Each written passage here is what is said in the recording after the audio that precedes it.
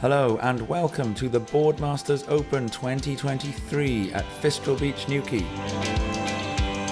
Day 4, and the waves are more than making up for this British weather. First off, the Animal Pro Women's. Whacks it off the top, a huge re-entry there, ton of spray. Comes off the bottom and whacks it off the top.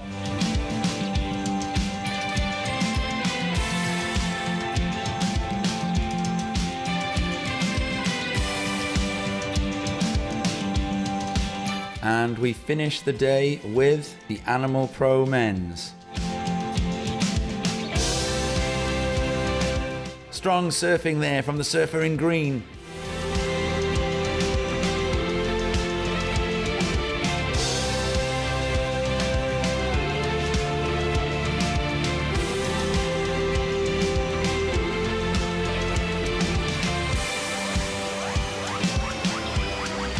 Into a big floater.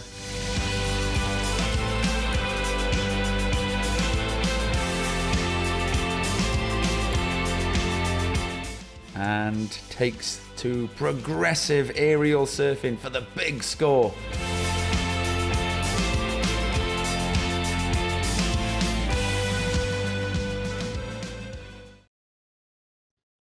So a warm welcome everybody to Fistral Beach, Newquay. It is finals day for the 2023 Boardmasters Surfing Festival, and we are now moving on to the big leagues. The juniors have just wrapped up, and it is now the Animal Pro QS1000. We're going to be getting underway at 11:30 on the nose with the women's semi-finals, and then from there we're going to be going on into the men's semi-finals. We've got longboards to come. There's a full day of surfing ahead. You can see the conditions here in Fistral Beach. The wind is still with us. It's howled through most of the night. The waves are also certainly still with us. Those of you joining us online will have just seen a great package of yesterday's action put together by Mr. B, our resident videographer. And the surfers for the next heat, which is the women's semi-finals, are making their way towards the lineup. The RNLI, very wise advice there. You can see swim between the flags. That's very much apposite advice today. I am Tom Anderson, and I'm joined by Rob Webster Blythe. What do you think of the conditions, Robbo? Well. It's pumping. It is absolutely pumping. You can see the Pentire headland off to the south, waves thumping their way through that. We're almost facing directly out southwest, taking the brunt of this Atlantic system that's moved across Europe in the last couple of days. Surfers in the water. No surfing for 1 minute. No surfing for 1 minute. You may observe with the way that I said that, if you're watching us from home, that we are day 2 of this new idea from John Erowskin at the WSL Europe of a Compcast. So the beach commentary, the beach announcing, and the web commentary are all the same audio feed. We're going to be counting down to start in 5, 4, 3, 2, 1. And what a heat this is to start off. We've got Yolanda Hopkins, the reigning event champion, the European Regional QS #1, a former ISA World #2, and she is going to be opening her account straight away against the German Rachel Presti. Yolanda with an in and out there, so Presti will start the heat with priority. Rachel Presti surfing under the German flag. She hails from Melbourne Beach, Florida, and Presti has had steadily increasing heat totals, posting some pretty solid scores yesterday. The conditions yesterday were very, very challenging. It's ever so slightly more tame today. The WSL event is coming on the back of the Mystic Juniors, which wrapped up about 20 minutes ago. And there is a very, very sizable, by today's standards, set coming through, but it's quite a bit to the north of where the contestants are at the moment.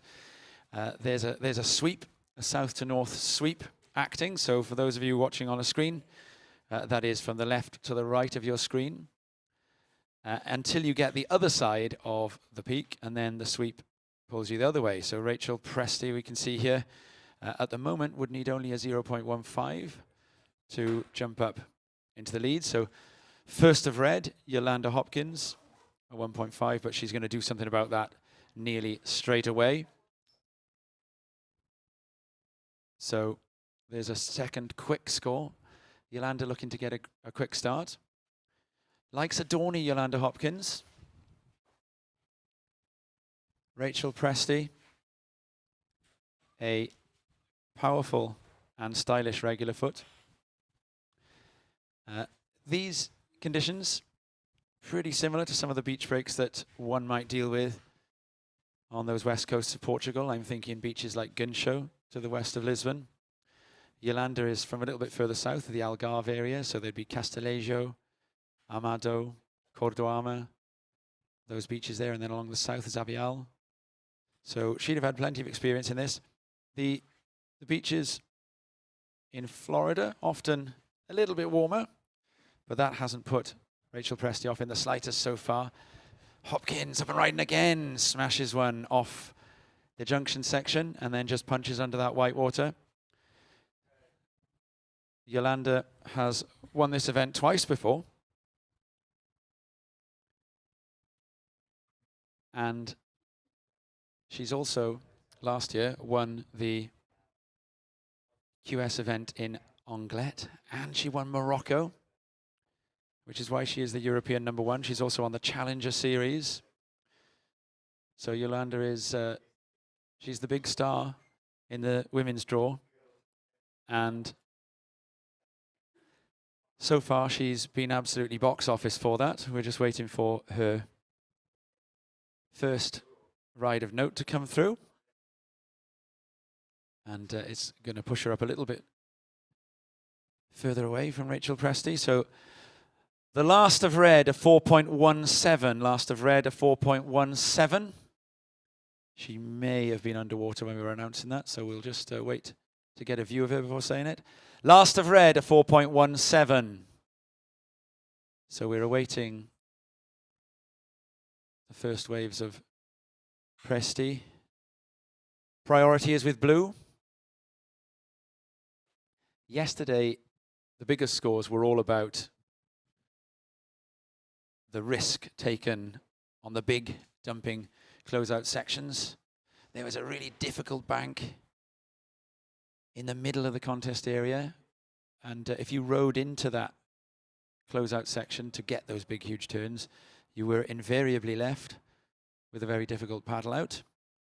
So much so that yesterday Rob and I had dubbed it. We're in Europe here. It's the old world, and we dubbed it after the medieval tales of Dante Alighieri, the Dante Alighieri Bank, and his idea of the circles of hell with the wrought iron gates over which is the inscription, "Abandon hope, all who enter here."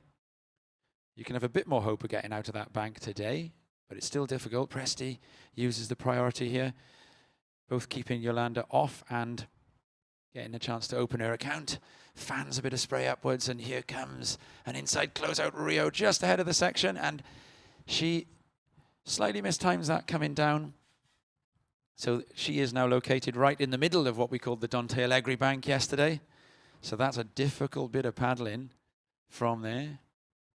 There are quite a few more gaps available in the bank at the moment. And Presty will now be pushing as hard as she can.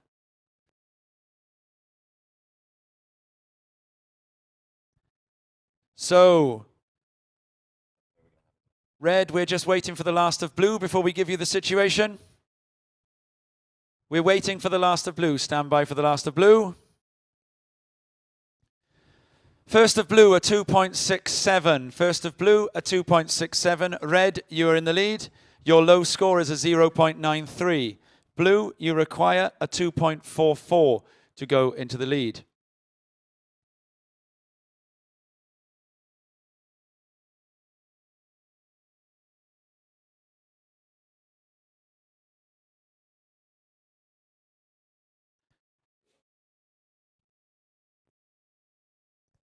There's a fairly decent set coming in down towards the south now. And it looks, from my perspective, as though Yolanda Hopkins may have a chance to go on it. This is quite a difficult bit of the bank as well to surf from. Yolanda is going to paddle, and she abandons that wave. Probably a pretty sensible decision. It rolled on through a bit of a mush burger. There have been some really good walls available, and Yolanda goes on the one behind, and this, the kind of thing she likes, stands up to her. She gives it an initial bash and a nice sensible foam climb, and has to hold on there to make sure that she gets the make. Very important in all that soup on the inside that the surfer demonstrates thorough control of the surfboard so that the judges can give the score. So I would be imagining this to now be the best score of the heat so far. So this is a classic example of building a house. This is the kind of thing you could run a classroom for junior surfing off these first few scores of Yolanda Hopkins. We've gone 0.5 having a go, 0.93, 2 waves are on the board, and then a 4.17. And then the next score is going to go in a bit over the 4.17. So wave 1, then 2, then 3, then 4 are incrementally better each time. And in fact, this one is a lot better. The judges really appreciate the size and power of that wave. Last of red, an 8-point ride. Yolanda Hopkins in the red. Your last ride was an 8.0. Rachel Presty, undeterred by that news as she takes off on a right-hander herself. Presty with a nice cutback. She was a little quick for our screen to catch up with there, but I think there's a good chance we'll see a replay of that wave from Presty. It's interesting, you may see surfers call for situations when not a lot has changed, and that will be because there's so much space out there across that bank that a surfer might not necessarily know what their opponent is doing. So they need us sometimes to confirm for them just that the situation is as it was. Because if you haven't seen your opponent for a little while, you don't know. In fact, your mind can easily run away, and you can start to imagine all sorts of incredible surfing that your opponent might be doing down the other end of the bank, unbeknown to you. So the surfers are often just wanting to check their situations. So that second of Rachel Presty, not one that she's going to be using probably at the end of that heat. Second of blue, a 2.97. Second of blue, a 2.97. And I think she's heard me. She's underwater again. Still a relatively long period swell, so there's a good 12 seconds or so in between each duck dive. A lot of duck dives. It would be very interesting to get a statistic on if we could have an Opta index of some kind in surfing. It might arrive one day to get an index on some stats on the number of duck dives a surfer does. A big bash for Yolanda Hopkins on the backhand, and she falls. So what Yolanda would obviously be doing now is looking to replace a 4.17. So the sort of relatively safe surfing that she did to get the 4.17 is of little use to her going forward now. She's got to start to open up a bit. She's shown that she can do that already because she got the 8. So more of the same, really. And you'd imagine, if that happens, that a pretty solid heat total would come in. Yolanda is in possession already of the highest single score of the event. And in fact, that was an equal to it just then. Yolanda yesterday with an 8. She got an 8 as well in round 2. And the only other surfer in the event so far to have nailed an 8 was Alice Barton from Mumbles. She's coming up in the next semi-final. Yolanda in possession of the second highest heat total of the event. And that also was in round 2. That was a 14.13.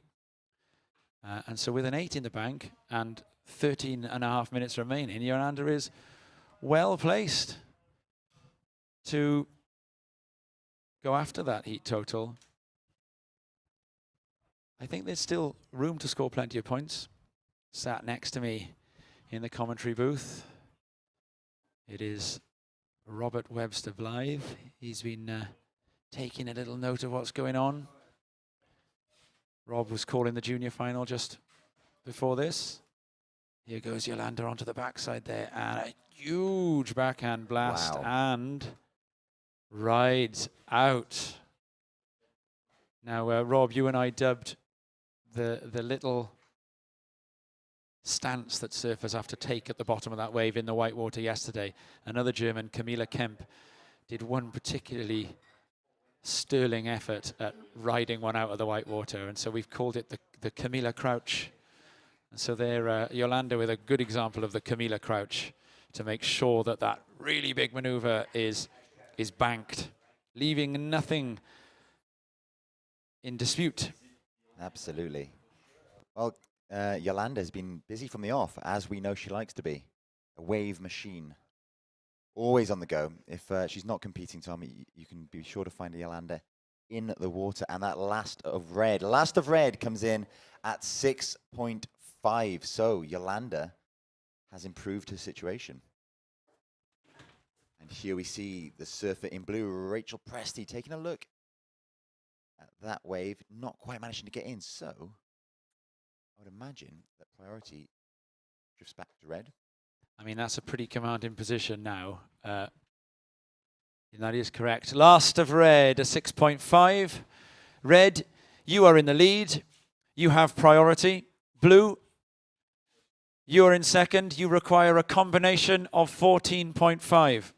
So with 11 and a half minutes there, the event champion, the European #1. Here goes Yolanda onto the backside. And here we see, look at this. Huge backhand blast right into the middle of the Dante Allegri bank. And look at that, there's the Camilla Crouch. Out. Make sure it's done. That's it. So our viewers at home and maybe on the beach, if you're viewing using the WSL app or on the WSL YouTube channel, can enjoy replays of all of the action. So occasionally you might hear Tom or I assessing, going through, reliving one of the waves that we've just seen.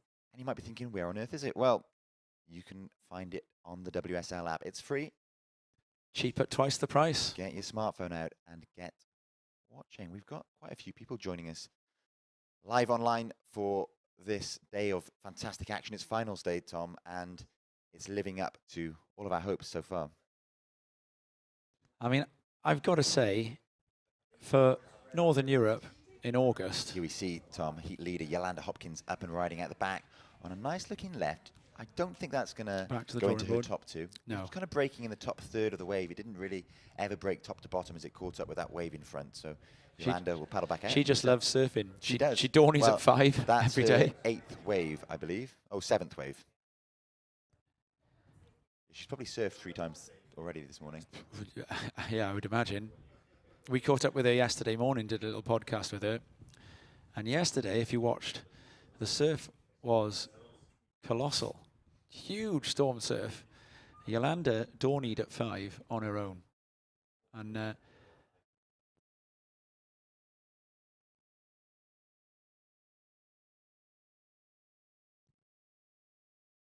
you surfed as well, didn't you, Tom? yeah, in the evening. Ah. And I got the willies. I was out there. I think the festival was on, so I think quite a few people have gone to the festival.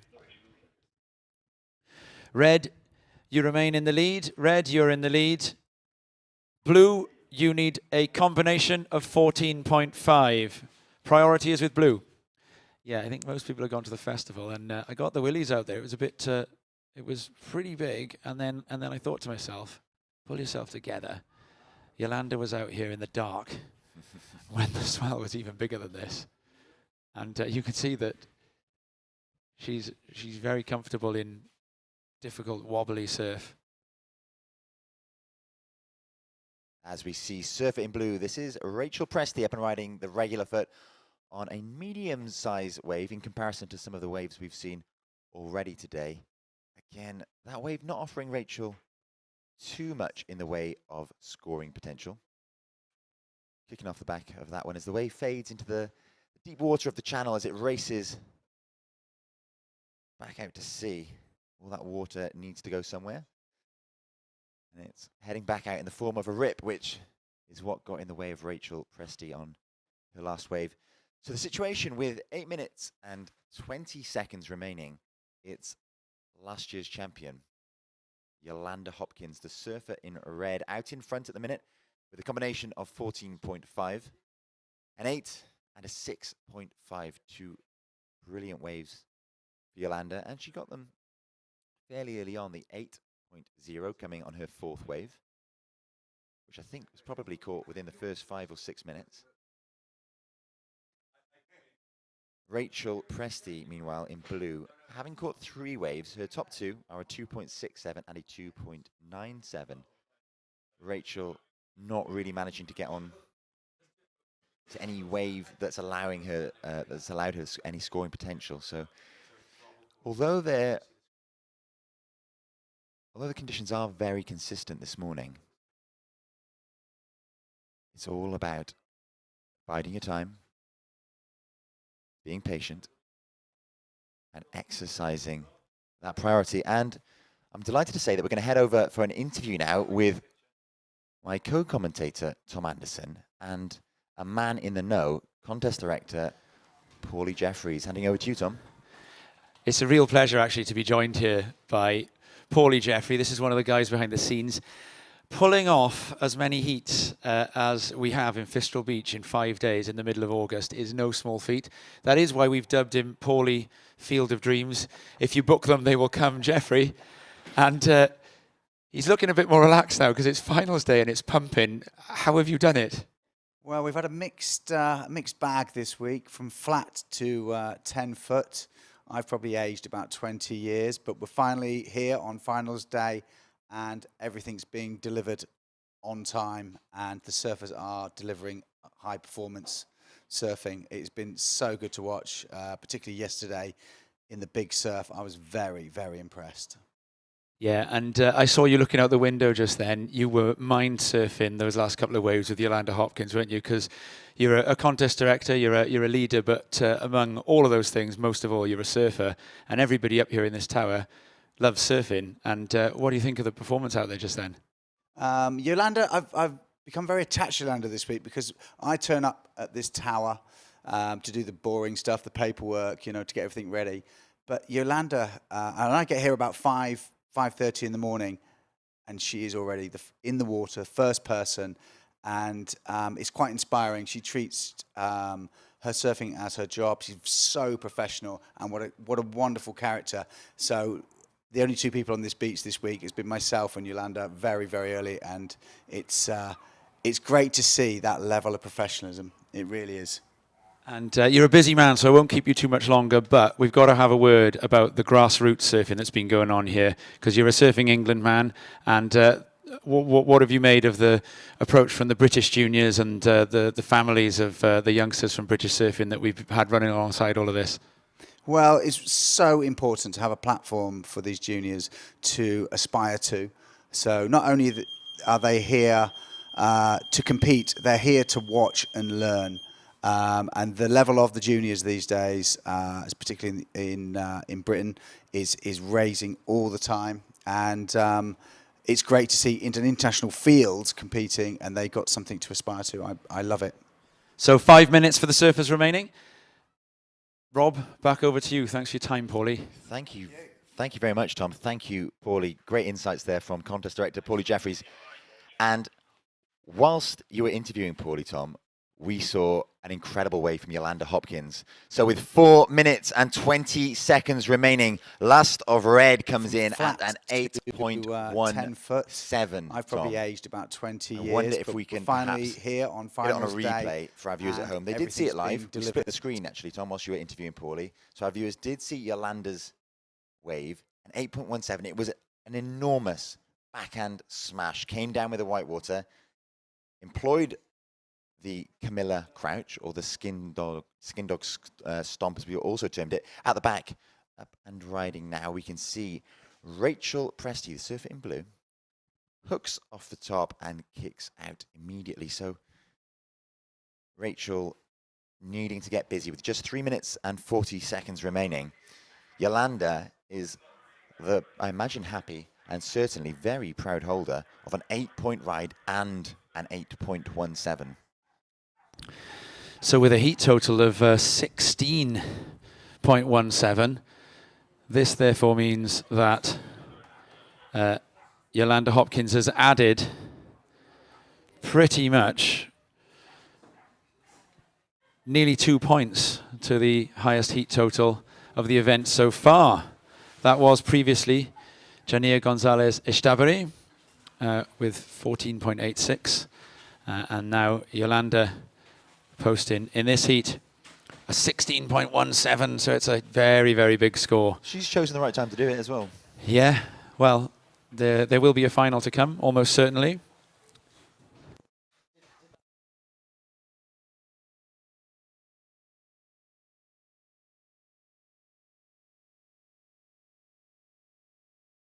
And here she goes again, and that is an example of what I do like to call a Christmas tree. And Tom, she's sticking with it. She's hoping for more on the inside. Yeah, I mean, what a sign-off there. We call that a Christmas tree. It was that's probably one of my favorite surfing metaphors, that when a surfer bashes and manages to get the shape of their spray into that kind of conical,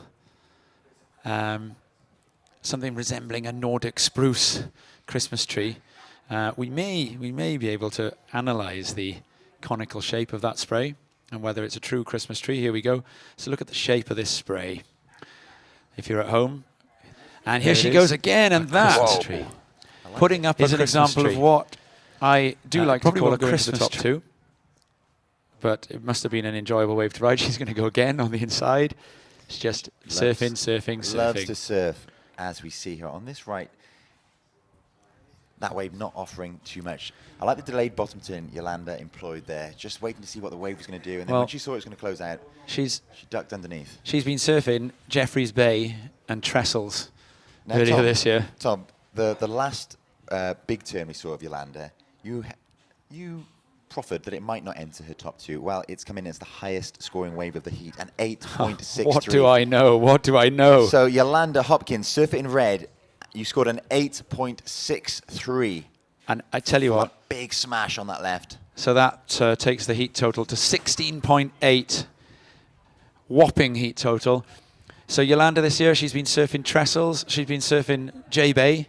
She was in the US Open. She took down Carissa Moore as a wild card in the Mayo Pro Portugal CT. And now she is gracing Fistral Beach with her presence. So you talked about building house earlier on. Yolanda has surfed 10 waves, and her top two scoring waves have come in the last three that she's caught. She's built a mansion. Yeah, every score better than the last. Absolute masterclass. Print that sheet off, stick it up on a board in a classroom to teach kids how to build a heat total. 20 seconds remaining. An absolutely flawless performance. What a start to the WSL QS1000 today. And we're going to count this out in 5, 4, 3, 2, 1. She even finds time for a buzzer beater and smashes it on the buzzer beater as well. So a consummate. Absolutely. I mean, that was a highlight reel.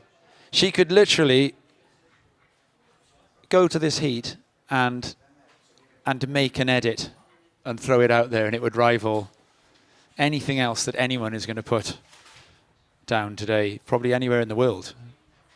That was a world-class surfer. Official results there, you can see Yolanda Hopkins first and Rachel Presti second. It's going to come as no surprise, but that 16.8 heat total is enormous. I dare say she's going to have a very, very wide grin. Well, no, she'll be thinking about the next heat. That's right. And such a professional she is, as described by Paulie Jeffries. We're going to count in very shortly. Okay, 10 seconds out. And we're going to start semi-final 2 in 5, 4, 3, 2, 1. Okay, so Tom, in this heat we have Alice Barton of Swansea, Wales, under the GB flag, and Camilla Kemp of Germany. The inventor, although she doesn't necessarily know it, Yes, of the Camilla Crouch.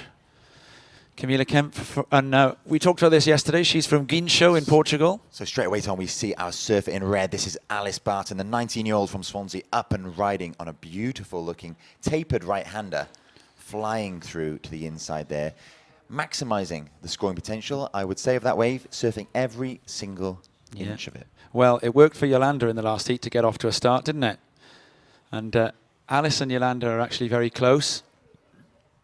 They spend quite a lot of time together. Yolanda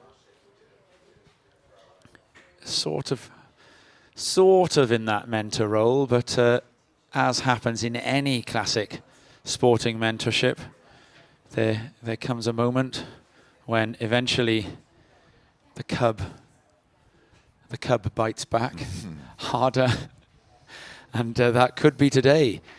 So the student becomes the master, perhaps. Yeah, and so Camilla Kemp, we were just saying, she's from she's out back. She's from. I'm thinking about the beach breaks that these guys have got on which to build the experience that they need for this kind of thing. I suppose for Alice Barton, it would likely be the west-facing beach break of Llangennith on the Gower. Probably that northern end of Llangennith, which they call G-bowls or peaks. And she'd probably have to go up there on a big blustery day to get experience of this kind of surf. Now, Kemp is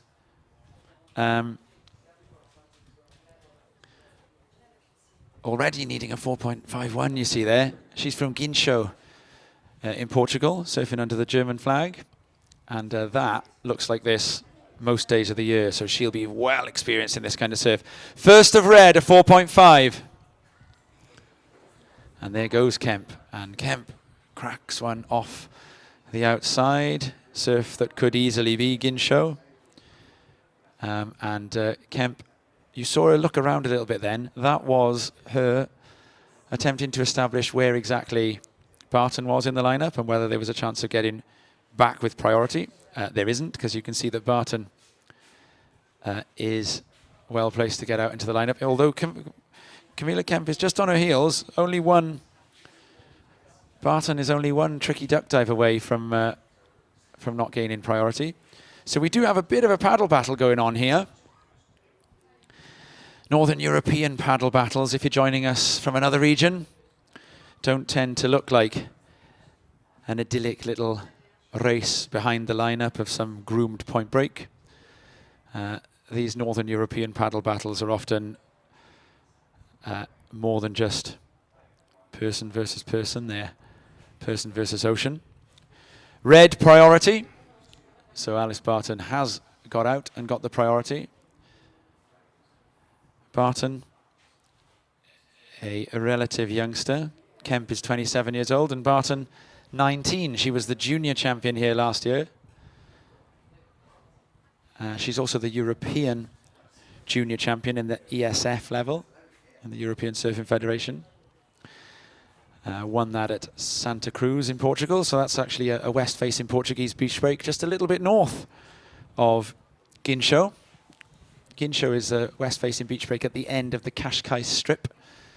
So you're effectively a Lisboner if you live in Guincho.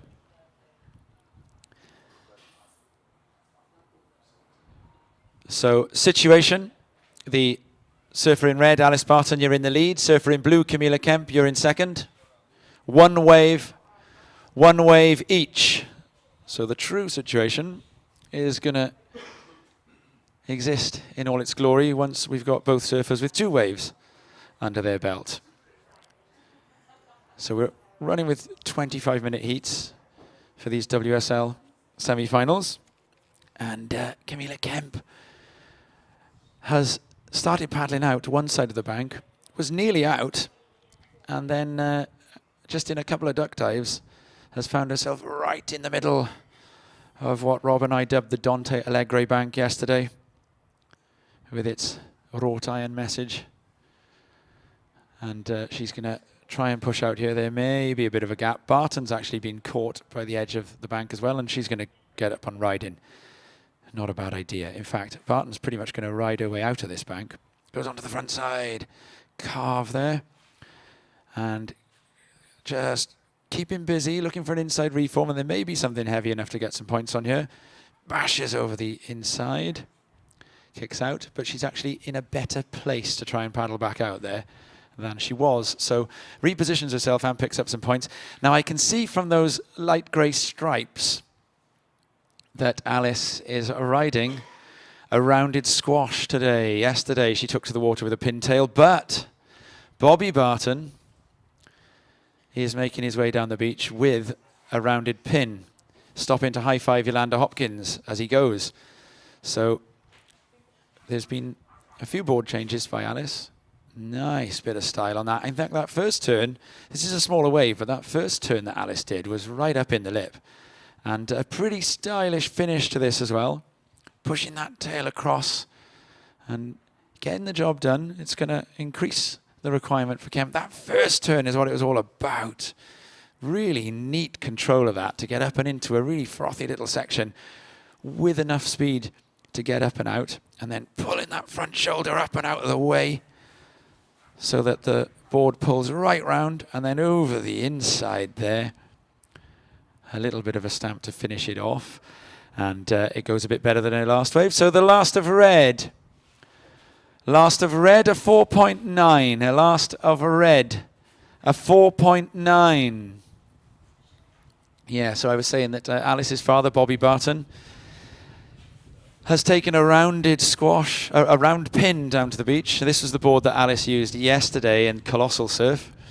So Alice has gone back to the rounded squash that served her so well in the early rounds. But she's got the round pin there if she needs it. At the moment, the rounded squash seems to be doing its job pretty nicely. We're inside of 18 minutes. Blue, you have priority. Situation, surfer in red, you're in the lead. Surfer in blue, Camilla Kemp.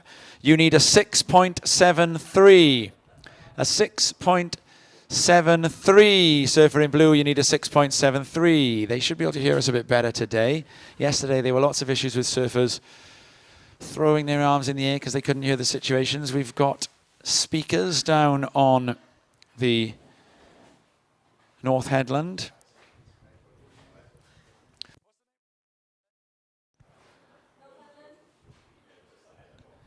Which is the home of the iconic Headland Hotel, which you've seen in some of our establishing shots. And here goes Kemp, a bumpy one, going across the Dante Alegre bank, cracks one into the lip, and a bit of speed needed to get around this section. Big end section finish, and stabs a bit of spray up into the air. She's happy with that. She's happy with that. A little bit of a pretty confident claim from Camilla Kemp. The judges are well trained in not letting claims influence their scores. So needed to be a 6.73. It's going to be really, really close, maybe even there. So that first turn, really powerful. Snap. And then gets a bit of work done. This was a difficult section to get across. And a really nice close-out tail stomp there. And it comes in just under at a 6.5. Last of blue, a 6.5. Last of blue, a 6.5. But that does dramatically change the look of this heat. Blue, you now need a 2.9. She may or may not be able to hear me. She's in the middle of a couple of duck dives. Last of blue, a 6.5.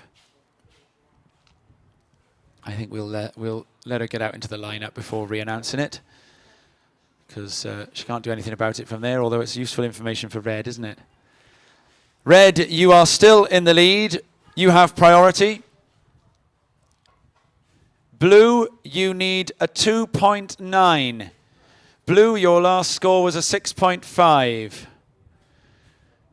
Blue, your last score was a 6.5. You need a 2.9. Red has priority. So Kemp now in possession of the highest single score of this heat. So although it is Barton in the lead, Kemp is in a pretty enticing situation herself there now. She's got to get herself through and out back though. So Barton knows exactly what she needs to do though. She's got to put points on top of that 4.5, even preferably points on top of the 4.9, trying to build a heat total. She does have priority, but we're way too early in this heat for a surfer to really want to use priority as a blocking maneuver. The score required by Camilla Kemp is far too low for a priority blocking maneuver to be able to prevent it. And Camilla Kemp actually is going to spin round on the inside, but she's going to abandon that plan. The wind is coming up a little bit, just buffeting the wave faces a little more than it was earlier. There's a bit of space between these two surfers as well in the lineup. Kemp kind of in the middle of the competition area, and Barton a little bit south. And there's a pretty decent set coming through, but whether or not either of the surfers can get themselves free of white water to be able to take off is another story. To the south end, it's a pretty big playing field. Surfer in red. Okay, surfer in blue, your last wave was a 6.5. You are in second, you need a 2.9. Red, you have priority. Your low score is a 4.5. Red, you have priority, and the lead, you're looking to replace a 4.5. Free surfers to the south of the competition area, you need to get yourselves out. Please head south. Free surfers, you need to be further south than that. You must be south of the flags. So you can hear, if you're at home, that we've doubled beach and web announcing. So this is what the WSL are dubbing a Compcast. And Alice Barton is now up to the north end of the competition area. So she's now north of Camilla Kemp. And Camilla Kemp is also in the lineup. So Barton just now tracks a little bit south towards Kemp. Barton will obviously be looking to build on her score. But if she can build on her score and take a set from Kemp at the same time, that would be, as the proverb goes, two birds with one stone. Two ends met by the same act. 12 minutes remaining. So after a good bit of action at the start of this heat, things slow down as the surfers know their situations and look to build on them. This is the midpoint of a heat where strategy and timing and wave selection can become very important. And then in that last part of the heat, often we can see the surfer that needs a score start to really go after that. At the moment, Kemp is not going to be in a huge rush to try and replace a 2.67 or to find a 2.9. There is a right-hander coming through near Barton. She thinks about it and then it doesn't go. And it's a very good decision because it dissipates out. So there is a rip that goes out between two promontories underwater in that bank. And Barton may have a little look at this right-hander. It looks like it's got a better wall on it. It does. She goes. Barton down to the bottom, comes off the top square, throws some spray out with a really stylish carve, goes down it again. I think she's going to put it all into the last maneuver and whacks it. Oh, she's got some riding to do to get out of that. And Barton, against Camilla, deploys the Camilla crouch. I'm not sure if I can think of an alliterative version of that maneuver that begins with a B. So Kemp almost certainly looking for more than the 2.9 all of a sudden, goes on the one behind, and this one fills out a little bit more on her, but Kemp will stay with it and look for her own inside maneuver and gets a good whack there, and she also survives the foam, kicks out and is a little bit ahead of Barton and will Oh, well, actually, they're really close to each other. I thought she was ahead as she kicked out, but got a bit held up by that. Getting back onto a board, and so now they're right next to each other, both right in the absolute inner circle here of the Dante Alegre bank. Tough job. Let's have a look at this as the judges think about it. Barton, so square off the bottom, which the judges like.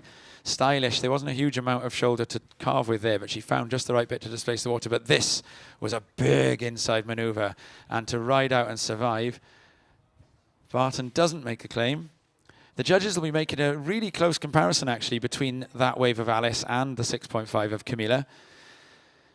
Both essentially the same two maneuvers. I think Camilla's first maneuver had a bit more spray, but Alice's inside maneuver, I think, was much bigger. And the judges are going to decide that the last wave of Alice was worth 0.8 of a point more, or 83 hundredths of a point more, to be precise. Last of red, a 7.33. Last of red, Alice Barton, a 7.33. Last of blue, a 4.93. Now, from my vantage point, I can see that Alice Barton in the red has got out of the Dante Alegre bank pretty quickly. And Camilla Kemp, although, as I say that, I think Alice is going to get caught by this one. No, she's just under that rolling piece of foam. She may get under the next one. Kemp squarely in the middle of the bank. Very, very likely that Alice will get the priority here. Camilla Kemp has been pulled right back into the inner circle. She's right under the wrought iron gates, as we've dubbed them, with their inscription, according to ancient European folklore, abandon hope, all who enter here. But none of these surfers, they're top professionals, they don't abandon hope. You've got to plug away. Alice Barton on the outside with a big drop, rolled out by a ball of foam. It was worth a go. She'll fancy her chances of still turning round, although Kemp is nearly with her. So Barton will have to get on her board quickly here if she wants to regain priority. She's just ahead of Kemp, and Kemp has broken free of the bank, almost. She's just to the right of your screen if you're at home, Kemp. There is little more than about 15 meters between these surfers, and we're going to see, yeah, you can see Kemp coming into the right of your picture if you're watching from home. I mean, Barton is well placed to win this paddle battle because she hasn't just been duck diving for the last 5 minutes, whereas Kemp has. 7 minutes and 20 seconds remaining. Situation red, you are in the lead. Blue, you are in second. 7 minutes and 10 remaining, Barton. Red, priority. Barton has picked up priority. Red, you have priority. So that last couple of minutes could not really have gone better for the 19-year-old from Swansea, Alice Barton. Still a job to do to see this out against the experienced surfer, Camilla Kemp, the 27-year-old from Guincho, near Lisbon, or Lisboa, as the locals would call it.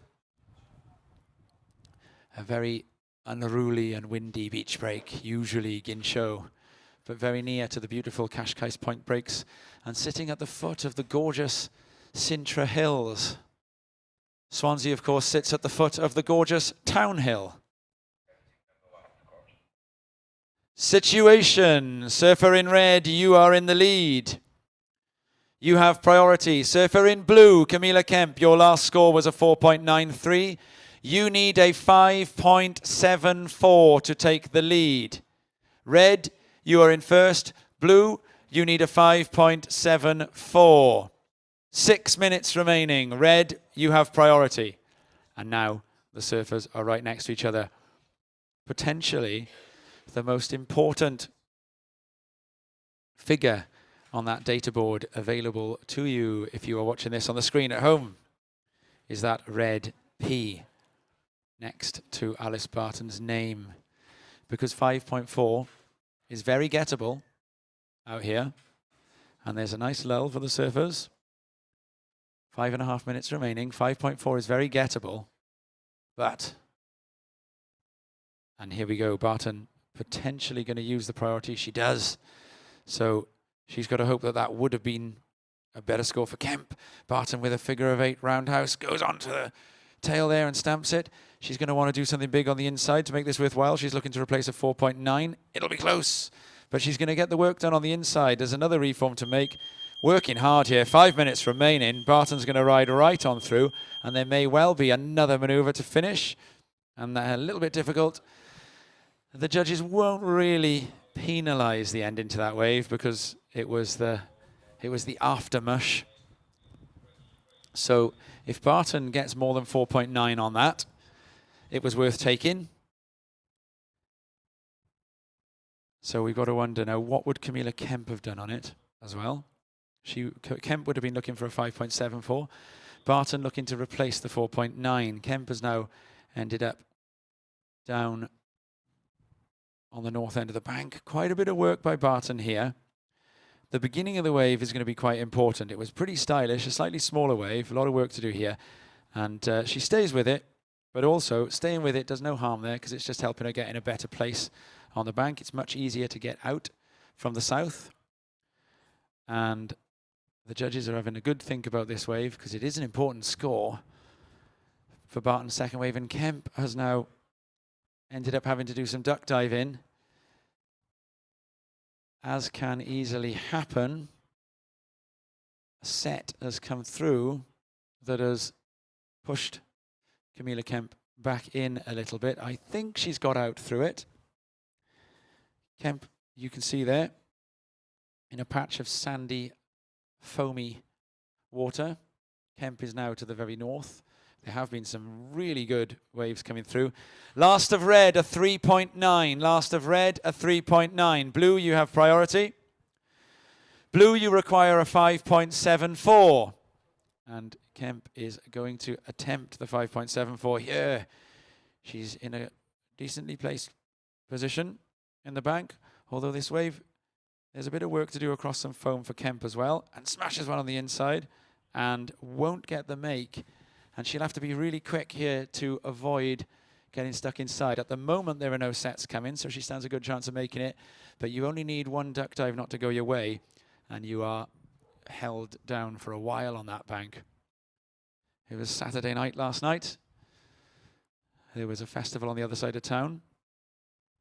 And for some inexplicable reason, I ended up spending quite a few minutes stuck on that bank myself. I call it research purposes. Went out there for a little look at what it's really like. I can tell you, it is really difficult out there. The position where Camilla Kemp is. So last of blue, a 2.33. Red, you have priority. Red, you have the lead. Camilla Kemp, you need a 5.74. She may have just managed to hear me as she goes underneath a big load of foam. So Kemp hasn't quite managed to avoid the set. And a lot of water draining down and into that bank. One of the reasons why this Dante Alegre bank, as we've called it, is so difficult to get through is because it has a little lagoon behind it. So the water, normally water, you can see coming up shortly, Hans Odriozola against Ido Arkin. The men's will be underway after this one. We're into the last 90 seconds. I think it's going to be a really tall order for Kemp to get outside, but she is going to keep on trying. So water has to go somewhere. As Rob said yesterday, water's lazy. If it gets pushed to the beach, it's got to go somewhere, and it'll find the easiest route back out. And the easiest route for the water off that bank is backwards towards the beach into the lagoon behind, which makes it an incredibly difficult bank to paddle off once you get stuck on it. So Barton's going to go here. So with 1 minute remaining, she's going to look to see if she can replace the 4.9. This could be a wise move. A little setup turn and a big inside closeout Rio, and she sticks it. And she is claiming that one, a two-handed double fist claim into the air. I think she knows there is the chain of circumstances in which Barton hasn't done enough would be pretty improbable indeed now. We come down to the last 40 seconds. 40 seconds remaining. And we have a little look on that replay if you're at home. Barton, just a little check turn, but still pushes a bit of spray up. But this maneuver here is a huge one. Disappears behind that foam, behind the exploding white water, which detonates on that inside of the Dante Alegre bank. 20 seconds remaining. Last of red, an 8.33. Last of red, an 8.33. So for a maneuver and a half there, we're going to count out in 5, 4, 3, 2, 1.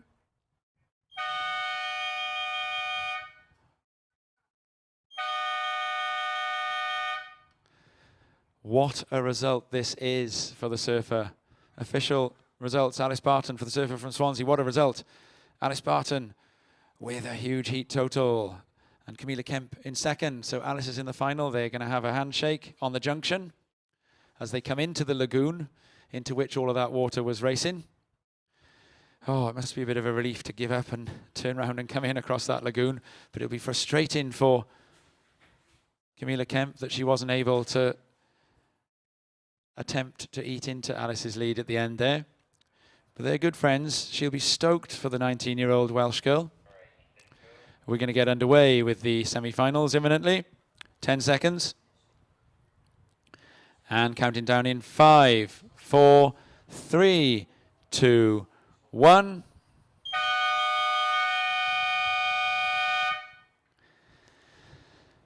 Here we are, the youngster Hans Odriozola from San Sebastian, Donostia, and Ido Arkin from Israel. Odriozola is 15 years old, and he did some incredible surfing in yesterday's semi-finals. Ido Arkin, a 20-year-old from Tel Aviv. And there's a fair bit of fanfare going on for Alice Barton on the inside there. This is a wonderful result for her. And Alice will also be rather excited by the prospect of what awaits her in the final. Rob and I were talking a little bit ago about the moment when the cub bites back harder. Yolanda has kind of had Alice under her wing, and now they're going to square off in a final, a LQS final. And here we go, Hans Odriozola opening his account in this one. And Odriozola smashing one onto the inside there. A very fast start for Hans Odriozola there. Alice Barton will be receiving some praise from her family. Bobby Barton didn't need to hand her the round pin.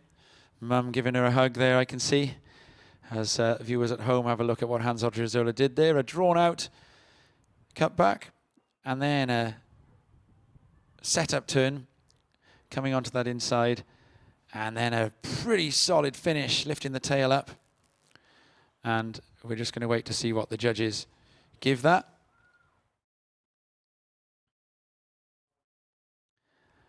And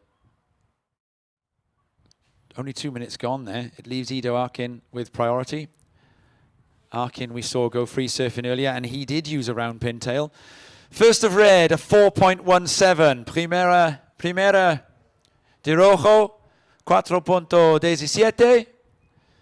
First of red, a 4.17. So Alice Barton, currently 17th. Last year finished 17th in the European Regional QS rankings with 2,346 points.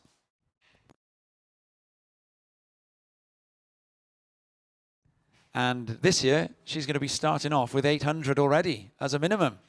Ido Arkin on the front side. Bit of pumping to do here. Smashes a drop wallet, turn through the inside there and stomps that one. And so far, Alice does have to her name a similar result to the one that she's going to pick up in this event. She has finaled before in a QS 1000. That was in Pantin, Galicia last year. Viewers at home get a little look here at the start for Ido Arkin. It won't be one that he'll be hoping to keep later, but he's done his best on it. And this maneuver here is gorgeous maneuver. Proper classic drop wallet, using a little bit of nose pick as well to pivot that surfboard round.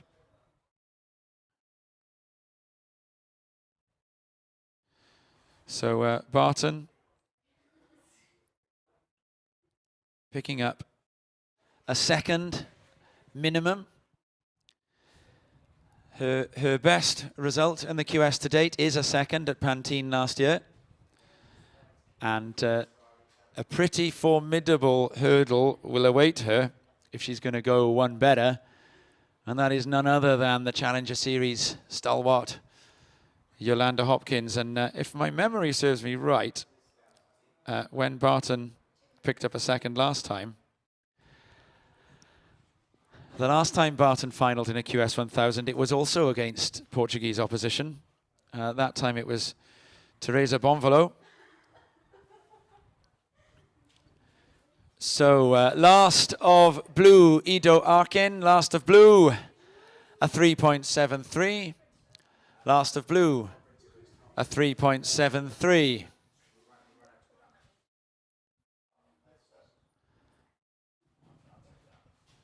Blue, you need a 0.45 to progress, although red has ridden only one wave.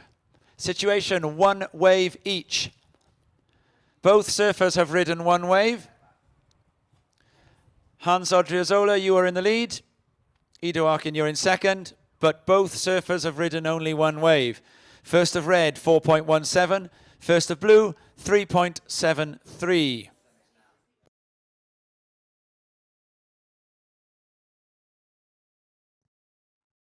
It will happen today that the tide, we have very, very big tides in the UK. And here in Fistral Beach, in Cornwall, in the southwest of England,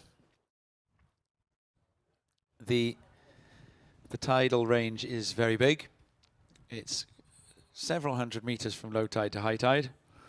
And as that tide comes in, there will be times where the wave just moves between banks and lagoons, and those in-between times can be a bit challenging. This appears to be one of them, hence the slightly slower start in this heat. Ido Arkin, though, getting moving on the backside and putting up a good couple of fans of spray and a really nice finishing maneuver, and that is as good as they get in terms of the inside stomp to land that thing. The work he did in the whitewater there to gain the completed finish, but it's important the judges will. There's a bit of a score left on those inside turns to do, and sometimes with these waves, when it goes between banks, that inside maneuver can be the most important one, because that can be the time when you've got the most resistance from the water coming towards you. So Ido Arkin now will have a real job to do, though, to try and get himself. He's in exactly the worst place on that bank, duck diving, the place where Camilla Kemp was caught.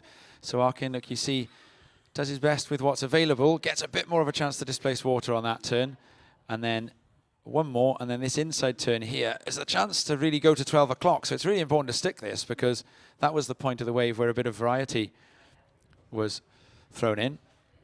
So a 12 o'clock on the inside there, although it was whilst being rocked around by a bit of foam. So you will see surfers with a more pure 12 o'clock down the line, but that surfboard was certainly pointing up vertically, and it is going to be the highest score of the heat so far. In fact, it's going to equal the first score of Hans Odriozola. So they are going to share the highest score of the heat so far. Last of blue, a 4.17. Last of blue, a 4.17. Last of red, let's let Ido duck dive. Last of red, a 0.5. And we are, as these surfers paddle back out, we're going to go to Robert Webster Blythe in a moment.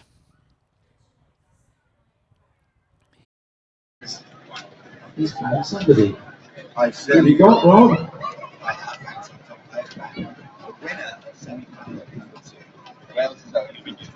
Congratulations, Alice. Congratulations.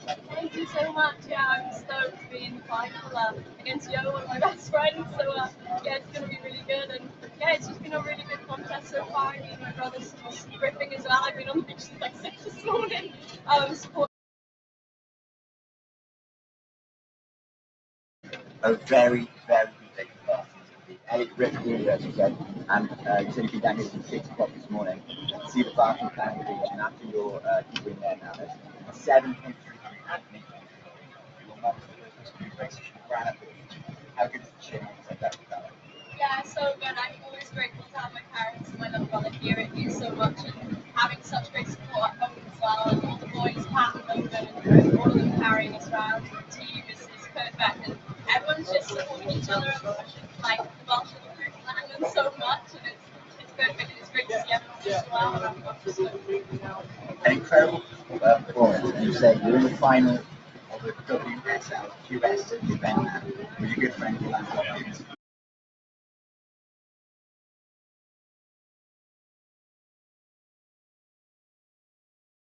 You in the last, and how special during the last year?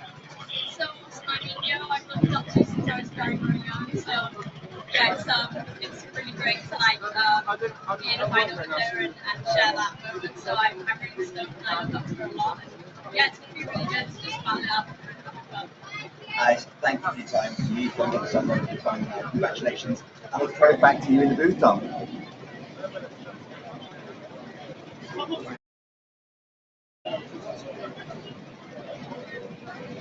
Thanks, Alex. Thank you so much. Awesome. So a little bit of action taking place there, while you saw it on the split screen if you're at home. We saw a couple of attempts to pick up some points on the inside of that bank, but no really significant changes to the situation yet, because both surfers are hopefully going to still be picking up more of a backup score.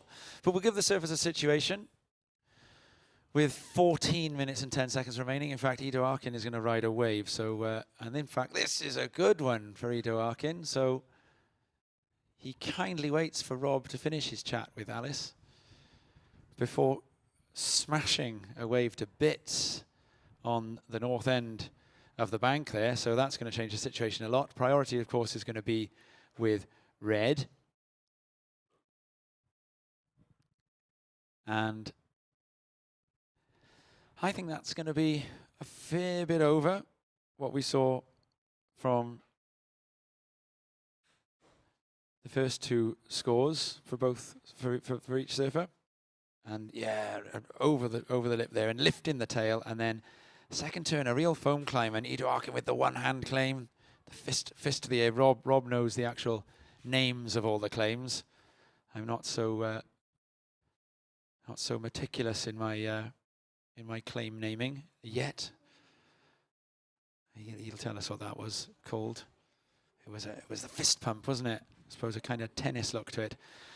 It's a 5.5 this wave. So this is what we have to do. And Ido Arkin is going again here. Back-to-back waves from Ido Arkin. 5.5 on the last one. And this time going back and forth and eject. So that'll be a little bit lower. That might not replace the 4.17, which is now his lower score. So, and he's got some duck diving work to do now. He's right on the middle of that bank. Last of blue, a 5.5. Or last but one of blue, a 5.5. Last of blue, a 2.9.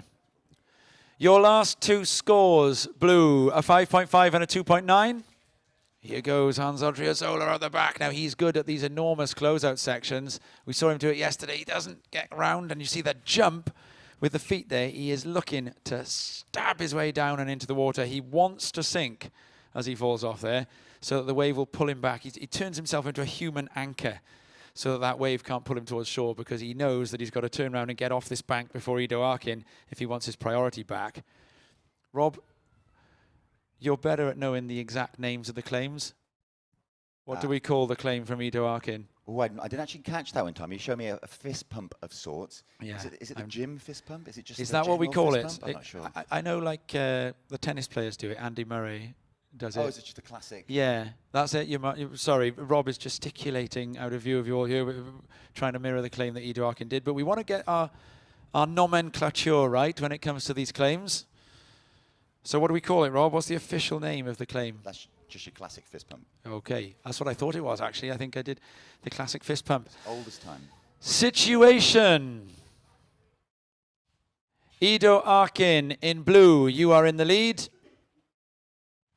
Hans Odriozola in red, you are in second. You need a 5.51. You have priority. Rojo, eres segundo. Necesitas una 5.51 para ir a la cabeza. You need a 5.51 to go into the lead. Surfer in red. 10 minutes and 45 seconds remaining. Last two waves of blue, a 5.5 and a 2.93. Last of red, a 3.6. Last of red, a 3.6. Última ola de rojo, 3.60. Red, you are in second. You need a 5.51. You have priority. Tienes priority. So, Tom, I'm sure you've explained to our audiences on the beach and at home about what we're doing here, broadcasting not only online, but also offering the beach updates and the surface in the water, the situation. So it's new territory, it's untrodden ground that we are walking at the minute. And been informed that the interview we did with Alice a little while ago, the sound quality wasn't fantastic, but we're trying new things. Trying new things all the time, and we're going to keep working to improve them. So apologies about the audio quality on that. We have a fantastic technical team here that are working their socks off and bringing you these wonderful images and hopefully improved sound from outside. I can hear you perfectly, though.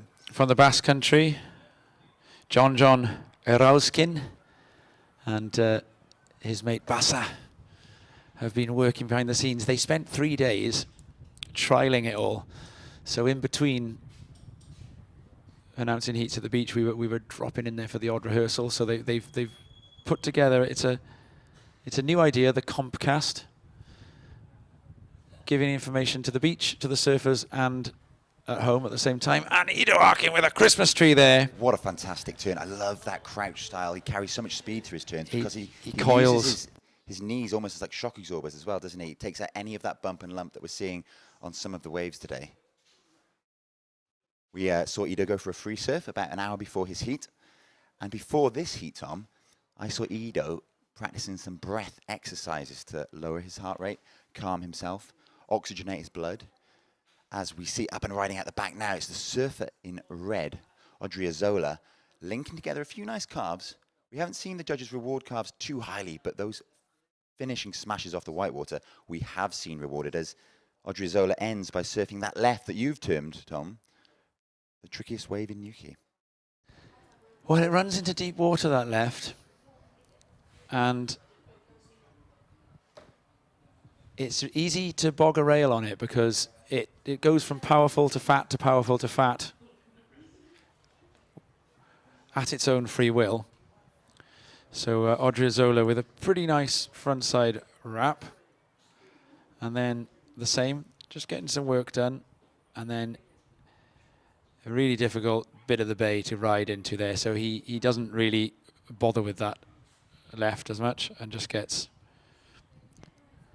straight now, Tom, back into the channel to paddle out. Whilst I was playing the role of roving reporter out on the beach, chatting with Alice, obviously haven't had a chance to catch up with you.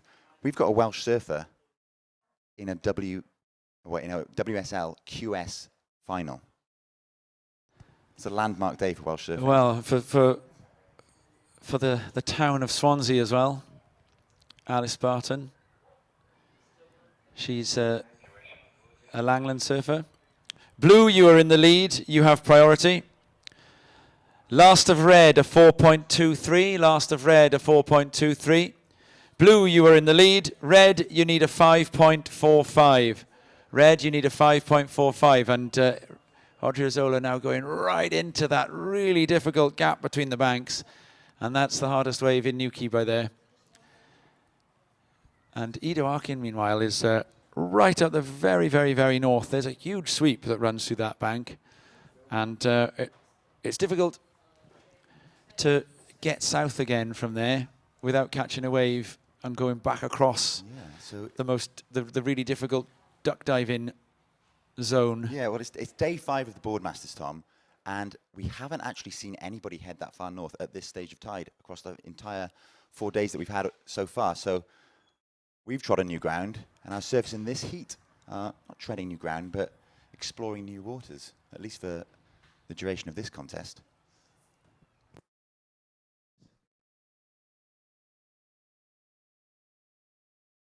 But those rights are starting to reel off up there. As the tide ebbs, drops back out, we will see that right become more alive.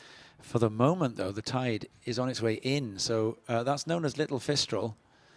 And I would say it's not that likely that surfers would choose to place themselves in that bit of Little Fistral with an incoming tide. So I'm going to hazard a guess that the current or the sweep has taken those guys up there. Okay, so that's a really difficult bit to get yourself out of. So talk us through, Tom, as that tide continues to push in now and it fills up the beach and brings to life the Fistral Amphitheatre, where are we going to see our surfers positioning themselves? Yeah, they're going to want to be about 150 meters. 5 minutes remaining. 5 minutes remaining. They're going to want to be about 150 meters south of there, at least, as that tide comes in. And one of the things that Fistral Beach does really well as the tide comes in is offers reform after reform after reform. And reform sections in beach breaks at elite level pro surfing don't always tend to yield that many points. But here in Fistral Beach, these reforms can often be chunkier than the earlier part of the wave. So we can see surfers, you know, a wave can look here in Fistral Beach like it's done and spent. And then all of a sudden it can offer up the kind of high risk, explosive, committed surfing that would pick off the biggest points. Absolutely right, Tom. And a point of interest now, we can see our surfers heading south. They've obviously, well, they've broken free. They may have paid attention to us, or perhaps decided for themselves that they needed to be a little bit further south. And we can see a set rolling in now. They're both under this. One of the biggest sets we've seen for the last hour or so. They're both going under that. There are some really nice right-handers reeling off it, so the wave's breaking from right to left as we look out to sea from our perspective on the beach. Lovely left coming into this one as well. Though. The trickiest wave in Newquay there. Well, it's tricky from there, from about there. But before that, it was hugging the bank. They've now suddenly found another little bit of a rip and come right down. So they're nearly in exactly the position I was just describing. They've both made about 150 yards south in much less time than it would normally take a standard paddle to cover that kind of distance. So I think that is current assisted. So what happens in between these two bits of bank is that there's a current going out, and then when the current gets behind the bank, it surges north and south. It forks off. So depending on which side of the current you are. Situation, surfer in blue, you are in the lead. Surfer in red, you need a 5.45. Blue, you have priority. 2 minutes and 30 seconds remaining. Red, you need a 5.45. Rojo, necesitas 5.45. So in addition to those currents, Tom, we've got a fairly brisk southwesterly wind, not as strong as yesterday, but that is also something to take into consideration, to factor in when you're choosing your position in the lineup, because we have seen, not quite so much today as yesterday, but we have seen that wind pushing the surface further north as well. Contributing to the reef. There's a lot to contend with out there. There's swell, there's wind, there's current, there's shifting sandbank.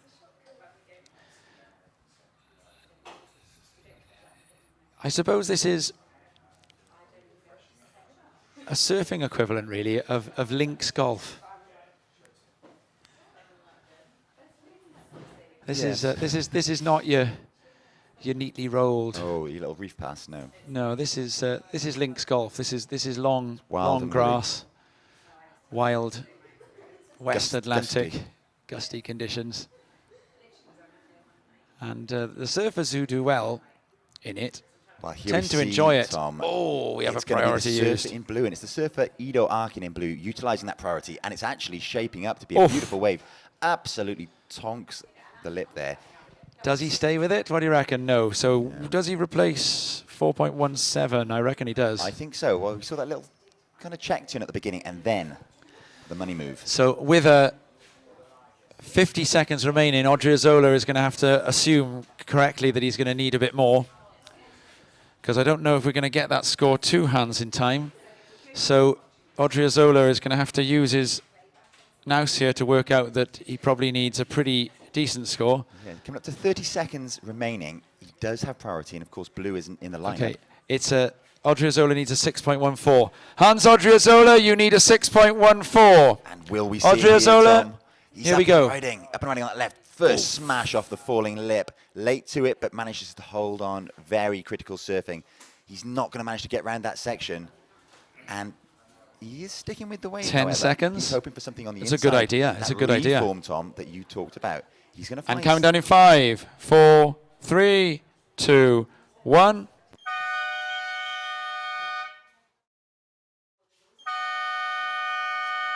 So he's still going. Unfortunately for him, that wave offers no more scoring potential. I think he's going to come in just short, and he does. Last of red a 4.2, last of blue a 4.87, last of red a 4.2. So the scores jumped over the place there, but Arkin held on. We're going to start the next heat. You can see it's official. Ido Arkin is through to the final. Great result, though, for the 15-year-old from San Sebastian.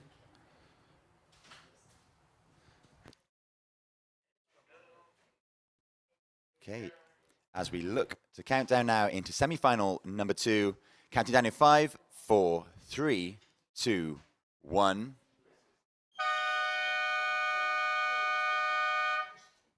So, Tom, we've got local lad Luke Dillon surfing in the red up against Kai Odriozola in the blue. We've just seen one Odriozola eliminated in semi-final number 1. Luke Dillon will be hoping to do just the same as Ido Arkin and dispatch the other Odriozola brother. However, the Odriozola in this heat, Kai, will have other plans. So Luke Dillon in this heat, Tom, the local lad surfing in red, earlier in the year announced his retirement from competitive surfing. So this could well be his last outing in the Boardmasters, unless, of course, he is successful in this heat and finds himself in the final. What a swan song that could be. Surfers eliminated from these semi-finals in 3rd place. A message, important message for you.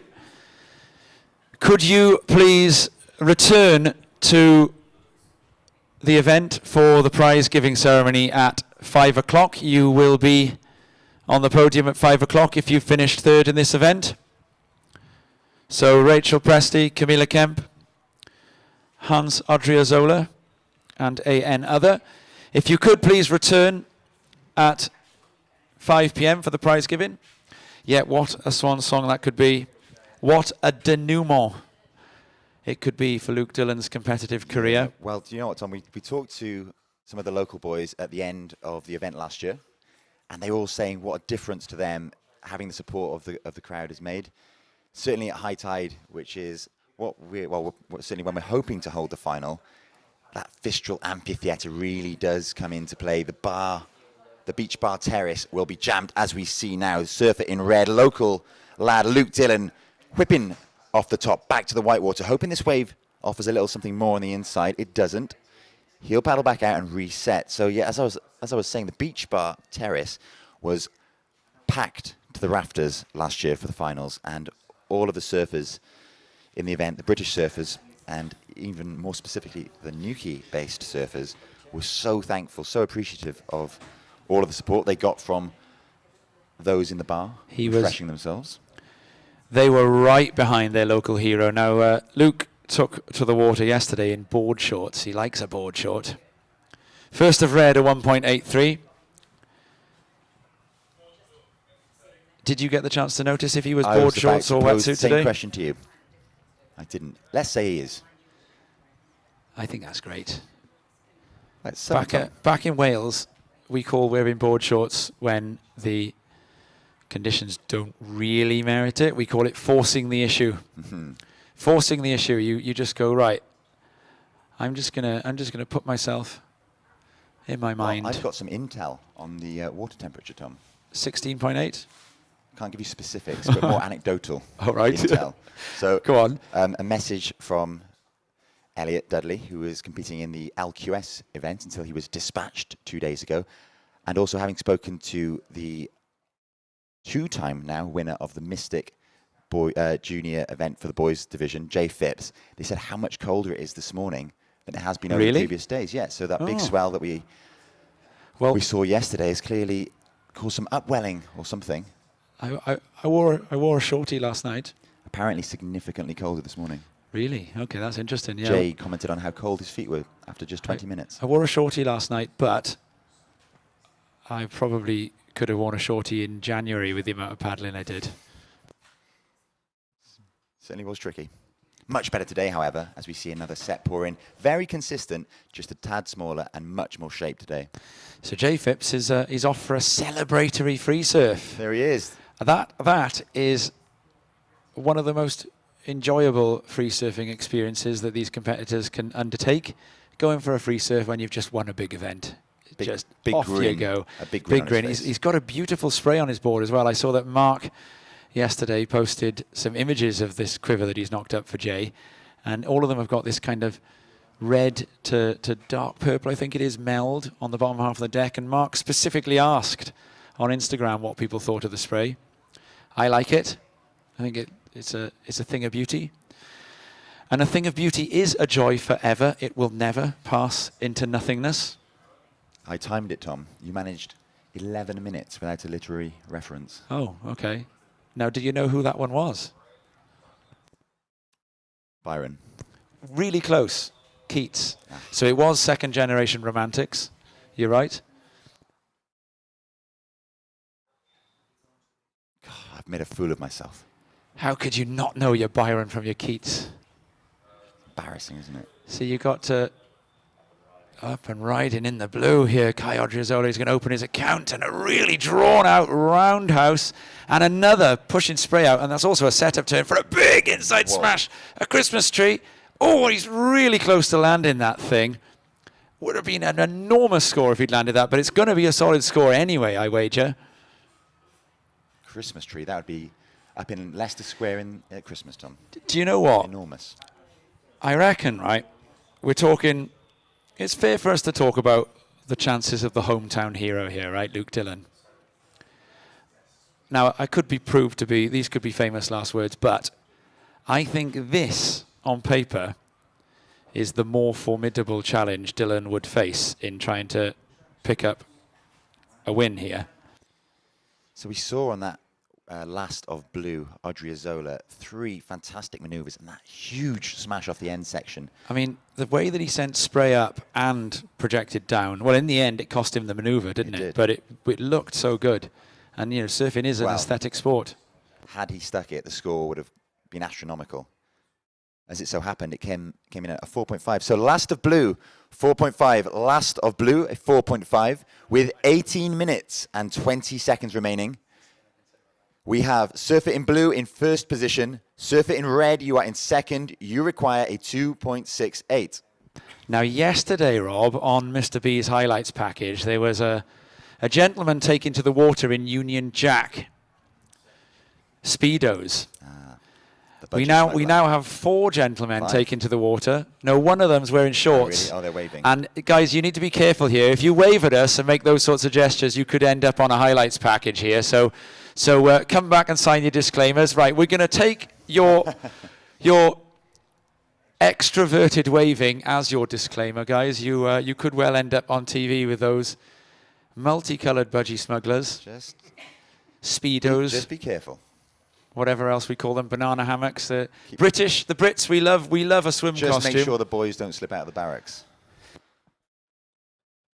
As we see up and riding now, it's the local legend, Luke Dillon, slamming into the falling lip there, coming unstuck.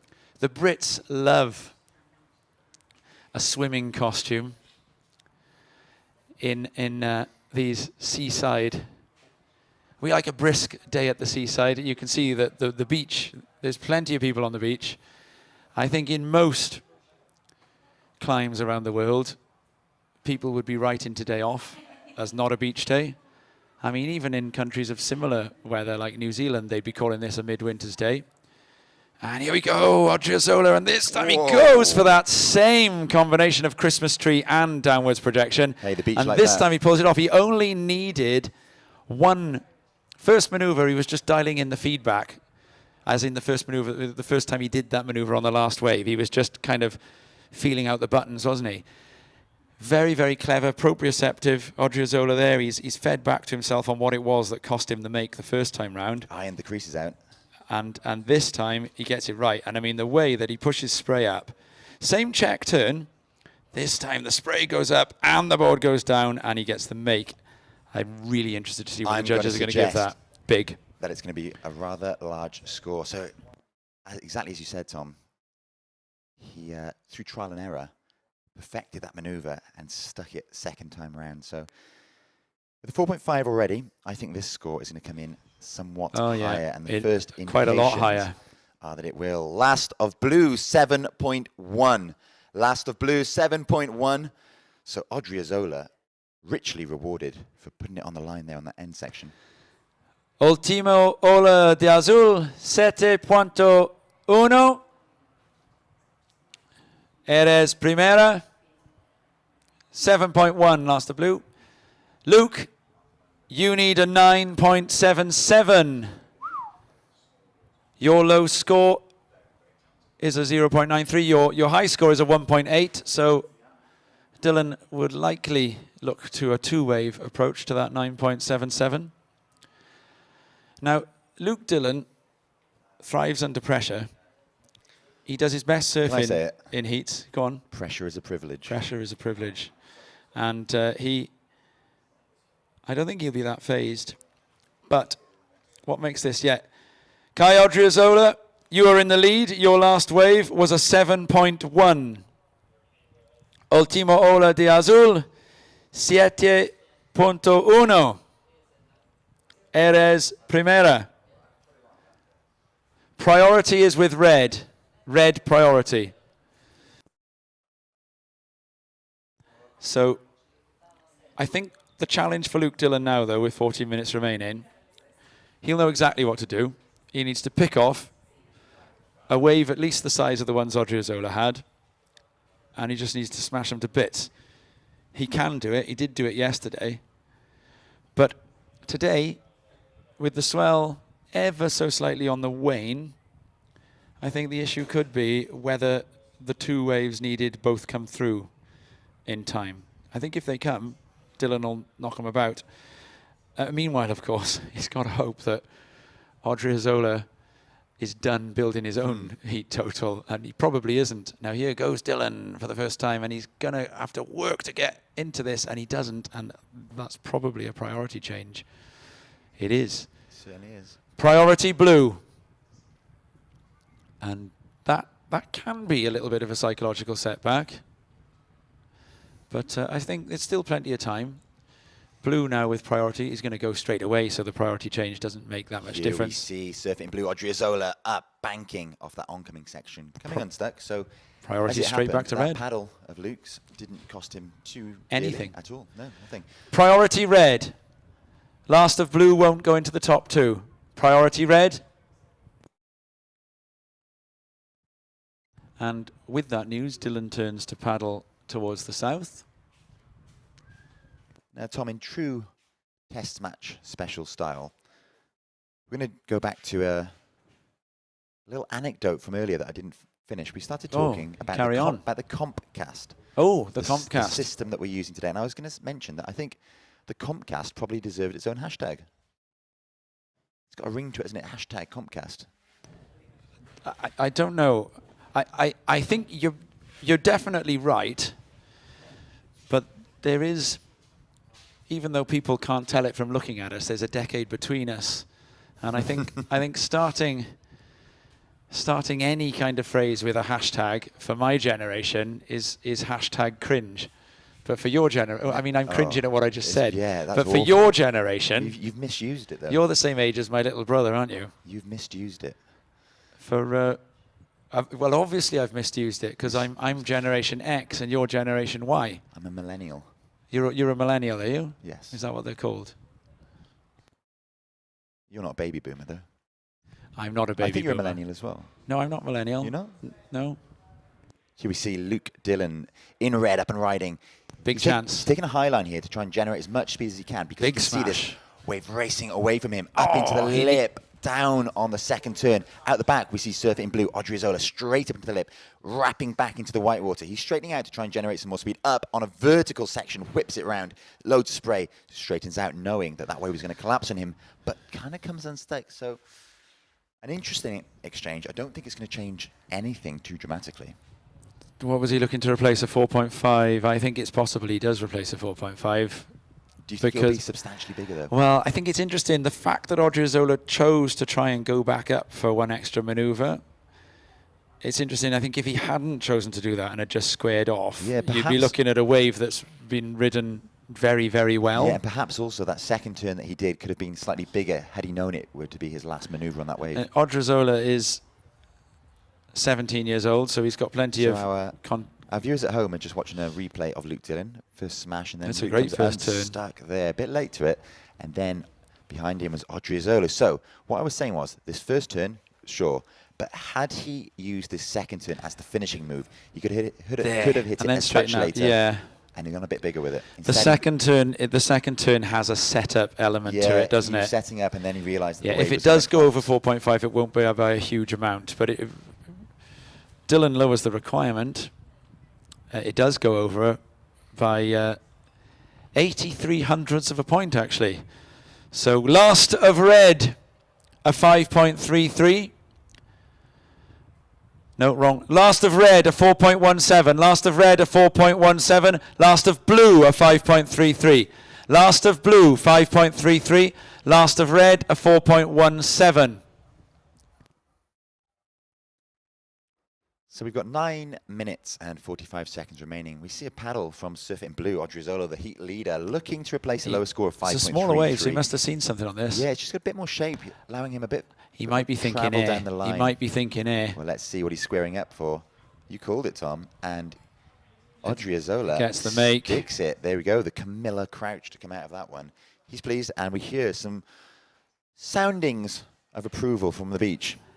Is that the Spanish camp, or is it 9 minutes and 15 remaining? Dillon could be in a bit of a bind after this. So was that the Spanish camp or fans of surfing generally? The beach is starting to fill up. The Fistral amphitheatre is starting to pack in the punters. So this at the time he took it, I thought it was a bit of a strange decision to take priority off Luke, to use the priority. But then, as he got going down the line, I realised he's looking for the air, and then look at that. That's pretty much a full rotation tail high. It's on a smaller section, but he sticks it out. I think it is going to be a big score. Yeah, we see the work he has to do to come out of that whitewater. With no further section to turn into, it doesn't matter if his feet have had to come up the board a little bit. So Dillon's going to possibly take off before he hears the news. That's about a fair score, yeah, 6.5. Last of blue, a 6.5. Last of blue, 6.5. Ultima de Azul. Let him come up. Ultimo de Azul, 6.50. Last of blue, 6.5. Luke Dillon, you have priority.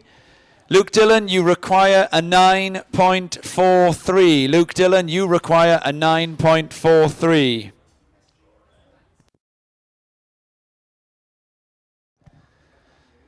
Realistically, that's a two-wave combo, so Dillon may have a little look at this one here. And he does. And he'll need a good inside lump that might well exist. Cuts back, comes off the foam. I think this one is going to build a bit of momentum, but he's got some work to do to get back onto it and realizes it's not going to happen and ejects.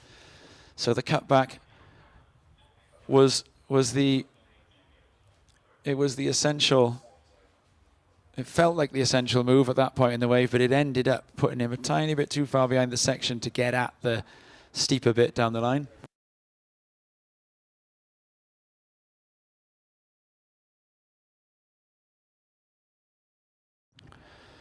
So as the surfers head back out, Rob Blythe has found another Rob, the Rob. Thank you very much, Tom. I am live here in the studio, so to speak, with another Rob, as you mentioned, Rob Gunning, the European Tour Manager at the WSL. Rob, can I have a quick word on how the event's going so far, in your opinion? Yeah, hi Rob. Yeah, it's been very good so far. I mean, it hasn't been the easiest to forecast this week. So Paulie's done a really great job on the calls, and we've been able to manage to do some surfing on the first day and then a lay day. We got heats done on the large day yesterday, and now we're finishing off in very good condition. So the action's really good. So you mentioned there about the range of conditions we've had. We started off really small, had massive surf yesterday, kind of found a happy medium today. Rob, can I just ask about the importance of this event, the Boardmasters, for European surfers? Because as we know, the Boardmasters have been running since 1981. It's got a long legacy, a lot of heritage, and it's in the past been used as a sort of springboard onto bigger and better things. We've seen Alice Barton reach the final of the QS1000 event today. How important is it for European surfers to get the chance to come to Newquay and compete in the Boardmasters? Yeah, I mean, it's very important. It's an event that's, like you say, it's been running for so many years, and it's just a consistent event on our calendar. And with the addition of the longboard as well, which is also very important to get our qualifiers for the World Longboard Tour. So it's got that two-phase element, which gives the learning and the breeding ground for the youngsters coming through onto the QS, because it's QS1000, which helps them then get points to get into the 3000s onto the Challenger Series, and the longboard as well, which is here in Britain as well, with the support from the British longboarders and the crowds and the local heroes and things. It's the combination is a spectacular event. It works well. Thanks, Rob. And with the mention of that, the support of the crowd, I'm going to throw back to Tom as we keep an eye on Luke Dillon, who's certainly got a lot of support on the beach. Thanks very much. 5 minutes remaining, 5 minutes remaining. Luke Dillon just rode one. Yeah, it's great to catch up with Rob Gunning there. Rob Gunning is the man with the plan. And I particularly enjoyed the photo bomb from João Maia from the judging panel there. Now, having done that photo bomb, João Maia is going to fall foul of an anecdote that I enjoy telling in a moment. We've got here Luke Dillon got moving, a nice little bit of tail slide going on through that one, and a big inside foam blast. So, although it wasn't a combination, it's going to be broken. Last of red, a 6.5. And Blue heard that as he was up and riding and falls. A little bit uncharacteristic of Odriozola there, because he hears that over the... No, I've got it. What have we got? Last of Blue, a 4.83. Last of Blue, a 4.83. Yeah, we've had... Okay.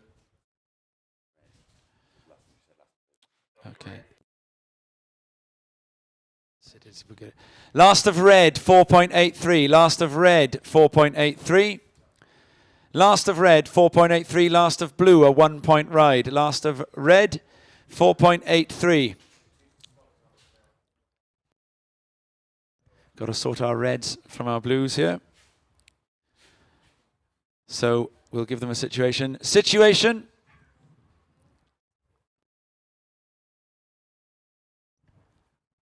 Blue, you are in the lead. You have a 7.1 and a 6.5. You have priority. Blue, you are in the lead. You have a 7.1 and a 6.5. Red, your last wave was a 4.83. You now need an 8.77. Red, you need an 8.77. Your last wave was a 4.83. You have a 4.83 and a 4.17. You need an 8.77 to go into first. 2 minutes and 20 seconds remaining. Now with the photobomb there, João Maia. I couldn't see that, of course. Yeah, and well, it's not even a photobomb, it was a footage bomb. Joao's an expert on the longboarding, and I remember asking him last year what name we give to a longboarder turning around on their board, doing a pirouette, but without cross-stepping and without direction changing. Starts like a setup for a punchline. What do you call a longboarder? Yeah, what do you call a longboarder who?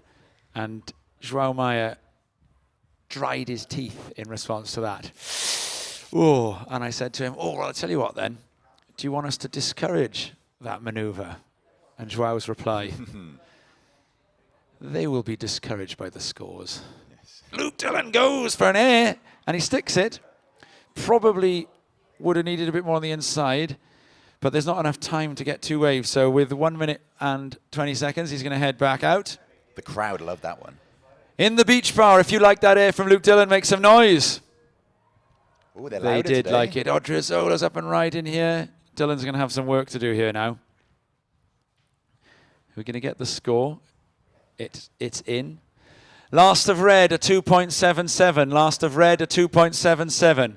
Situation, blue, you are in the lead. 50 seconds remaining. No priority. Red, you need an 8.77. And there is still no priority with this wave coming through here. So we're going to see a little battle for this wave. And Odriozola, that's exciting, keeps Dillon off. So even though he didn't have priority, he did what in free surfing would be called the snake. In a competition, it's absolutely fair game. Luke Dillon, you need an 8.77. 20 seconds remaining. I don't know if the wave's going to come. Well, Luke Will the wave come? He's trying to manifest it. 15 seconds. I mean, Willing this it would his way, and be there is this. something. This would surpass anything Curran has pulled off if it comes through now. And here we go. 6 seconds remaining. 5, 4, 3, 2, 1.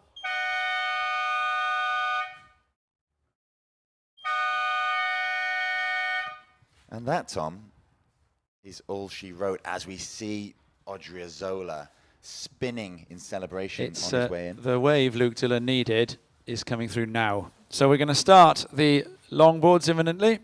Lovely shot there of the Headland Hotel. Official results, Odriozola advances over Dillon there. So the hometown heroes run comes to an end. But let's hear it for Luke Dillon, everybody. Support indeed from the Beach Bar Terrace. Luke, a hometown hero. Odriozola coming in. We'll get him some applause as well. He does deserve it. And let's be sporting, Fistral Beach. A cheer for Kai Odriozola. Oh, fair play to them. They've given it some noise. You might not be able to hear that at home.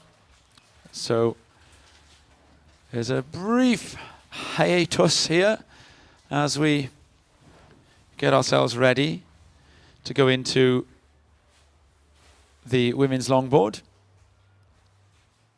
Going to be quite exciting to see the longboards out in these conditions. And there are some surfers coming up in that as well. Kai Odriozola is going to be going into the final. And that's a good result for Odriozola. So the semi-finals featured 2 Odriozolas. And we have one in the final who will face off against Ido Arkin. The finals, of course, coming later for both the men's and women's side of the draw. Up next, we're going into semi-final heat 1 of the LQS women's division, the longboard qualifying series. These semi-finals are going to be 25 minutes in duration, as we see a shot on screen there. Those of you at home, perhaps those of you on the beach with the WSL app or attuned to the WSL YouTube channel, will see that shot of young Odriozola in blue walking up the beach, and now a shot of the lineup on this kind of grey Sunday, but we've had some sun earlier on. We had the 5th day of summer. We're looking forward to counting down now into semi-final heat 1 of the women's LQS, and we are going to count down in 5, 4, 3, 2, 1. That horn blast signals were underway, and coming up in red, we've got Alice Lemoyne of France, Zoe Gros-Piron, also of France, Ginger Kaimi of the Canary Islands, and Beth Layfield of Britain. Now, Tom, we have seen some superb performances from all of these surfers. Do you have a pick on who you think is going to win? Any expectations? Be the bookie. As far as I suppose we're allowed in our impartial roles, I think it's very difficult to see past Alice Lemoine. She's, if I remember correctly, an ISA, a former ISA gold. She's finished second on the World Longboard Tour before. She's just come from the US Open, and in fact, if anything, her here we see elimination. Tom, it's Zoe Gros-Piron, also of France, up and riding on a beautifully shaped right-hander. That one's going to catch up with the wave in front and force her to drift over the back. But Zoe Gros-Piron will draw first blood. I think if anything, Lemoine's elimination in the US Open will have just spurred her on to get a result here. Gros-Piron has a number 2 ranking on the European Women's Longboard Tour. Lemoine, number 1 on the Women's Longboard Tour. And on the World Longboard Tour, she's in 10th. Up 2 after the last event. Just in front of Natsumi Taoka of Japan and Gros-Piron just behind in 12th. That's the 2022 rankings. In the 2023 rankings, we've just had the event at Huntington, and Lemoine didn't go as far into that as she would like. She was, I think she made the elimination round, and then from there didn't make it into the finals series. Now, Kai Odriozola, you know, we talked at the last heat.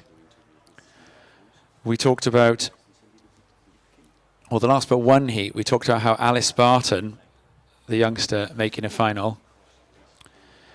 I got some interesting punditry to offer on some uncanny similarities between the situation of Kai Odriozola and the situation of Alice Barton.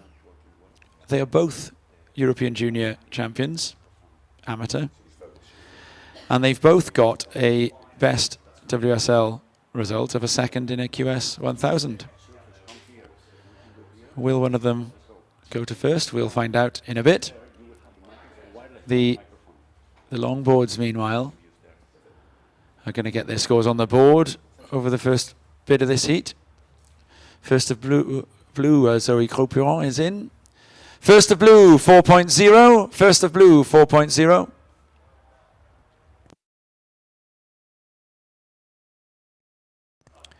And here we go, white. And this for Ginger Kaimi is a really thumping wall of water. Kaimi survives it and rides on out, so she's going to get some reforms on this, and it will provide the chance. Now she goes down to the knee paddle.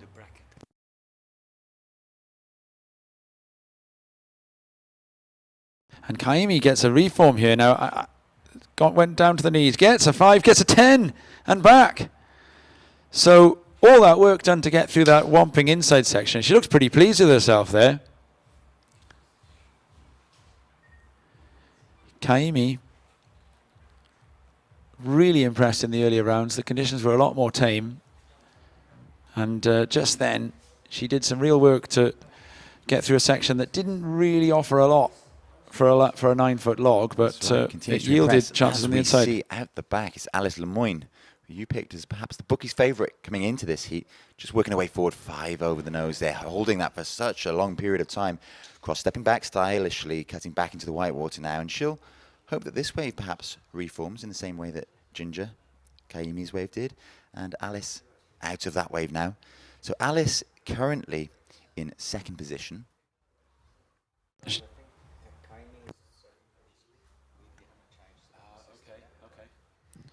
Sorry, Alice will post her score now. Yet to ride a wave until that last one we saw. Judges just taking some time to consider it. As we see up and riding now, it's the surfer in green, Beth Layfield. Unfortunately, having a fall early on in that ride the judges really taking their time to assess Lemoyne's last. It's worth noting that Lemoyne is the defending champion here as well. So we see a She score won drop this in. event last year. A score drop in. Last of green, a 1.07. Green, a 1.07. Soon as red's wave drops in, we will update the situation with a little over 19 minutes remaining in this heat.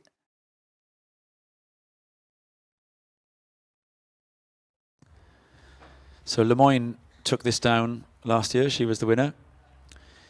The only other surfer from the semi-finals who was in the final last year was Carlotta Joregi, who is coming up in the next semi-final.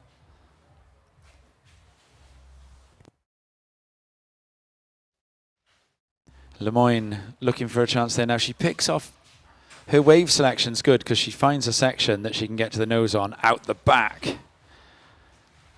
Whereas Kaimi, most of her work had to be done on the inside, and Lemoyne also chooses not to use the inside on that, and I would imagine it'll yield more points. Yeah, so just watching that wave again on the replay, for those of you at home or watching on the WSL app, will have seen just how long she held that hang 5 for. As we see surfer in blue, Gros Piron up and riding, cross-stepping, fleet of foot, quickly to the nose, quickly back, and there she goes again. A quick 5, not holding it for a sustained period as we saw Lemoyne. And Lemoyne, Tom, was rewarded with a 7-point ride. So first of red, 7 points. The first wave of red, a 7.0. Alice Lemoyne, surfer in red, leapfrogs into the lead, waiting on score of blue, and then we will update the situation for our surfers in the water. We have 17 minutes and 45 seconds remaining. Time aplenty for everything to change. Yeah, pretty good opening score there then for the surfer from Saint-Gilles in the Ile de la Réunion in the Indian Ocean. And Lemoyne is up and riding again, and cross-stepping towards the nose. Just falls a bit short of getting there, and so kicks out. Meanwhile, viewers on at screen, home, yeah. Viewers at home are watching a replay of Last of Blue, Gros Piron. And I think we'll see a score very shortly. So that Last of Red that you talked us through, Tom, came in at a 1.3 for red. Waiting on a score from blue, and then we will update the situation. There are 17 minutes remaining in this heat. And scores now locked in for each and every one of our surfers. Red and blue having 2 apiece. White and green, just 1 for now. Okay, the first indications are that Last of Blue will be her best scoring ride so far and will put her back into the lead. 2 more judges to post their scores. Some people on the Pentire headland to the south of us are having their rain delivered, Rob. Yeah. And you see the way that this wind has now suddenly flipped to a slight cross offshore. I've got a feeling that the delivery van may also be bringing us. I see a few dots on the screen.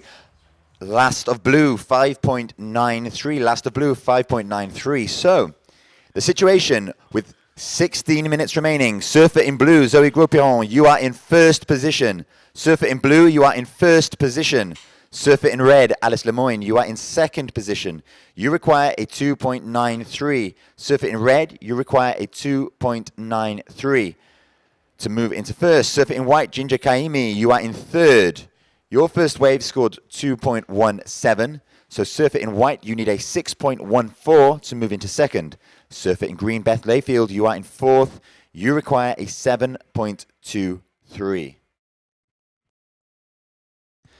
That yellow surfboard and fuchsia pink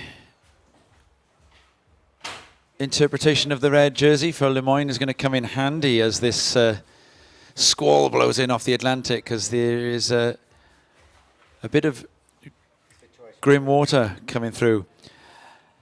Alice Lemoyne, you are in second. Your last score, a 1.3. You are in second. You need a 2.93. You have priority. The heat leader is blue, Gros Piron. And Cropion is on the inside, and Ginger Kaimi is also working her way through the inside. Now, seeing these longboards, Lemoyne, I'm not sure if she can hear us. Alice, you're in second. You're in second, Alice. And she's going to ride one. And cross-step in gets there with a 5 and a bit of a sole arch. And those trademark hands for Lemoyne. A clever little 5 there. Going to replace her low score. And probably, I would wager, get the 2.93 that would be needed to pop up into first, which of course then will force Cropion to need to ride another wave.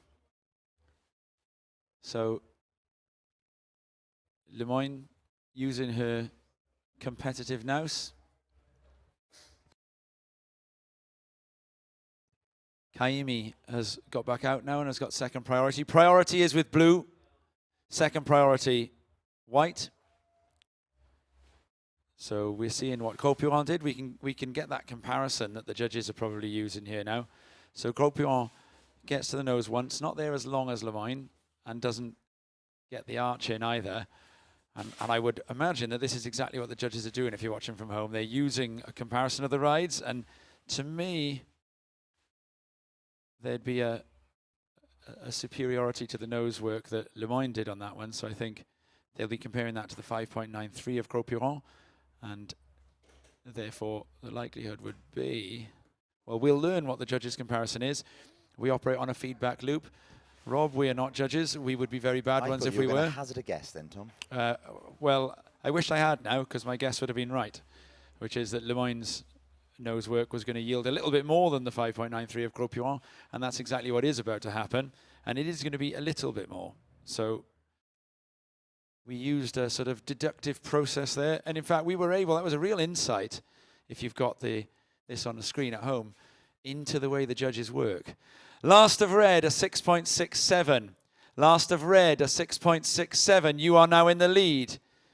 Alice Lemoyne, you are in the lead. Zoe Cropion, you are in second. You need a 7.74.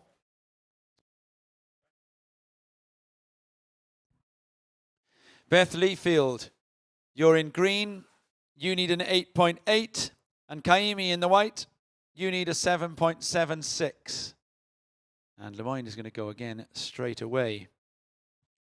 And go straight for the nose. And that's a quick and adventurous bit of cross-step in. And she's going to go for a second time. So 2 5s. And then an inside close-out Rio. So giving the judges... Now for the judges, they need to compare apples to oranges here really now, because that was the 2 quick nose rides. But then we've got that blend of traditional and progressive. Now judges in longboarding, once we start to blend traditional and progressive, traditional of course being the style based, the cross-stepping, the nose work, the arching, and then progressive, the in and out of the lip maneuvers, known in longboarding as hot dogging. You mix the pair and you can get good scores. So see this mixture. So this is traditional longboarding. So we're going to stand by for the last of Red before we give you the situation. Standing by for the last of Red. And then that is what we call progressive longboarding. So it's maneuvers more usual for a short board. We're going to learn what the judges are looking for here. So you like it, Rob, when I nail my colours to the mast. I think with the mixture of traditional and progressive, I put that in over the last one, the last of Red. Cropion, she's going to reply before learning the situation. And she goes for the nose. And then a little check turn. And she goes for the progressive longboarding. And that's an unruly roll of foamy mousse that she has to try and get over there. And she's going to go for the nose again on the inside. It goes for the 10. So these Nuki, these Fistral Beach reforms are starting to present themselves. They're great for longboarding, the way these waves reform and reform and reform. We saw in the earlier round some of the surfers taking these waves right the way to the shore, so she does a little cross step. And I'm going to turn out to be completely wrong on what I said about the last of Lemoyne. It's not going to go into her top 2, so clearly the judges wanting that nose work to be of the utmost quality. Although there's quite a spread actually from the judges on that last score. It ranged between 5.7 and 7.2. Some of them backed you. So some of the judges, well, what do I know? So last of red, a 6.4. Last of red, a 6.4. So the situation, red, you're in the lead, no change to your situation. Gros-Piron in second, you have one score still to come.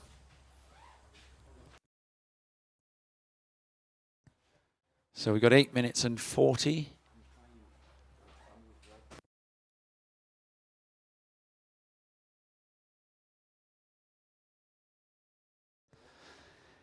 So 8.5 minutes remaining.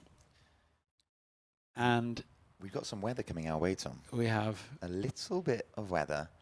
And you can see it's actually affecting conditions somewhat because the wind, not sure if it's the speed of the wind or the direction, but it has just started to change slightly because we can see some spray just folding off the back of the waves. It's Great Britain. Yes, it's what makes Great Britain great. We've got 8 minutes remaining. And last of blue, Zoe Gros-Piron, a 4.57. Last of blue, a 4.57. Now, what we've seen in this heat, Tom, is non-stop surf. The odd pause in action a little earlier on, but the sets just continue to roll in at the minute. Sets just continue to push in. Gros-Piron has got some work to do to get out and over the bank here. It's a real tough paddle on these longboards. Of course, on the longboard, you've got the paddle power, but you've got very little chance of pulling off any kind of duck dive. So these longboarders, they prefer to bury the tail, use the tail's buoyancy to then eject the surfboard upwards. So, situation for Ginger Kaimi. You are in fourth. You need an 8.33. So let's give a rundown of everybody's situations, although they're all about to be underneath a mountain of whitewash. There's a big one coming off to the south end of the bank right now.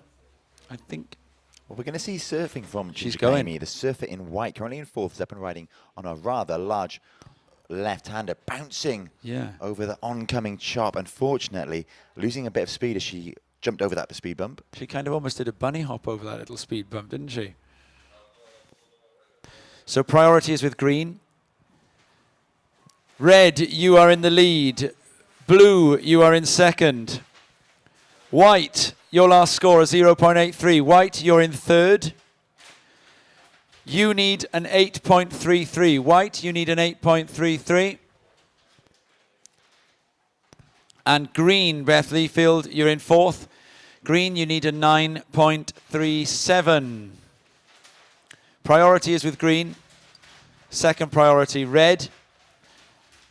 No priority with blue and white yet.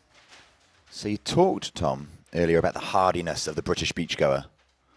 Those that frequent our beautiful beaches, come what may, come whatever weather, as we see surfer in red, Alice Lemoyne, current heat leader, up and riding on a very smooth, unusually smooth wave, given today's conditions, making her way to the nose and perching there for quite some time. Little change of direction, she's back on the nose. So not on screen at the minute. Lemoyne is working her way to shore. I'm sure you'll see a replay very, very shortly. I mean, we got the drop knee cut back at the end of that as well, the way that she corrects. Stylish. And Tom, we are seeing what you talked about earlier, that reform, the Fistral reform, and Alice Lemoyne up and over the foam to finish that one off. Yeah, that mixture of traditional and progressive deployed there as well. I'm going to say, Tom, that will be the highest scoring wave of the heat, but I'm not a judge. 5 minutes remaining. Surfers in the water, you have 5 minutes remaining. I'm not a judge. It hasn't taken them long to make up their minds there, Robbo. Robbo. My colours to the mast. You're cheating. It's already on the screen. I didn't see it, though. Surfer in red. Last of red, 8.5. Last of red, 8.5. 4 minutes and 40 seconds remaining. Alice Lemoyne, surfer in red, you are in first position. Surfer in blue, Zoe Grosperon, you are in second position. You require a 9.57 to move into first. Surfer in white, Ginger Kaimi, you are in third position. You need an 8.33 to move into second. And surfer in green, Beth Layfield, you are in fourth. You need a 9.37 to move into second. It's the highest wave score of the event. It's the highest wave score of the event, and it surpasses the former higher wave score of the event, an 8.33, which was also Alice Lemoyne. So Alice Lemoyne, she also holds the highest heat total at 14.73, and she's here we just see beaten the that. surfer in white, Ginger Kaimi, cross-stepping stylishly to the nose. Oh, 5 that's lovely. over. Not a long one, but very stylish. Cross steps her way back. This wave is going to reform if she manages to stick with it, which she doesn't, or kind of does, though. Back to her stomach, and up she goes again, hoping that this swing comes all the way through. Now, Tom, would there be an argument for Alice Lemoyne coming in now, preserving some energy? She looks like she's fairly safe in this heat. 3 minutes left. As we look out the back, though, it's Beth Layfield. She wants to say something about it. Perched on the nose for a sustained period of time there. Back she goes. It's an Riding interesting one, through the that. rough part of this wave, and she'll stick with it, knowing that it reforms. She doesn't. It's an interesting one, that is, Rob, whether or not you come in. You risk looking maybe arrogant if you do. Well, I think or is that's it just sensible? I think that's an interesting one. It would be sensible. Yeah, I mean, the trouble is, I think the chances that she'd end up becoming a cropper in terms of advancing, next to nothing. But some people's makeup is that they carry on trying till the end of the heat, but then there is the case of preserving energy. It looks like she's not going to do that. 2.5 minutes remaining. Alice Lemoyne, you are in the lead with the highest heat total of the event so far, a 15.5. And I'm sure she heard that, and she hasn't chosen to come in, so she's got the information.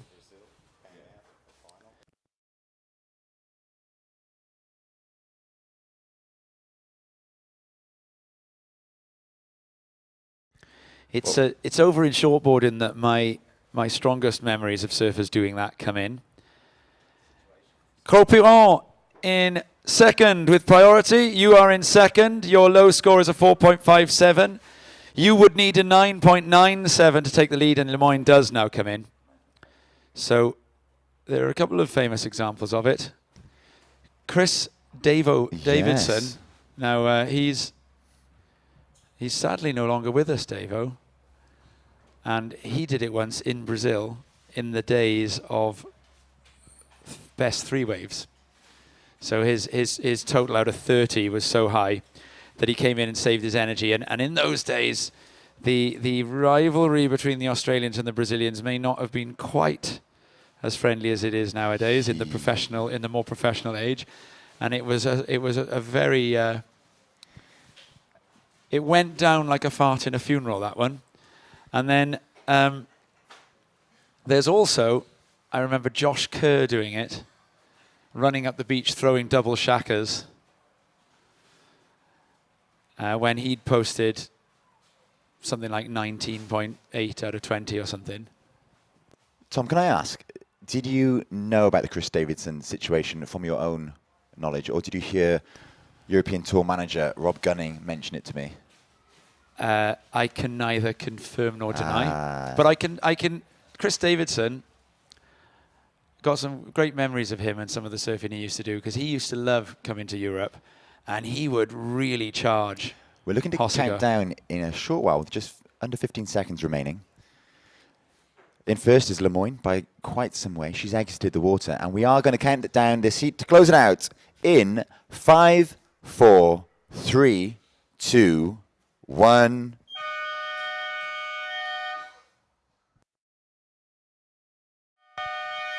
So, with all scores in, I think it's only fair and only right that we confirm these results.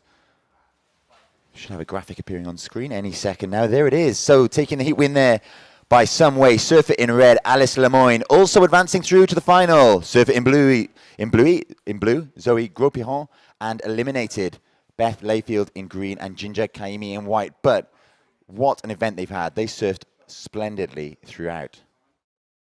We see there some camaraderie. The heat winner congratulating Ginger Kaimi, surfer in white, on her efforts throughout. She was fantastic. A standout on day 3 of the Boardmasters.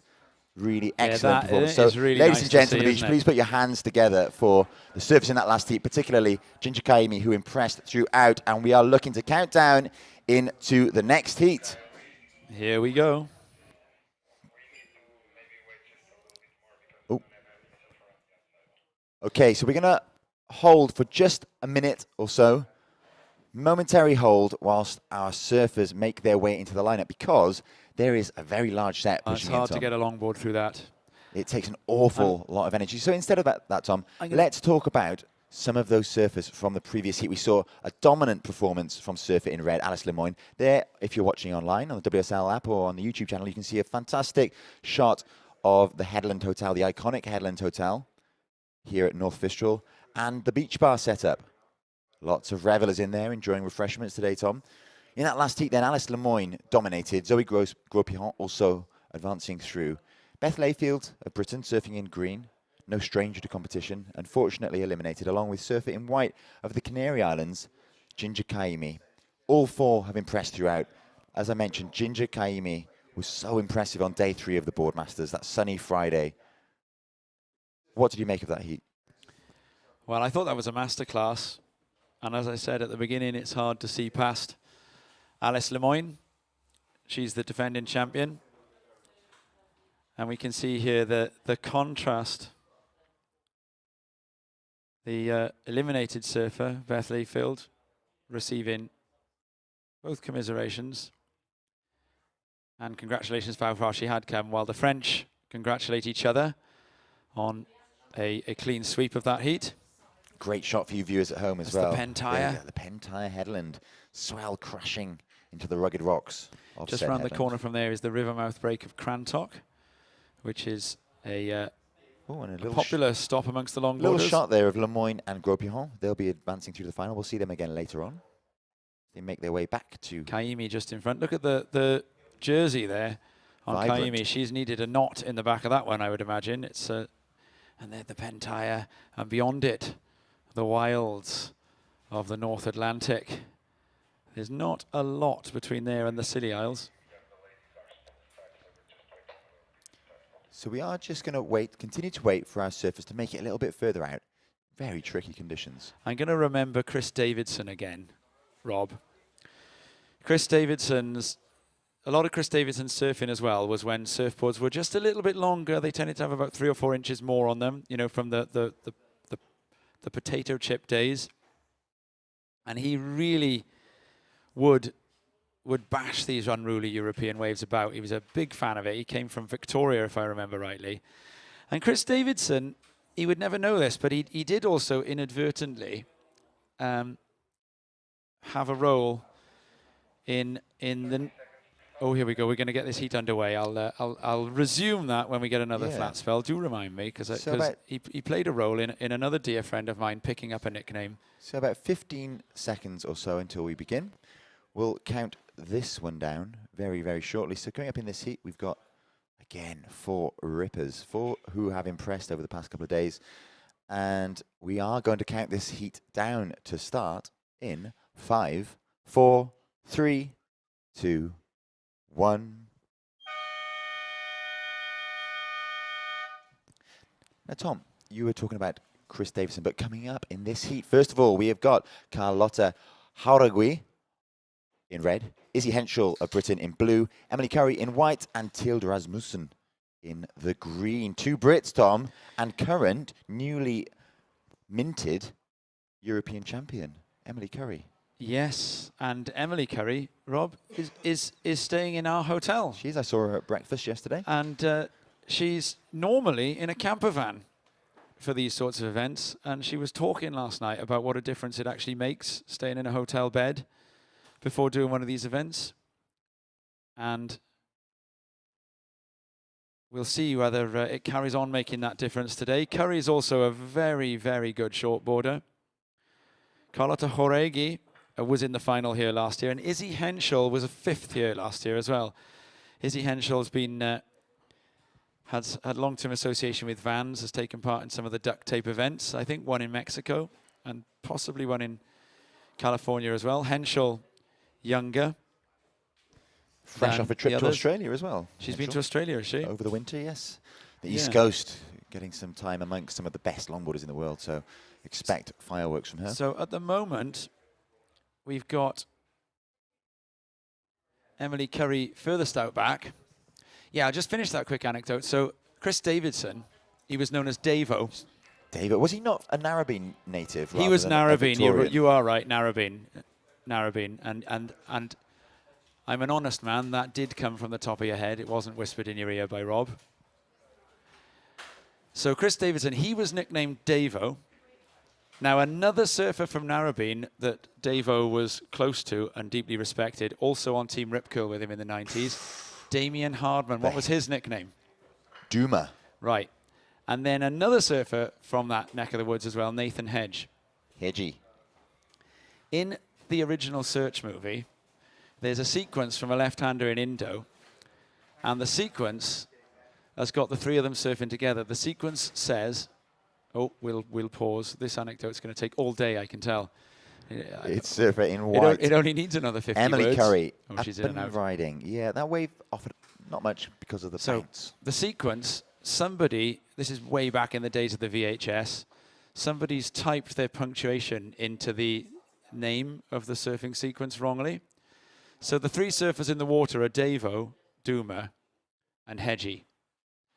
But the punctuation mark, instead of, well, you'd need one after Davo, wouldn't you? Davo, comma, Duma, and Hedgie. The punctuation mark goes the wrong side of the word Duma. So it says Davo, Duma, comma, and Hedgie. And it took me a little while to know, because I was really young when that video was out, that Davo Duma wasn't the same person. And in later life, a friend of ours, Tris Davis, who got nicknamed Davo just by the Welsh because Davis Davo, ended up being called Duma because he was Davo Duma and then Duma. So that's all I've off the always back of wondered Chris where that Davidson. came from. That's where it came from. Chris Davidson's nickname and Damien Hardman's nicknames, they combined together to give Tris Davis his nickname. Well. So that's why he's Duma. Well. The 3 wells, and we see first of white 1.4. Just for that quick in and out from Emily Curry. 21 minutes and 15 seconds remaining. It looks like Emily Curry wants to go on that wave. Just toppling over with all its might. Emily almost getting forced over the falls. Manages to hang on, however, and she'll make her way back into the lineup. So, as mentioned, Emily Curry, recently crowned European champion just a few weeks ago in Portugal at the Eurosurf event there. Both Emily and English longboarder Ben Skinner becoming European champions.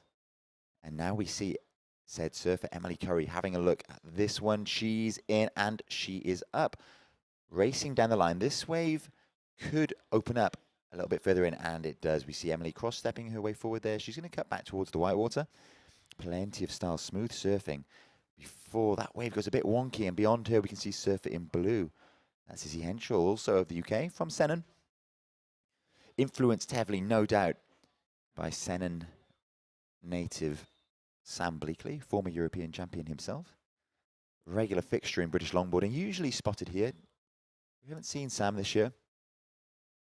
We have seen another Bleakley, though, in the shape of Lola, Sam's daughter, showing her skills earlier on in the event.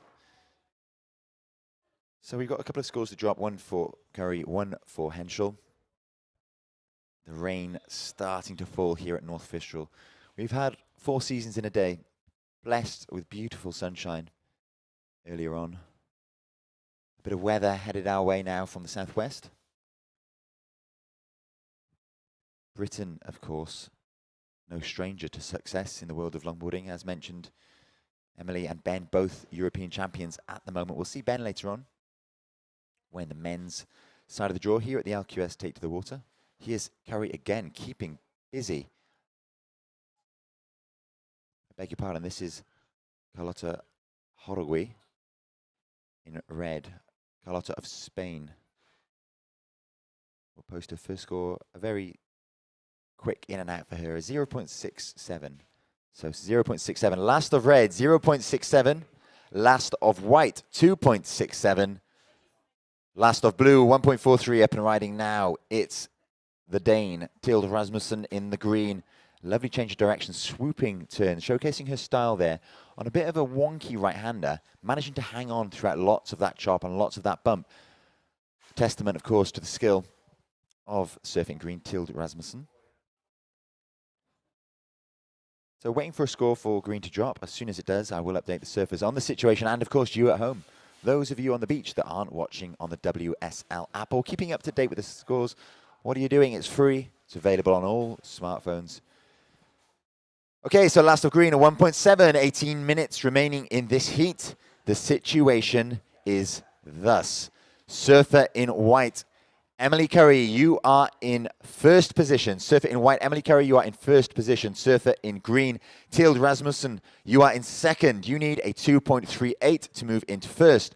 Surfer in blue, Izzy Henschel, you are in third position. You require a 0.28 to move into second. And surfer in red, Carlota Horogui, you are in fourth position. You need a 1.04. So at this early stage in the heat with 17.5 minutes remaining, all to play for, all very, very close indeed. Just one wave, in fact, for all of the surfers would see them jump into first and into that advancing position. This is all about advancing into that final.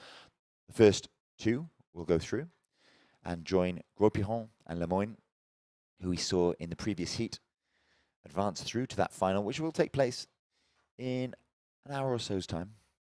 We've got plenty of action still to come. Concluding this heat, we will be jumping in to the men's side of the draw with semi-final heat one. In that heat, you can expect to see Arthur Randall, Nicholas Andrade, John Garmendia Gonzalez, and Ignacio Pignatero, names who impressed earlier in the week on Friday, that sunny Friday that we enjoyed down here at Fistral.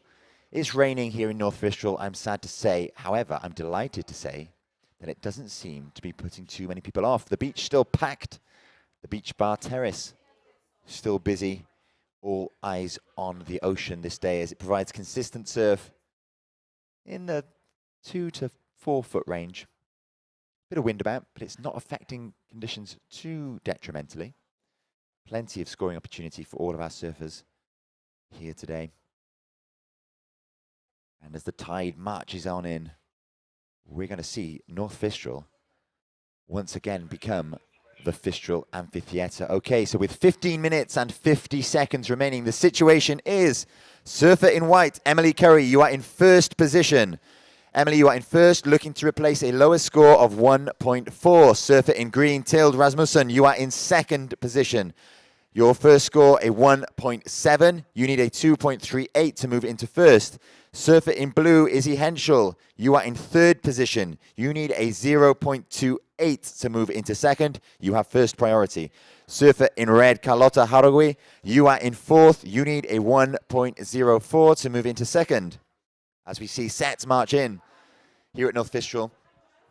Like I was saying, the beach still nicely packed. All eyes on the surfers and, of course, an eye on all of the action to come. Up next, it's semi-final number one of the men's side of the draw here at the LQS 1000. Then it'll be into semi-final number 2. And so we move on. A huge thank you to the RNLI for their support and the use of their facilities throughout the week. They've been very, very generous sharing their lovely building with us, allowing us to bring you coverage of all of the action, not just on the beach, but now online on the WSL app and on their YouTube channel. We had a nice early start this morning. First heat entering the water at 7:20 a.m. We worked our way through the Mystic Pro Junior events, both the under 18 girls and the under 18 boys side of the draw. We saw Belle Bettridge, crowned champion of the under 18 girls, and we saw Jay Phipps, re-crowned champion of the under 18 boys, winning it for the second year on the bounce, defending champion, defending it successfully. So like I was saying, following the conclusion of this heat, we'll move into the LQS men semi-finals, 1 and 2. Then we will go in to the QS 1000 women's final, the QS 1000 men's final of the Animal Open, and then into the LQS, that's the longboard again, women's final. And we will round off the day with the LQS men's final and, of course, the crowning of the champions. Atop the podium, as we see now, surfer in blue, Izzy Henschel, utilizing priority on a very nicely sized wave. This wave running ahead of her. Now, the wave's racing away today rather quickly, but what we are seeing a lot of are reforms. Reforms on the inside. Now, Izzy opted to jump off that wave. She ejected early to give herself the best chance to get back out. It's been challenging today. The conditions very consistent, meaning it's so tricky to navigate a longboard through them. The longboards offering a lot of heft, a lot of bulk, a lot of buoyancy and flotation, making them difficult to duck under the waves like you can a shortboard. But had Izzy stuck with that wave, she would have found a reform on the inside. Now, it's something we see a lot of from local surfer Ben Skinner. He often sees a wave through to the death, right on the shoreline, often, in fact, walking off his board up the beach at the end of each ride, especially as the tide comes in and we find ourselves in the midst of a shore break. We may well see that. He'll be coming up in semi-final heat 2 of the men's side of the LQS draw. Waves continue to pour in here at North Fistral. Last of Blue's score is about to drop, waiting on one judge. It will see her move up into second position. It might even see her move up into first. With 11 minutes and 45 seconds remaining. Surfers in the water, I will give you a situation update when the final judge inputs their score. Meanwhile, on the north side of the bay, we see a paddle for Surfer in green, currently in second, but with some work to do. She's only has one score so far, 1.7. That wave won't add much, but it is a wave and it will add something to her score.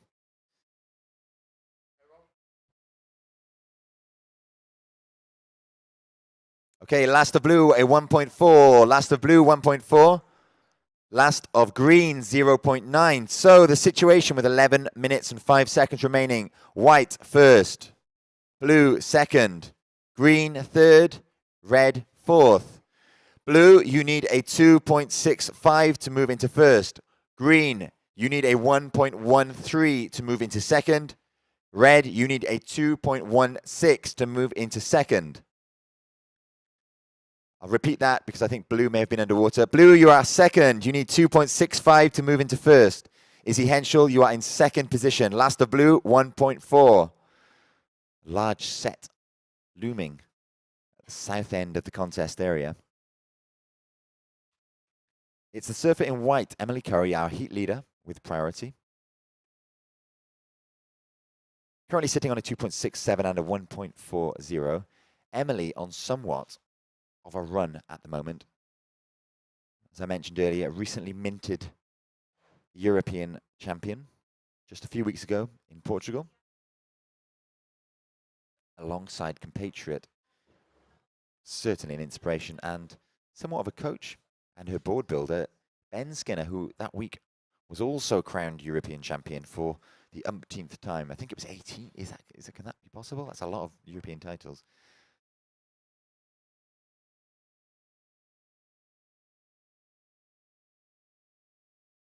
So we see one of the larger sets of this heat pouring in and catching, I suspect, all of our surfers on the head. I don't think anybody would have been far enough out to avoid that one. So energy sapping, it certainly is. But our surfers are used to this. Surfers spend lots of time practicing, lots of time in the ocean, lots of time wrangling these boards. They'll know exactly what to do. And we'll soon enough see them all back in the lineup. So we can see green out at the north end of the contest area. I can see red in the middle and white heat leader and priority holder Emily Curry farthest out. It looks like Emily is waiting for one of the bigger waves. She's waiting for a bomb. She is a long way out to sea, which suggests to me she's after one of the bigger ones. And we see her paddle here, but it's the surfer in red, Carlotta Haurugui, up and riding. Currently in fourth, looking for a 2.16, working her way stylishly across this left-hander on her backhand. The regular-footed surfer holding on because she knows what's coming. It's a reform. So we talked about this a little while ago. Finding time on the nose there, styling her way across the wave. Those of you at home can see a lovely up-close shot of Carlotta. Working back and forth to the nose. 5. Back she goes. 5. Back she goes. And is out of that wave. So Carlotta needing a 2.16 to move into second. I think we'll see Carlotta jump from fourth into first. I'm not a judge, but I am a fan of surfing.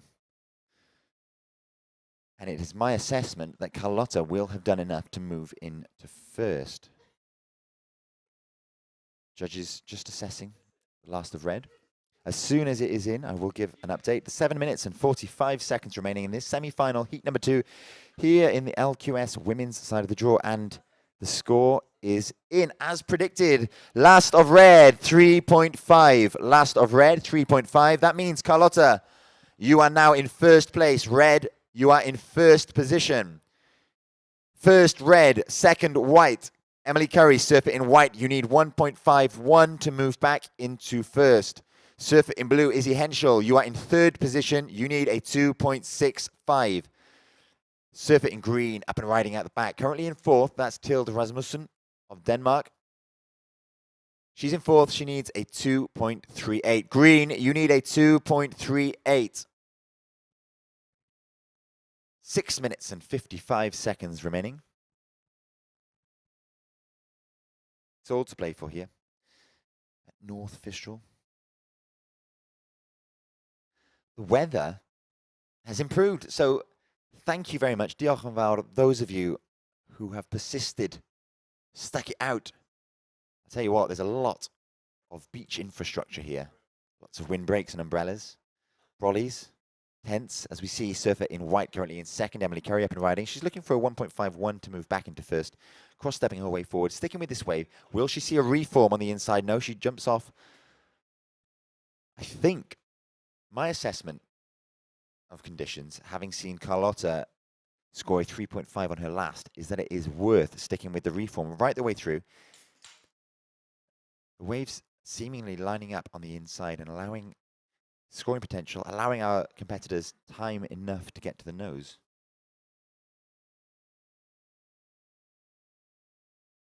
As we see on the replay, those of you on the WSL lap, those of you watching at home, those of you on the YouTube channel, will see Emily there cross-stepping her way forward, hanging a quick 5 before cross-stepping back, and then the wave kind of shuts down and Emily ejects.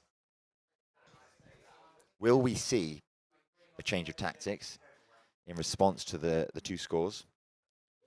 Carlotta scoring a 3.5. Last of white, 3.93. Last of white, a 3.93. The situation with 5 minutes and 20 seconds remaining.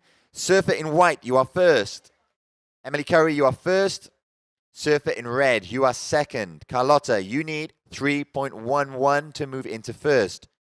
Surfer in blue, Izzy Henschel, you are in third position. Blue, third, you need 2.75 to move into second. Surfer in green, Tilde Rasmussen, you are in fourth. You require a 2.48. 5 minutes in this heat remaining. The beach packed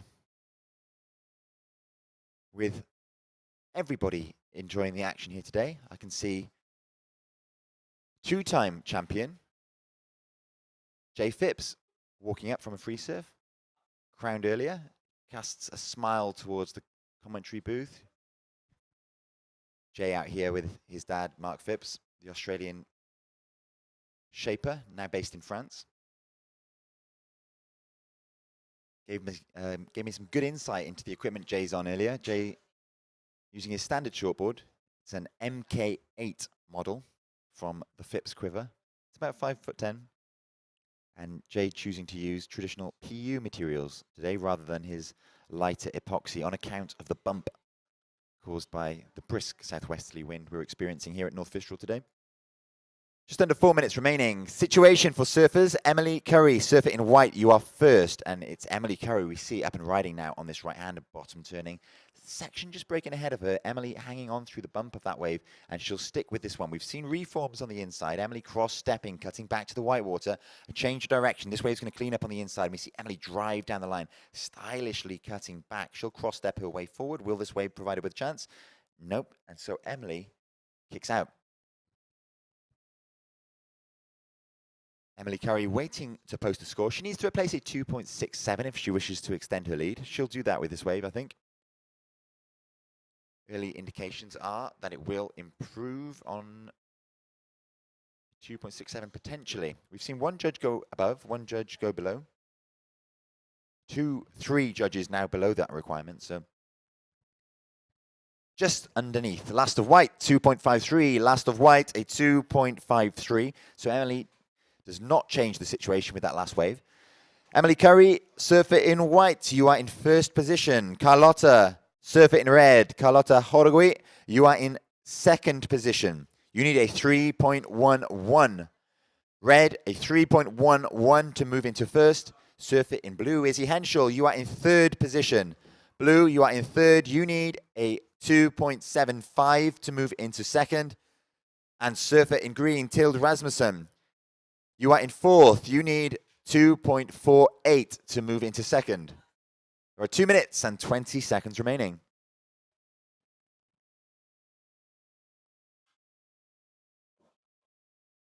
Up and riding out the back, it's our surfer in green, Tilde Rasmussen, the Dane, on a beautiful looking left, changing direction, stylishly weaving her way through the whitewater, kicking out there. She needs a 2.48 to move into second.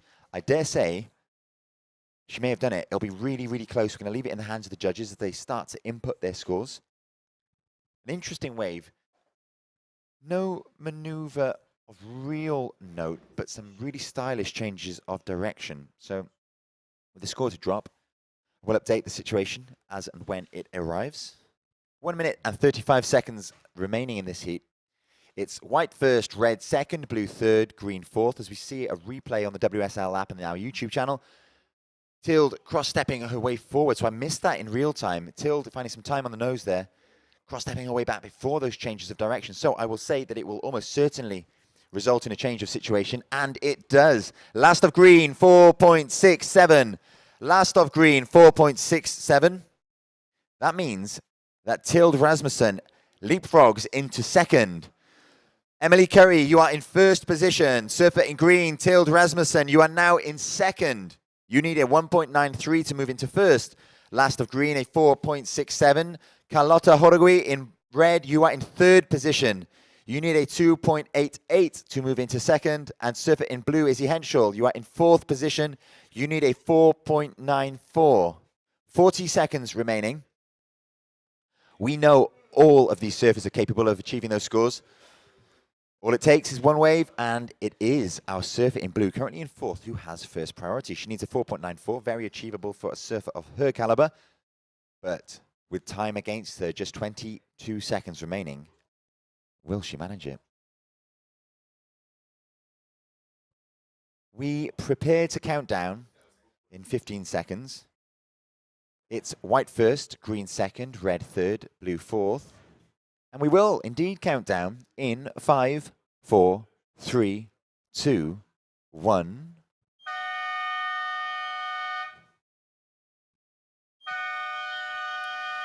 Right, red's up and riding and was up before the buzzer, I believe, Tom. So Carlotta is looking for a 2.88. She's going to stick with this all the way through the inside, hoping for that reform. Will it be a buzzer beater? Tom, I'm going to say yes. I think, well, we talked about this. That we reckon that for a buzzer beater, it's got to be that the buzzer has to go before you finish the process of heading to shore. I can confirm, Tom. I can confirm she caught the wave before the buzzer. Yeah. Judges are looking to lock in a score. It needs to be 2.88 or above. Colours to the mast. Nervous moments. I'm going to say she's got it, but we will await the judges' scores. Clutch stuff from Carlotta Horogui in the red at the end of that heat. So we know for a fact that Emily Curry has advanced. Emily Curry will advance. 2.88. They're going to wait. So Wow, Rasmussen, it's the Dane, exciting. she'll wait. Horegi. I mean, there's a lot on this. Horegi finaled last year, so it would be 2 years of back-to-back finals here. Rasmussen, to have a Danish surfer in a WSL final would be a really big thing, wouldn't it? Nervous There's a lot moments on the for our line for surfers. both. And Clutch piece of surfing. I'm so excited. It was done in time. this in competitive surfing Tom, is they start to drop in. And I'm delighted to say that last of red, a 3.73. So red goes through. Last of red, a 3.73. Clutch stuff. And I'm going to hand over to you now, Tom, for the beginning of the next heat and to read out the official results. okay.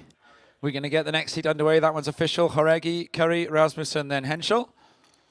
And we're going to be underway with the men's semi-finals imminently here. Now that moment in surfing that those guys just went through. Now we get this. You can see the wind there. And this next heat in the wind is going to get underway. 10 seconds out. And then here we go in 5, 4, 3, 2, 1. In this one then, Arthur Randall, who we saw surfing in the juniors actually this morning on a shortboard. Nicolas Andrade, the defending event champion. Nikki Dora, John Garmendia Gonzalez, and Ignacio Pignataro from Uruguay. And Pignataro, with an opening ride here, goes to the nose twice. On the backside, John Garmendia Gonzalez, and he's looking to get to the nose, and he gets there too. Now that's kind of what they probably termed the cheetah 5, because he kept a lot of the body weight still back, but behind it, an enormous closeout re-entry, and Garmendia Gonzalez, the Basque, will now be looking to see if he can bring this through to the inside. So that was a pretty flying start, really, for Pignataro in the green and Garmendia Gonzalez in the white. I can see Eskimo rolls aplenty. They've all got to try and get themselves through. And then here we go, Nicolas Andrade, the defending event champion. And here he goes. Andrade has to go and hold on. And back to the nose. Back again. And does a little straighten out. He's going to head on through and look for one of these classic Fistral reforms. This is all coming together rather nicely now as the tide comes in and starts to provide these inside reforms, which often can yield some points. I love seeing such long rides, and I just love the fact that these guys, they love surfing so much, they don't want to get off the wave. You ride a wave until that wave has finished its life. And Andrade cross-stepping, back to the nose again. And again. And Andrade, you can see wearing a leash there. Now, I mean, the number of nose rides on this.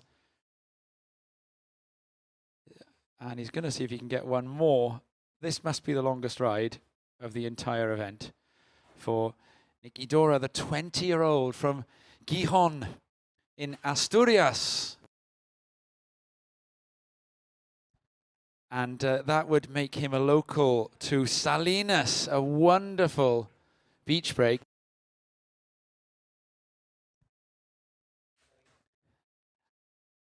We can see here the ride of Ignacio Pignataro, and then we had Garmendia Gonzalez. Now this first nose ride here, he had to bring his weight back a little bit because there was so much controlling needed of the surfboard. It was nose riding across the high seas there, but a big inside closeout. Now Nikki Dora, he gets going to the nose.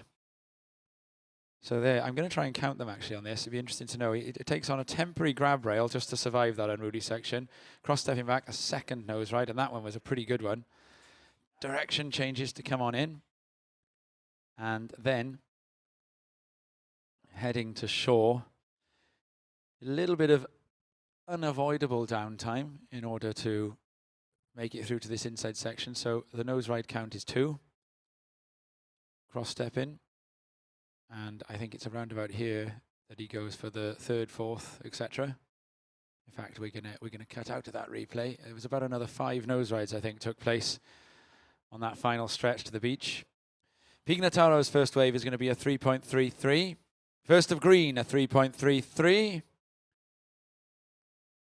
And now this event last year was one of Andrade's real breakthrough moments. He took down Ben Skinner and Edward Del Pero in that final, both some of the most decorated longboarders in European longboarding history, and both actually coming up in the next heat. So Skinner and Del Pero are going to be in the next heat together. So at the moment we've got 3 of last year's 4 finalists still surviving in this contest, and amongst them Andrade, the winner, who is going to open his account. He can get his score 3rd off, and it's going to be the 2nd highest wave of the heat. So Garmendia Gonzalez, the Basque, with that big closeout re-entry on the backhand, is going to go into the lead first. So first of green, Ignacio Pignataro, 3.33. First of white, John Garmendia Gonzalez, a 5.33. First of blue, Nicolas Andrade.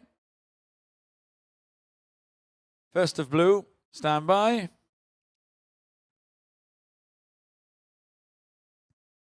A 4.67. First of blue, a 4.67. So white wins the first exchange. First of white, John Garmendia Gonzalez, 5.33. First of Nicolas Andrade, a 4.67. First of Ignacio Pignataro, a 3.33. Primera ola de Blanco, 5.33. Primera ola de Azul, 4.67. Y primera ola de Surfer en Verde, Pignataro, 3.33. John Garmendia Gonzalez, usted esta la primera. Arthur Randall in the red, yet to ride a wave. So the missing surfer from last year's final was, oh, here we go, up and riding Andrade with his 2nd wave. And he's going to eject there. So the missing surfer from last year's final is Federico Cariccio, who is not in this event. So even if all of last year's finalists were to advance through the semis, there is going to be a slot for someone new. Now, last year, Nicolas Andrade won this contest, and he posted the highest wave of the event in the last 20 seconds and the highest heat total of the event in the final, which is a perfect tournament, really. Finished with the best surfing of the entire event. Happened not only in the last heat of the entire event, but it happened in the last seconds of the entire event. And it was a hang 10 for about 10 seconds, 15 seconds, hang 10 and soul arch at the same time. And here we go on the front side, John Garmendia Gonzalez, and he gets the nose, but he's not going to get, he's going to get back from the nose, but he's not going to manage to get into the reform section. Arthur Randall very quickly in and out, the British surfer, and Randall is also a junior. So Arthur Randall, and he's a shortboarder. He got as far as the semi-finals in the juniors on the shortboard. So he's had a busy Boardmasters. He did last year as well. 16 minutes remaining. So we've got second waves for each of the surfers here. We've got in fact, Pignataro is the one surfer yet to ride a second wave. So first two scores of Arthur Randall are not going to figure. Second of blue, Nicolas Andrade, 2.7. Second of white, John Garmendia Gonzalez, 1.47. Nicolas Andrade, you are in first. John Garmendia Gonzalez, you are in second. And Arthur Randall here, a check turn, and he gets into a bit of trouble there with a lumpy section and pearls the nose.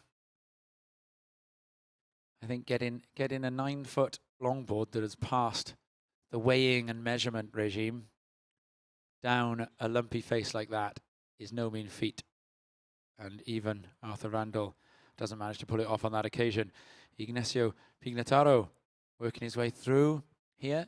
And this wave, I think, does have potential for reform, but he still decides to eject.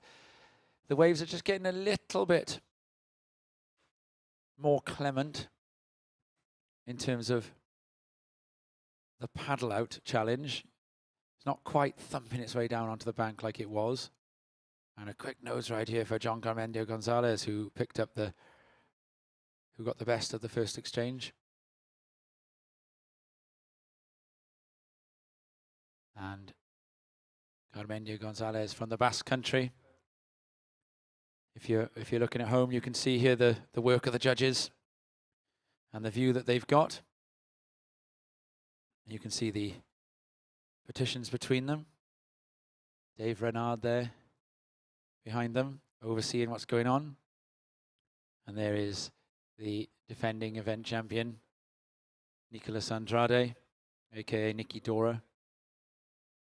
And Nicky Dora last year, when he won this event, was looking really to...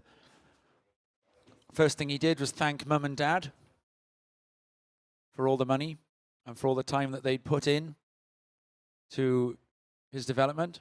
We can see here a replay of the surfer in green, Ignacio Pignataro. So he tracks on back towards that reform section, and he ejects at the midpoint, going on the nose ride there, Garmendia Gonzalez.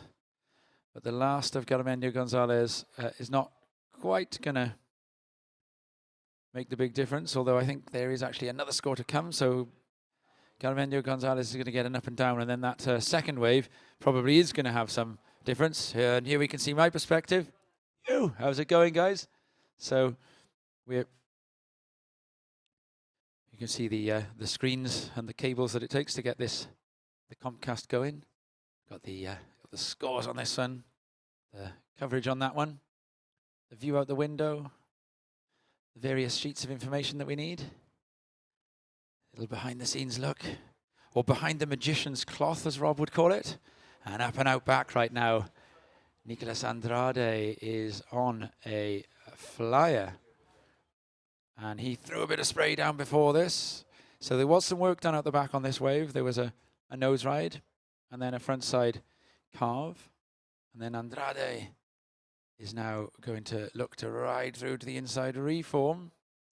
And just manages to recover his balance. That's a really difficult bit of water to get through there. There's a deep trough between the two banks. So you've got to watch that you stay where the shallow water is. And Dora, Nicky Dora's thinking about whether to stay with it, but he does. Gets to the nose, and there may well be a chance for further visits to the nose here. And a little bit of switch footery to end things, and a stepping off onto the sand while out to the back, Arthur Randall. And expresses a little bit of frustration at the end of that one, Randall. So all four surfers are now waiting for scores, and Randall's going to go again on the inside. Well, that's just a reposition to attempt to try and see if he can get out from between the two banks. The Dante Alegre bank, as we've been dubbing it, is still providing some challenge, especially when you're trying to get a 9-foot log out through them. Now, there have been some new rules introduced to global longboarding, and it was quite a spectacle, I have to say, on Thursday, the day before this event started, to see in the athlete tent the longboards being weighed. They had to be weighed, they had to be measured. The length of the longboard, it's got to be whichever is longest out of 9 foot or 3 foot taller than the athlete, or 3 foot longer than the height of the athlete. Garmendia Gonzalez, that every time the rain comes in, that light offshore lifts itself, that light side off. Suddenly the waves pick up that groomed look for a second, and there is rain coming through right now, and Garmendia Gonzalez is benefiting from that slight offshore grooming of the rights. And behind him, actually, Ignacio Pignataro from Uruguay is also picking up a score. He's going to go past Garmendia Gonzalez just to his south. And then this side wind, which is buffeting, brings with it storm clouds. There's a lot of water being dumped out by the Pentire from the sky. The skies are opening. It's not deterring the British beachgoers. It's the families are still cruising, chilling on the beach behind their windbreakers. Some of them adding one extra layer. They're not getting too carried away though. There's a couple of kids playing in the shore break in overlocked or flat-locked suits. Water temperature not putting them off in the slightest. This is Great Britain. 10 minutes remaining. So as we come to 10 minutes remaining, Nicholas Andrade, your last wave is a 5.33. Arthur Randall, your last wave a 2.0. So Randall has a little look at possibly going again there. We've still got scores. Stand by for the last of white and the last of green. So here we can see a nice nose ride there by, and then you can see that light side shore offshore grooming going on, which last time it disappeared as soon as the rain disappeared. The wind just changes direction ever so slightly when there's a bit of rain coming through. And this was a long ride. Good scoring opportunity out the back, and he was pretty clinical in getting on with scoring again on the inside as well. Arthur Randall now is on quite a good one out the back, and he gets a 10, and it's a long 10, and has come right the way back. At home, you're seeing a replay of Ignacio Pignataro. Now, Randall, though, did a great hang 10 out the back, but hasn't made it through to the inside, so it'll be really interesting to see what that does, or where that goes in terms of judging. So scores are still to drop for everybody, so it's very hard to give surfers a situation here. The only surfer whose total remains steady is Andrade. 8 minutes and 30 seconds remaining. And all the surfers are now having to deal with a lot of whitewash here. So Garmendia Gonzalez is going to get a slight improvement to his situation off that long ride that we saw. I would imagine Randall will improve his situation as well. Surfers in the next heat are starting to make their way down. Ben, Skinner is going to be in the red, going with a single fin. And let's let the lifeguards make this announcement.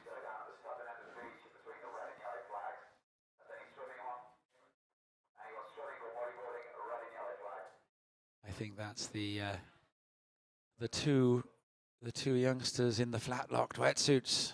The lifeguards are advising them to move along the beach a little bit. It's going to be a fairly decent score for Garmendia Gonzalez in the white, and Andrade is, oh, this is Ignacio Pignataro from Uruguay is going to be up and riding. And two lovely nose rides on the biggest section of the wave. A quick tap for a fifth, and then works his way through the closeout section, and he's not going to pursue an inside reform. Behind him, Garmendia Gonzalez is also up on a big unruly beast of a wave, and he is in and out. You saw him just to the top right of your image. Hard work for the judges to lay down all of these scores at the same time. They've actually got 4 rides of Garmendia Gonzalez to drop, and the important one. So John Garmendia Gonzalez, you are now in the lead. You are now in the lead. You have a 6.27 and a 5.33. Stand by for the last of green. The situation may change. Last of green, a 6.67. There is also one more score of green still to drop.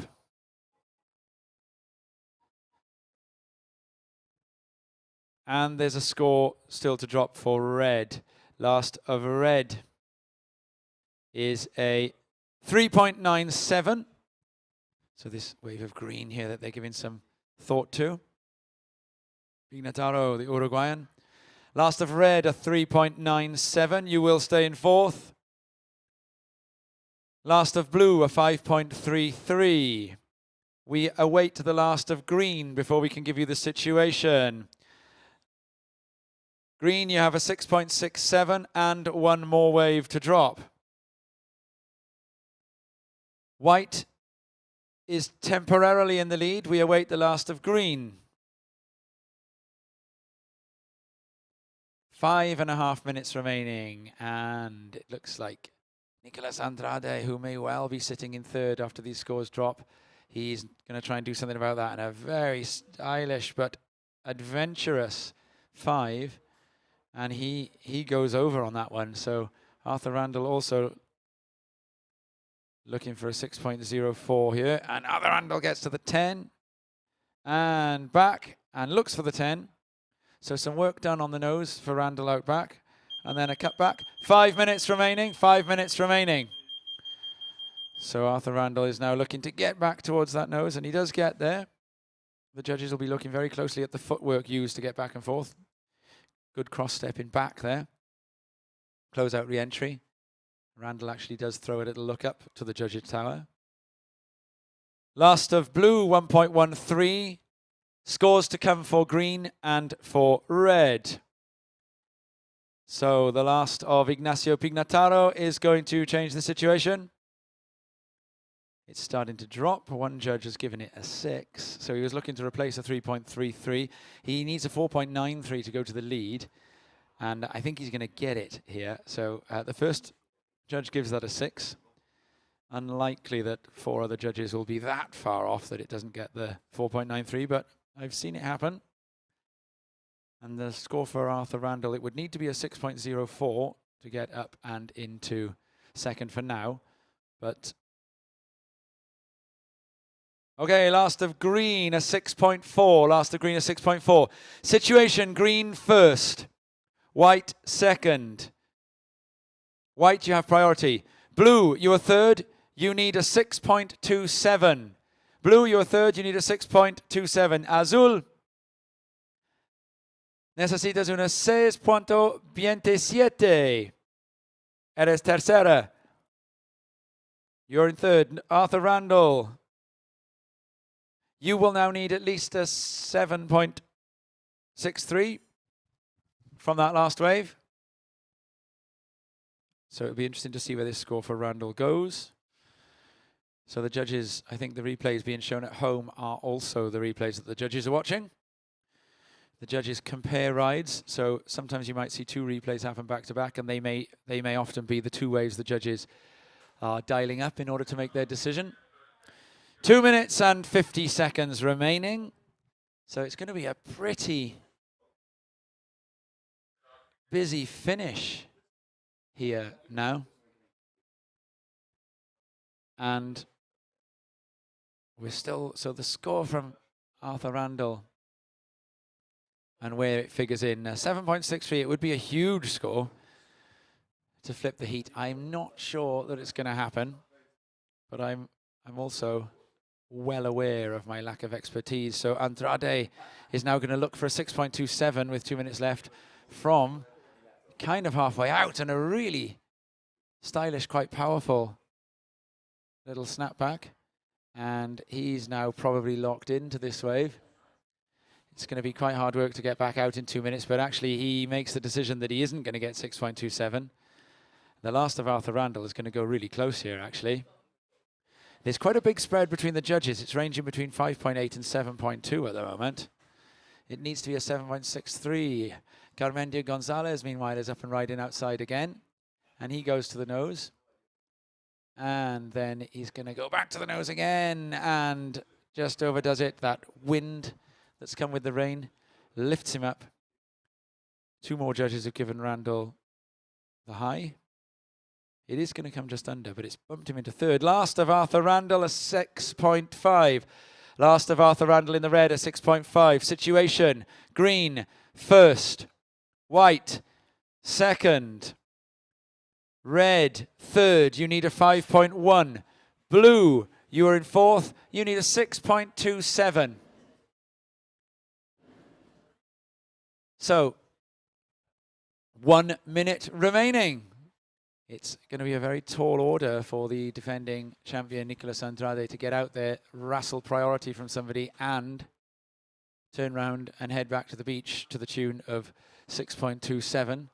Stranger things have happened, but it would be a pretty spectacular turn of events. Arthur Randall, meanwhile, this is going to be his tilt at 5.1.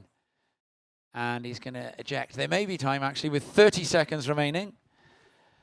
But Garmendia Gonzalez is going to try and see if he can push the requirement, and he doesn't manage to.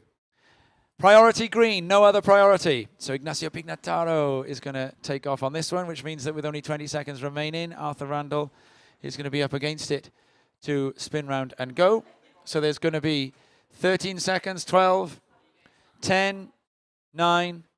Here we go, counting this heat out in 5, 4, 3, 2, 1.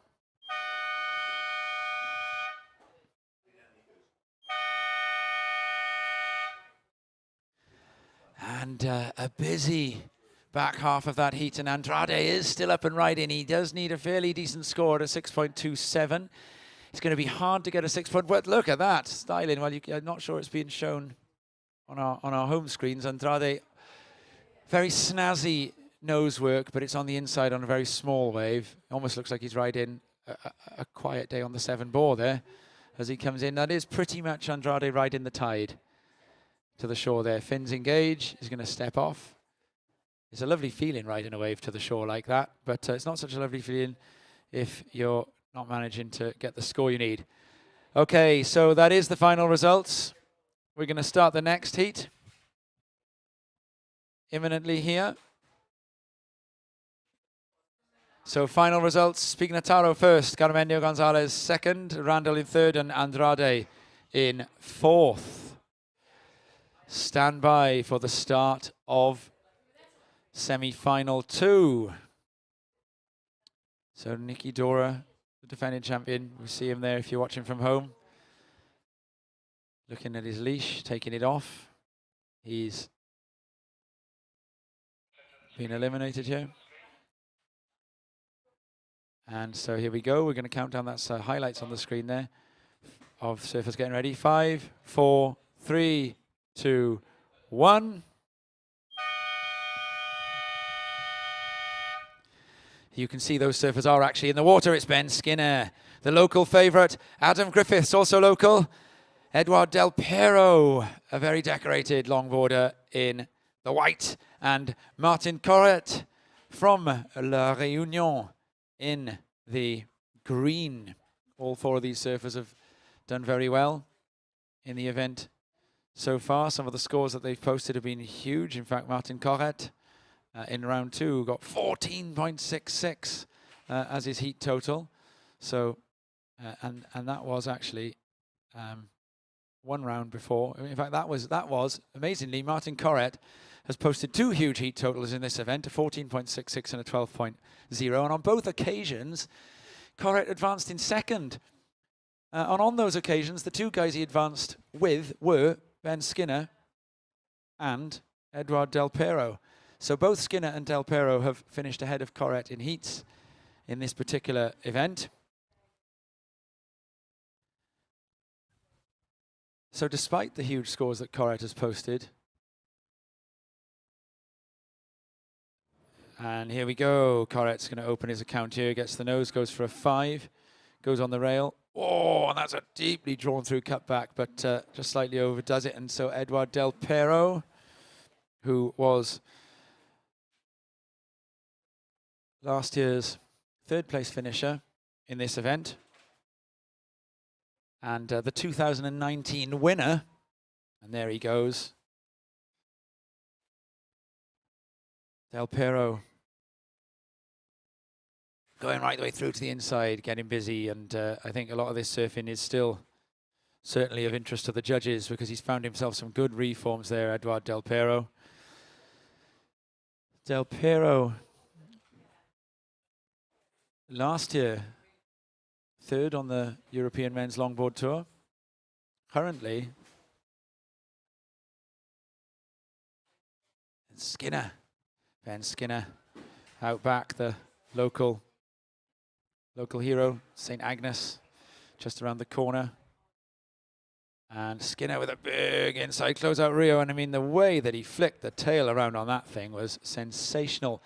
And Skinner also a master of reading the inside section here. He's looking around. He's constantly thinking and calculating about where any possible reform might lie. Decides that there isn't anything worth doing. Skinner is very close to the beach there. So he's got a bit of a paddle on his hands to get back out. 22 minutes remaining. So on the backside here, and going to the nose, that's Martin Corret, the surfer from the Isle de Réunion in the Indian Ocean. And Corret back to the nose, and he's got some work to do to recover it before going down there. Del Pero is from Biarritz in the south of France, 33 years young, and that is years young in longboarding, and to the nose with a 10. Adam Griffiths, and just makes the recovery and goes straight into a frontside cutback, and he's going to work his way back towards the nose again. Looking for the reform. He's going to choose to go for one, and has a nice section coming his way here, actually. Oh, and a lovely stylish cross step as he turns, gets another 5 on the nose, and an inside Rio. A little bit of shortboard-inspired antics on the inside there. Throws away the last 20 meters or so of that ride. Fancies that he's done enough out back already, so that leaves priority white. Priority is with White Del Pero. A replay here of the work done by Martin Corret. I think this is his first wave, actually. So lots of work for the judges to do to keep track of everything. And I dare say the judges will be rather pleased. These are the replays the judges are looking at, I would believe. If you're at home, you can see those replays right now. A lot of work. And I think the judges will be rather pleased that 3 of the 4 surfers are currently desperately stuck inside with walls of white water bashing them back towards shore. Those 9-foot logs, much harder to paddle out with than shortboards. We've got some minor scores dropping first, so the judges get the very small scores out the way first. And then they start to make comparisons. So João Maia will be reminding them of the sorts of things that they saw. So we see here Skinner. So there was a cutback, a stylish one with plenty of footwork around it. Really clever footwork here. And then this inside maneuver here. And that is super progressive longboarding from Ben Skinner. And then a fair bit of work to push it through to the inside as well. I'm not going to make any attempt whatsoever to speculate as to which of those waves is going to be the judge's preferred ride. I'm just going to sit and learn. We get a feedback loop. We see what the judges give for the various bits of surfing that we just saw, and that will teach us what we should be looking for moving forward. Okay, we've got the first of green, a 3.17, and the second of green, a 3.07. So the judges hold back a little bit on Corret. And we see that there wasn't as much fine footwork going around those nose rides as perhaps there was on some of the other rides. They're going to get quite excited about the first of White Del Pero. That's going to go into the good range. So the first judge goes over 6 on that one. There's a bomb coming through here, and Skin Dog has a think about it and decides better, and he was right because it closed out with some ferocity, that wave. And here now, I think we're going to see Del Pero use his priority to stroke in, and a drop knee cut back, classic style, straight into a bit of cross step and gets to the nose, gets 5. Really foamy section to negotiate here for Del Pero, and onto a grab rail drop knee cut back with a foam rebound. And there's going to be a hefty inside section here, and Del Pero gets down it. Oh, and a big dumping inside, and off the top on the inside with the grab rail bottom turn. Pretty much progressive surfing the whole way there on that one. Really lovely rail work. And the judges, meanwhile, are still working on Del Pero's first wave. They're also working on the first major wave of Skinner. There are big scores coming in. There's also a big set out the back, going to wash through. I think there's a possibility, though, that the surfer in red with priority, Ben Skinner, may take it.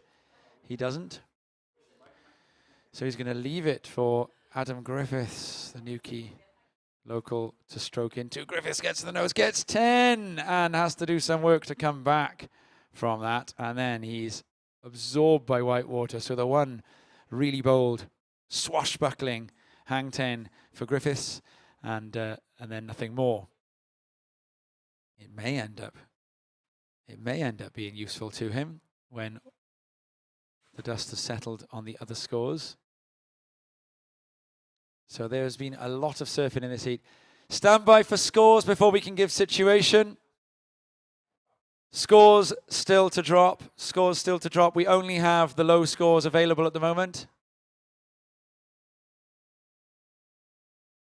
Ben Skinner in red, you do have priority. The rest of the information we will deliver as soon as we have it. First major wave of red, a 6.93.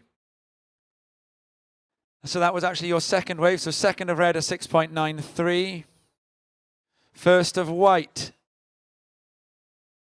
Edward Del Pero.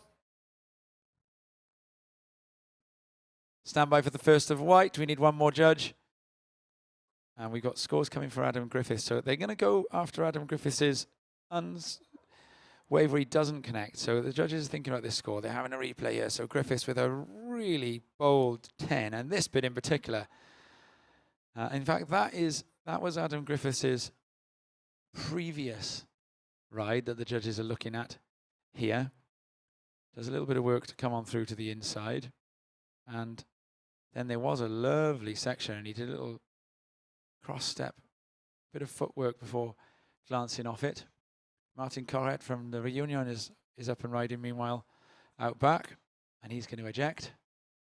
And no doubt to the judges' relief, because they've got quite a lot of work to do to fill this backlog of scores, so they're going to throw down that score for Corrett quite quickly, because it doesn't take as much to think about. So we may well get that wave of Corrett before we get the scores that are going to set the positions in this heat. 14.50 remaining. So we're waiting for one more judge to rule on Del Pero's first, and that's before they get started on Del Pero's second. I think they're going to... And Adam Griffiths, now that first one that we just saw the replay of, is also going to pick up a fairly decent score. Corrett, the Reunion surfer, is now getting busy again out back. And Corrett to the nose. 10, holding the 10, cross stepping back.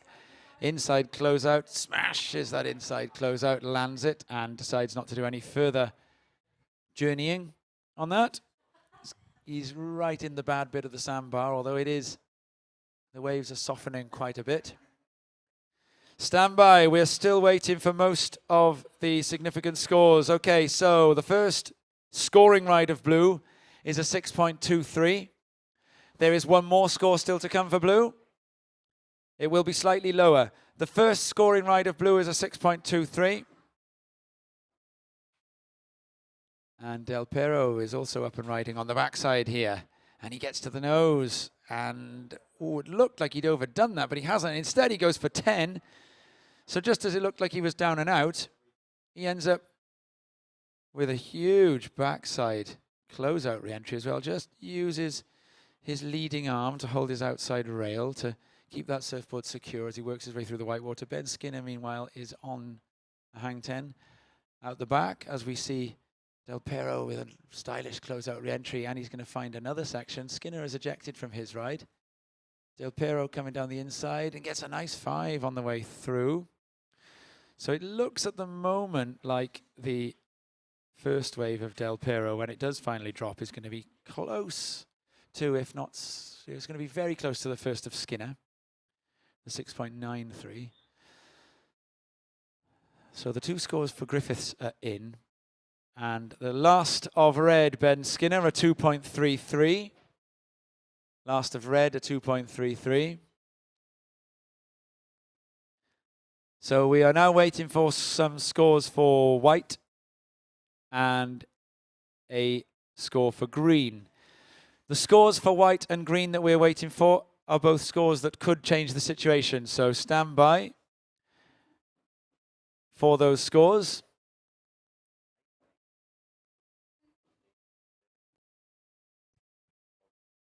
So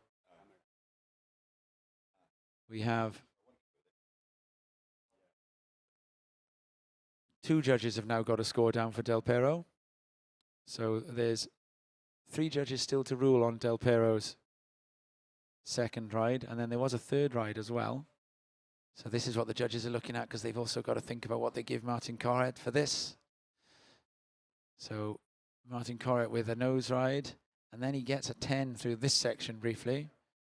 And in fact, spends a little bit of time on the nose there, and then this closeout re-entry is bold and stylish. There's nothing else. And they're looking then at what Del Pero did. So these 2 waves, the judges are making comparisons between them, and nearly sinks on that nose ride, Del Pero, but instead recovers it and gets back.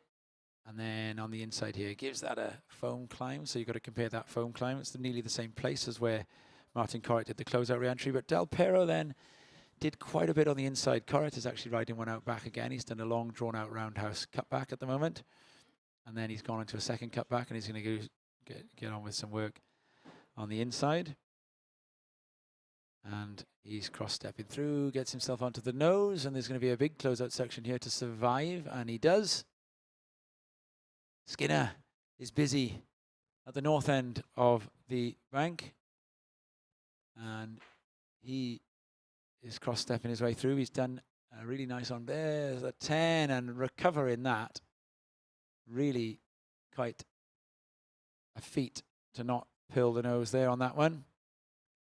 And he's going to go back to the nose again and probably find a reform. He may well be looking to go left now. Gets to the nose, and then there we see the Skinner stomp that Rob and I have dubbed, and that is where you just make sure beyond belief that you demonstrate, as he is doing there, control of the surfboard, onto the nose again, and control of the surfboard demonstrated. What more do you want? Says Ben Skinner's body language. So Ben Skinner is a local surfer, guys. So I think we have been offering a little bit of beach bar entertainment when the locals ride a wave. So if you want to see the surfer in red getting on through to the finals, make some noise, beach bar. Big backlog of scores still to come. So we do apologize for the difficulties in getting situations to people, but there's a lot of waves ridden in this heat, and the judges have got a bit of a backlog to make up. Before we can do that, who'd be a longboard judge? They've now got about 7. I'm trying to work out how many it is. They've got a heap of rides to compare to each other. Fortunately, they've got replays, and they've got Bassa in there showing them those replays. Some of the replays then that the judges are seeing are being picked up for us by John and stuck on the screen for those of you at home. Situation as soon as we can. We have 2 more scores to come for white. We have 1 more score to come for red. And we have 3 more scores. Here we go. Second of white, a 6.5. Third of white, a 5.63. White, your heat total is 7.17 and 6.5. White takes the lead. Blue would need a 7.44 for first.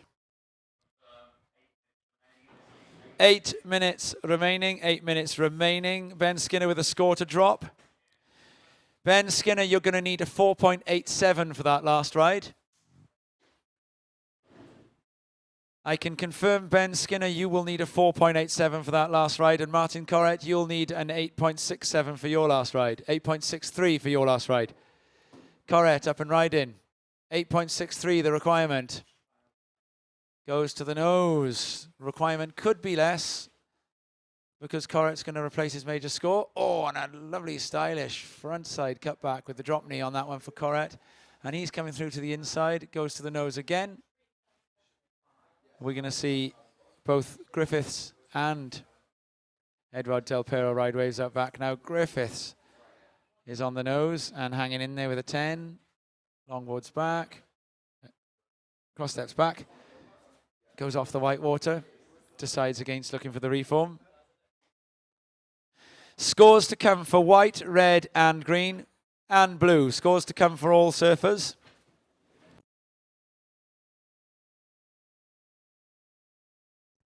Now the longboarders, they are used to there being some live score backlogs. Del Pero with a nose ride. This is live. A second nose ride. And he was thinking about the 10 there. Ooh, and the front foot lift. Oh, and goes to another 5 on that one. And then the inside closeout re-entry. And there's going to be a second one here. And that one, a huge airborne, almost. The French like that.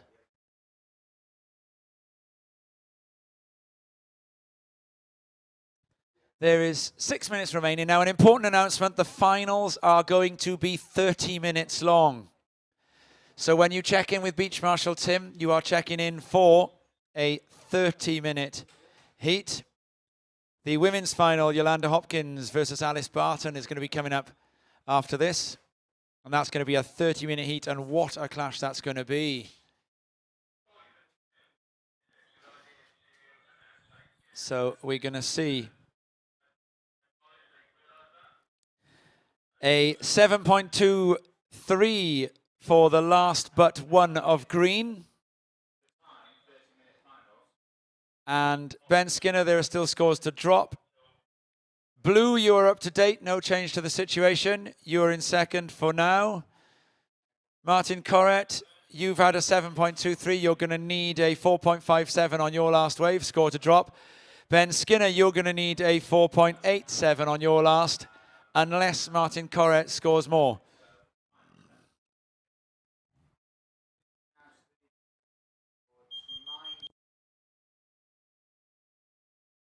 Five minutes left. So another reminder to the competitors in the next heats, it's a 30-minute final. Okay, one more score for the green, 6.23. Green, you are up into second. Requirement for red was 6.54, but you have a score still to come. 6.54 was the requirement, but there was another score to come for green. Judges are considering that replay.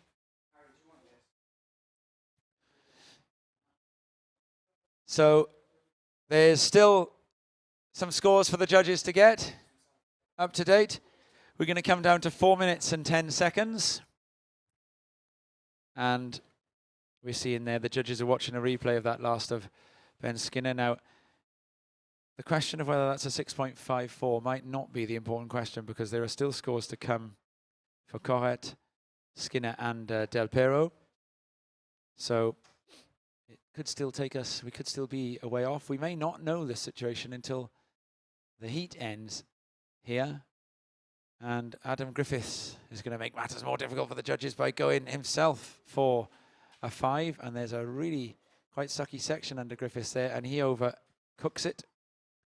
and is off. So there will be no change there. The judges usually will now throw that score down very quickly. They are. It's going to be in the mid ones before they continue with their studies.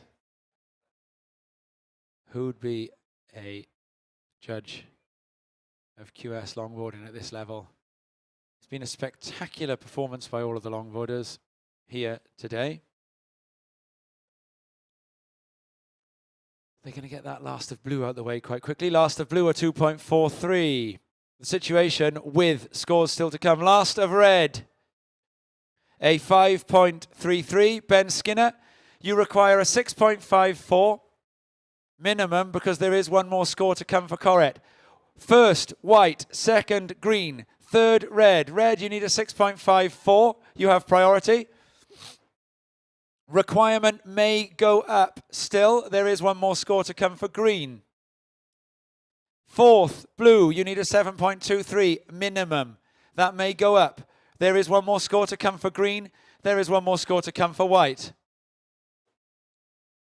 The score for white, I think, is very likely to figure, but with white out in the lead, it's not going to necessarily change the requirements for second as much. And we've got scores for white and green are the ones that are still to drop here. So for you at home, you've now got a little bit more detail. And Adam Griffiths looking for the 7+, maybe even more that he needs. And that isn't going to do it. 1 minute and 40. Martin Corette taking no chances and goes into the pig dog, pulls into the barrel on the backside and gets bowled over. But he would have had a vision for a second there. They call that the pig dog. You grab the outside rail. Very hard thing to do. You've got to get that front shoulder in and in front of the back shoulder to fit into the tube, to make your body into that almond shape. Up and onto the... And doing it on a longboard is just another league of difficulty. Del Pero, cross steps to the nose. So this is the heat leader. And so both of the first and second surfers leaving nothing to chance here. Del Pero back to the nose, taps it. Coming onto the inside, getting some work done. 50 seconds remaining. Green, we have 2 waves still to come for you. So this wave of Skinner is likely to need to be a score. And he gets to the nose first of all, goes for a 5. And that horn is blowing from the beach bar, not from the tower. And he gets another 5. And then cross-stepping. Del Pero is still finishing up on the inside. Skinner goes for the 10 and then steps out of that one. So Skinner is going to come in because there's 15 seconds remaining. 14 seconds. Del Pero is walking up the sand. 10 seconds. And Corette is going to ride another wave again out back. So 5, 4, 3, 2, 1.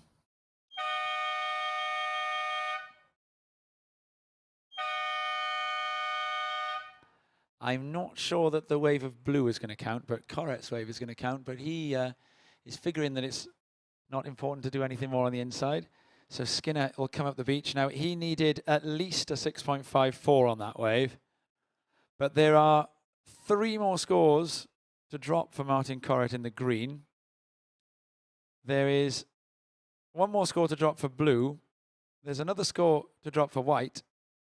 And we got the score to drop for red. And that's pretty much been the situation for the entire heat. The judges will now take a moment to try and catch up with that backlog. So the surfers in the women's final, Yolanda and Alice. There's going to be a little wait while we sort out the longboard scores. Yolanda and Alice, stand by. We're going to sort out the longboard scores. So the longboard judges are now going to have to fill that in. So Adam Griffiths is up to date, is going to stay in 4th. Last of Griffiths at 2.27. He's going to stay in 4th. Now Corette, they're getting up to date. Now Skinner and Corette, now you see the difference there. Corette was using he had side fins. Skinner going on the single fin. So the one surfer whose scores we got up to date are Adam Griffiths. Guys, give a big hand for everyone there. That was constant surfing throughout. These guys have given the judges nightmares with the number of scores they've had to put down. Okay, so we got one more score in for Corrette, a 6.8. There's still 2 more to come. So the 6.8 means that Skinner will have needed a 7.11 at least, because there is one more score to come for Corrette. So Skinner will need at least a 7.11. Then another score is going to drop for Corrette, which isn't going to change the situation. So Corrette up to date with a 4.17. Right, so the situation is clear. Corrette sitting in second. Skinner is going to need. So Del Piero has won the heat. Corrette is sitting in second. Skinner needs a 7.11 from that last wave. And there is a replay on my screen which suggests that the judges are obviously having a look. So we're now going to get for Ben Skinner. They are looking at what he did. So there was 1, 5. And then a direction change, a lovely bit of footwork. A bit more footwork, a 5. And then another 5. So there's 3 5s on the outside. Then a bit of footwork to turn through. And then he goes for the 10 as that wave goes through its first little phase of closing out. Meanwhile, out the back, they're also looking at the wave of Del Piero. So they're making comparisons now. I think what they're doing is they're comparing one of the red waves to one of the white waves. Now, I have lost track of which white wave this is that they're comparing it to. It's a good white wave. So they're comparing Last of Red to a good one of white, which would suggest that the Last of Red is therefore somewhere up or around where it might need to be. A 7.11 is what it will require. And let's see if the judges are looking at any other replays. Now, they're watching all of this wave of white right the way through for Del Piero. Now, the last score of Del Piero isn't going to figure because he's won the heat anyway. So whether he posts a 10 or a 1, he will end up having won that heat. You can see the wind and the British beachgoers. And so it's all about this Last of Red. And the Last of Red is in at a 4.9. So Corrette is going to hold on for second. And the Last of Del Piero is going to push him up slightly. That was a 7.33. So guys, give him a big hand. The official results are in. First white, Del Piero. Second, green, Corrette. Third, red, Skinner. And fourth, blue, Adam Griffiths. So in the end, that one ends up being France, France, Cornwall, Cornwall. And we're going to get fairly quickly underway with the women's final. So this is now going to be a 30-minute heat. Official results, you can see it at home now. Del Piero, Corrette, big scores, 14 points both. And Skinner with a score that would have got him through pretty much every other heat of the event. And Adam Griffiths also with one really good wave in the middle of that, just didn't quite find the backup. So stand by, surfers in the water. We're going to be starting very shortly. Yolanda and Alice, stand by. That's the athlete area up there. And beyond that, the headland. And there's a little monument up there in that building to the Cribber, the giant surf spot. Yep. To the giant surf spot that breaks just out from that headland. And so we have a 30-minute final about to start. And we're going to be underway very shortly. The screens are all set. The judging panels have changed over. And we're just getting to count down in 5, 4, 3, 2, 1. What a final we have on our hands here. And in true fashion, Yolanda Hopkins kicks off straight away with, do we call it a buzzer beater when it's the other way round, Rob? Oh, interesting. Straight on rail, 2 nice cutbacks and coming through to the inside, smacks one off the top and sticks it, and then jumps, makes herself into a human anchor so that she doesn't get pulled any further in. Now, the longboard judges, Rob, you've just been on your lunch. I don't know if you were anywhere near the chaos of that room just then. To cast my eye over it. I think all judges from that last heat have gone to lie down in a darkened room, haven't they? There were some, stressed is the wrong word, they're consummate professionals, of course, but yes, they had a lot of work to do. They had their work cut out some.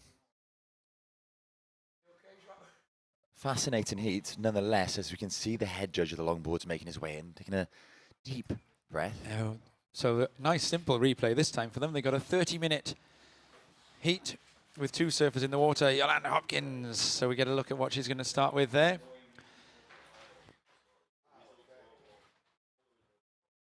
So Yolanda there, the surfer in red, making a very, very quick start, Tom. In true Yolanda fashion, it's a decent nothing start if not keen. too. First of red, a 6.83. First of red, a 6.83. So blue priority, so Alice will know she's got priority. So you can see there the iconic Headland Hotel, and there we can see the route these surfers have taken.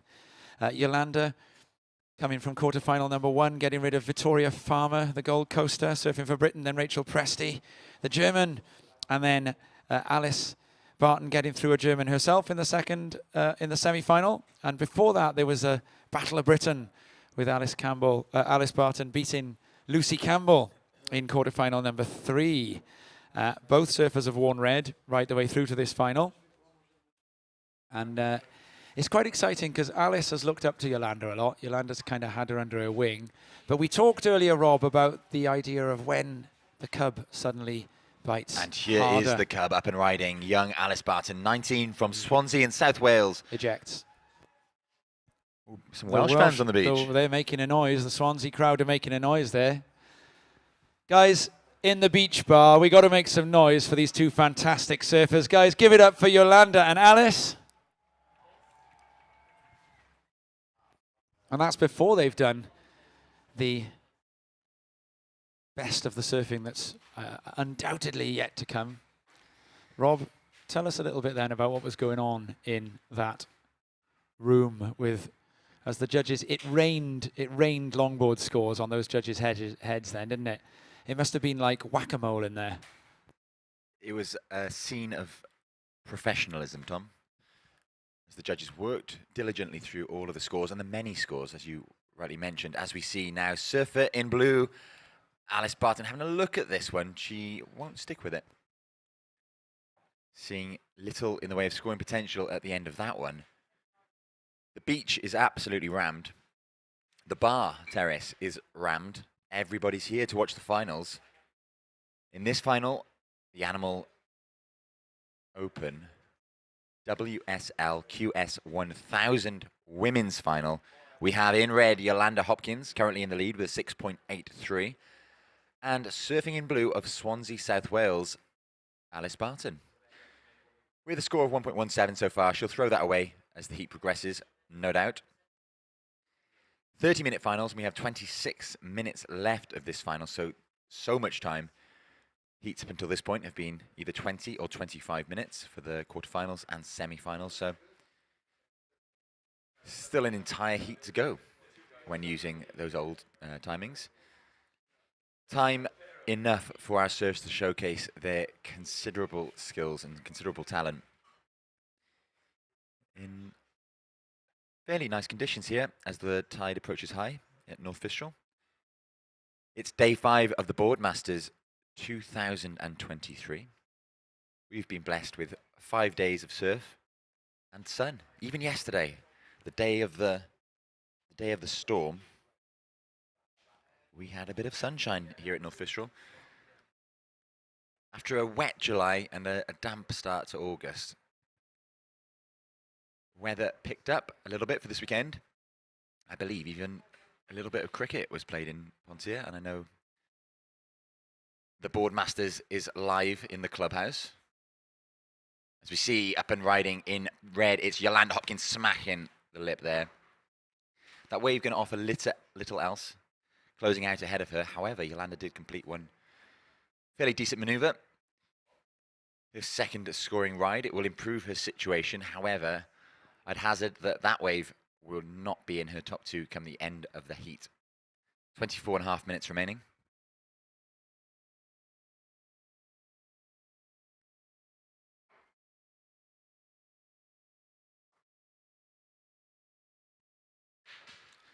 At the conclusion of this heat, we'll be moving into the WSL QS1000 Animal Open men's event.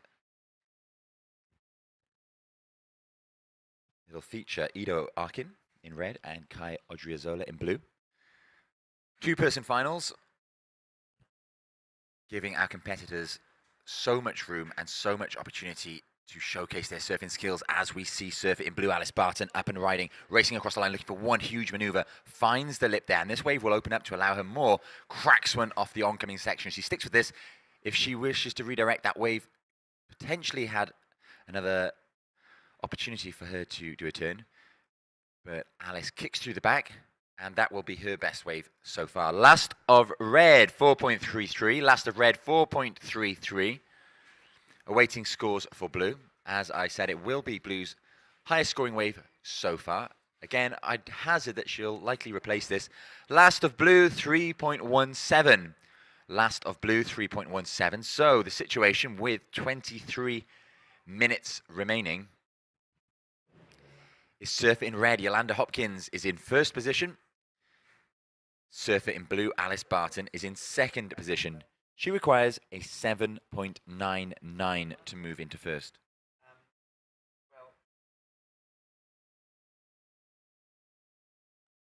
Some fantastic rides winding their way across the bay here at North Fistral. That high tide really starting to shape up conditions.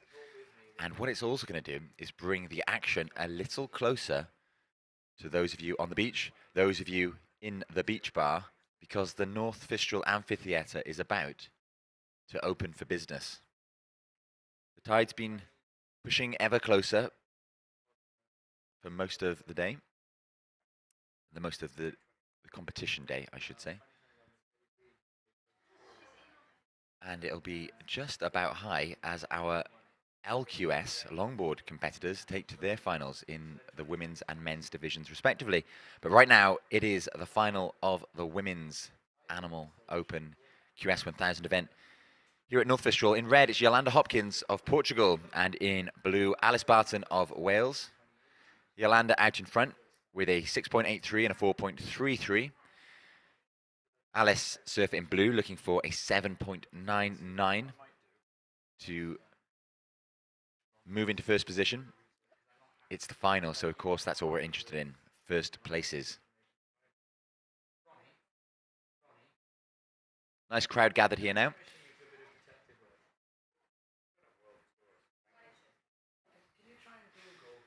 It's the surfer in red, Yolanda Hopkins, who has priority, and there's a little wave rolling in, and Yolanda will assert that priority as she takes off on a lumpy right at the back. She's cutting back this section of the waves a bit fat as it moves through the deep water, and Yolanda wants nothing more to do with it.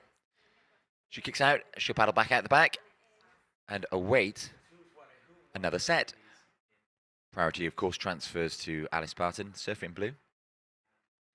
I spoke to Alice after her semi-final win, and her glee, her delight was palpable.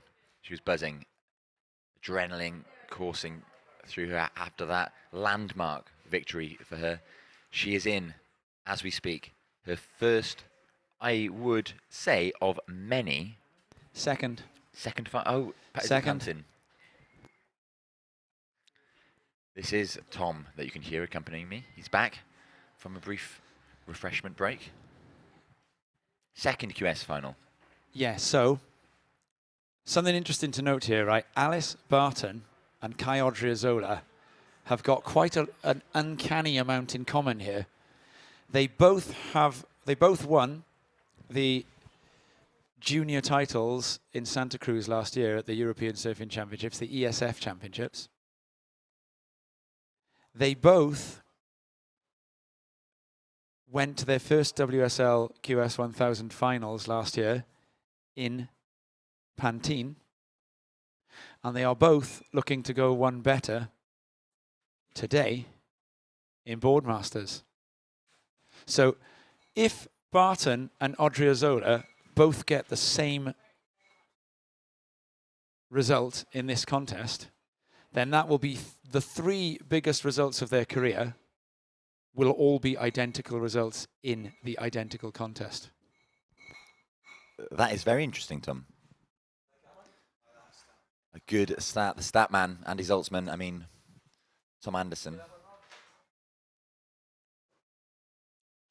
And you'd be forgiven for thinking you're listening to Test Match Special with the quality of stat coming through the airwaves. Now, Yolanda Hopkins isn't going to care about that. Situation, surfer in red, you're in first. Second is blue, you have priority. Blue, you need a 7.99. Red, you have a 6.83 and a 4.33. Blue, you have a 3.17 and a 1.17. So red, in second priority, your low score is a 4.33. Blue, with priority, you need a 7.99 to take the lead, or anything more than a 3.17 to improve your situation and reduce the requirement. Your top score is 3.17. If you replace the 3.17, you will reduce the requirement. The requirement is currently 7.99. 18 minutes remaining. Priority blue.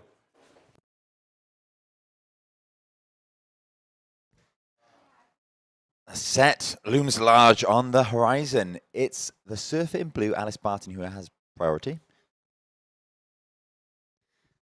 I think Yolanda was trying to sell Alice on that last wave, having a little look at it with no real intention of going, I dare say.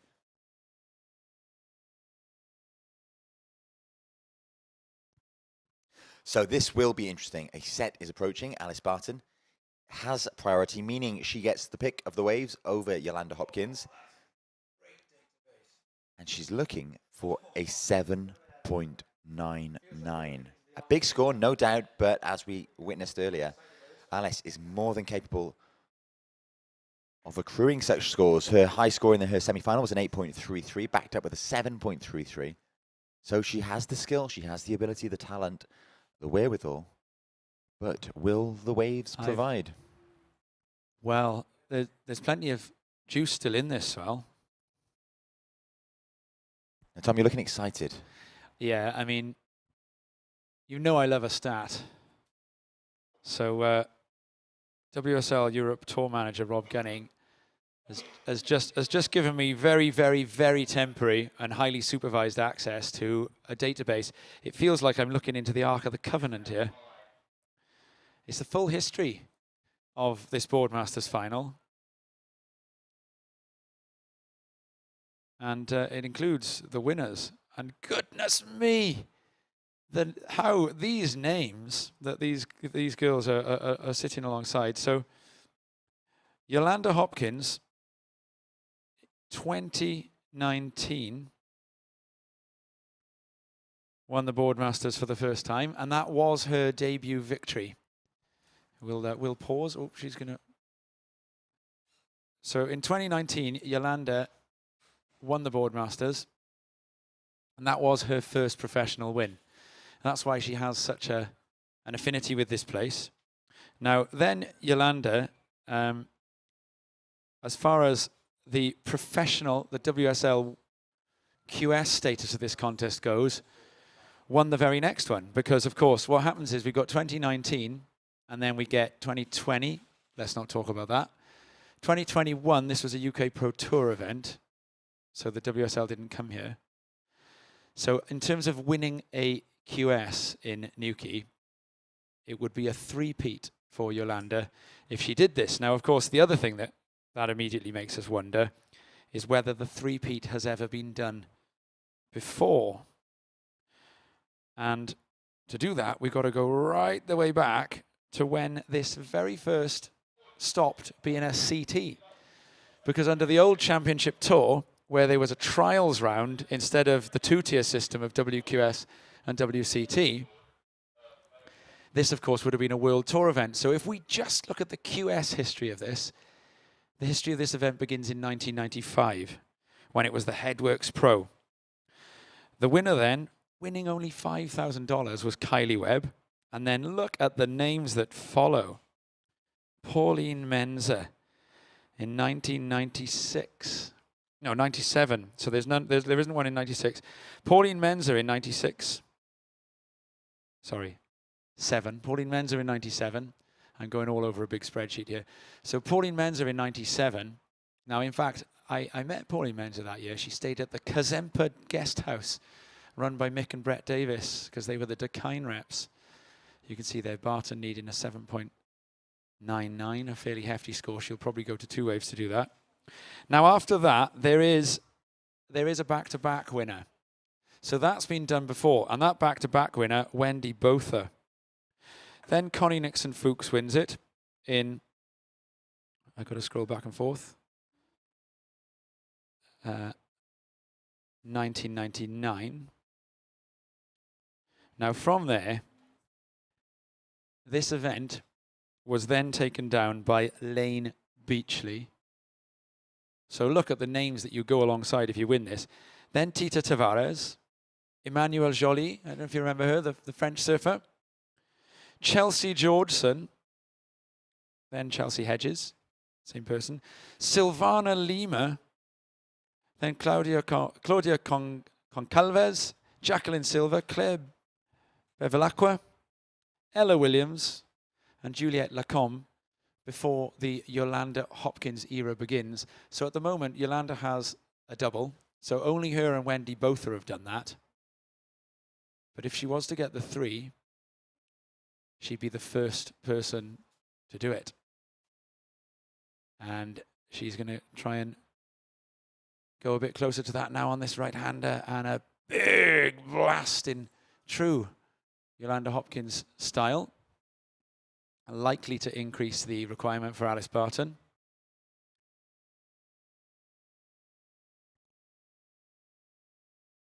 Some names on that, Rob.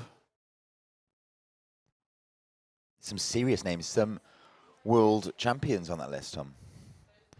Well, not just world champions, multiple world champions. Lane Beachley, Chelsea Georgeson. Chelsea Georgeson. Yeah, Chelsea Hedges, nay Georgeson. Did both ever have a world title? Sorry? Did both have a world title? Yeah, they both had world titles. No, did Botha, Wendy? Oh, Wendy Botha. I think Wendy Botha didn't get a world title, if I remember rightly.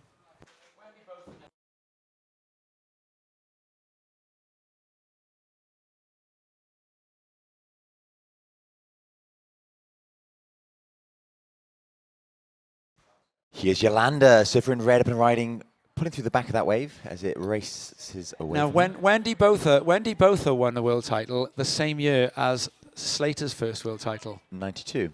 92, when it finished, when the Coke Classic.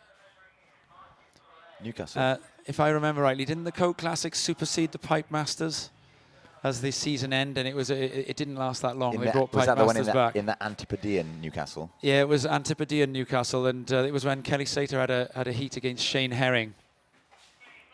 So Wendy Botha, now I reckon that's 1992 that Botha was world champion. Now whether Botha had other world titles, we'll see if we can figure that out. Well, whilst you're doing that, Tom, with 10 minutes and 45 seconds remaining, let's give our surfers and, of course, the beachgoers, the crowd, the spectators, a little update. Surfer in red, Yolanda Hopkins, is in first position with a 6.83 and a 6.57. So that 6.57 was for that last but one wave that Yolanda got, for that one turn. So 6.57 was the most recent score of note for surfer in red. She's out in front with a heat total of 13.4. Surfer in blue, Alice Barton, is in second position, and as a result of that second score of Hopkins, a 6.57, Alice Barton is now in a combination situation. Surfer in blue, you require 13.40, a combination of 13.40 to move into first. So with just under 10 minutes remaining, Alice will be looking to get busy now. She needs to get at least 2 waves to give her a chance of reaching that combination of 13.4. We know that she's more than capable of doing it. She did it earlier today. Alice posting an 8.33 and a 7.33 in her semi-final, where she dispatched Camilla Kemp from the contest. Someone who had impressed throughout the entire event. A scalp in sporting terms. There are 9 minutes and 10 seconds remaining. It's red in first, red of Portugal in first, and blue of Wales in second. Here goes red. Yolanda Hopkins having a look at this one as it goes into deep water. She won't get into that.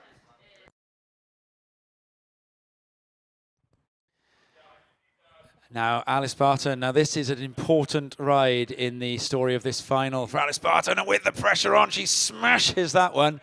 And the inside completion, if she sticks this, that is going to be a huge score for Alice Barton. Wow. We have a heat on our hands, The Rob. crowd have just erupted. The moment she is told that there's a combination situation, Alice Barton says, no way.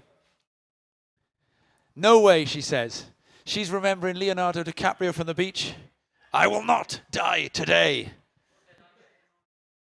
Wow. Look at the spray from that first turn, and then this is a huge inside re-entry. What a turn. Fabulous. And she looks, now what's that claim called? That's the clap. It wasn't, but it was like a kind of a 2 hands out. That's a clap. What more do you expect? And the judges are going to go huge. Go ballistic on that wave. It's going to be the biggest wave of the entire event. Last of blue, an 8.83. Oh, the crowd like it, Tom. Look at the way that Yolanda, the second she hears it, just begins paddling across that lineup. So the situation is, surfer in red, Yolanda Hopkins, you are in first position. Surfer in blue, Alice Barton, you are in second. You now only require a 4.57. The heat is on, Tom, and there's 7.5 minutes remaining. Yolanda's heading towards her. The cub bites back harder. Will the student become the master? I got goosebumps. Just whatever happens here now, this is either going to be a massive breakthrough result for Alice, the 19-year-old from Swansea, or it's going to be the first ever three-peat on the women's side. Either way, something massive is going to happen here today. History being written here at North Fistral. The crowd really be getting behind surfer in blue, Wales' own Alice Barton. Now, guys, we should live in the moment here, because with 6 minutes and 50 left, you are watching the best ever final to this event. I'm calling that. I love it. Just because of the stakes. Like, look what happens to either surfer if they win this, and the quality of the surfing, the high tide Fistral amphitheatre. I mean, okay, we could have done with 30-degree heat waves at the same time, but, you know, let's not. You know, this is, well, like we said, this is surfing's equivalent to links golf. And here we go on the inside. Yolanda a little bit further in. She's moving towards Alice. 6 minutes and 17. A little bit early to start trying to mark her off. A little bit early. 6 minutes and 5 seconds remaining. The bowl, there it is, the high tide Fistral bowl, the amphitheatre is on. The fans are in the bar baying for more action. 5 minutes and 50 seconds remaining situation. Now, there's been a priority change too.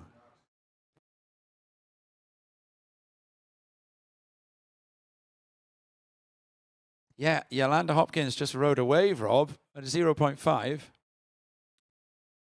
And it means that priority is with blue. So, with 5.5 minutes left, the surfer in blue needs a 4.57 and has priority.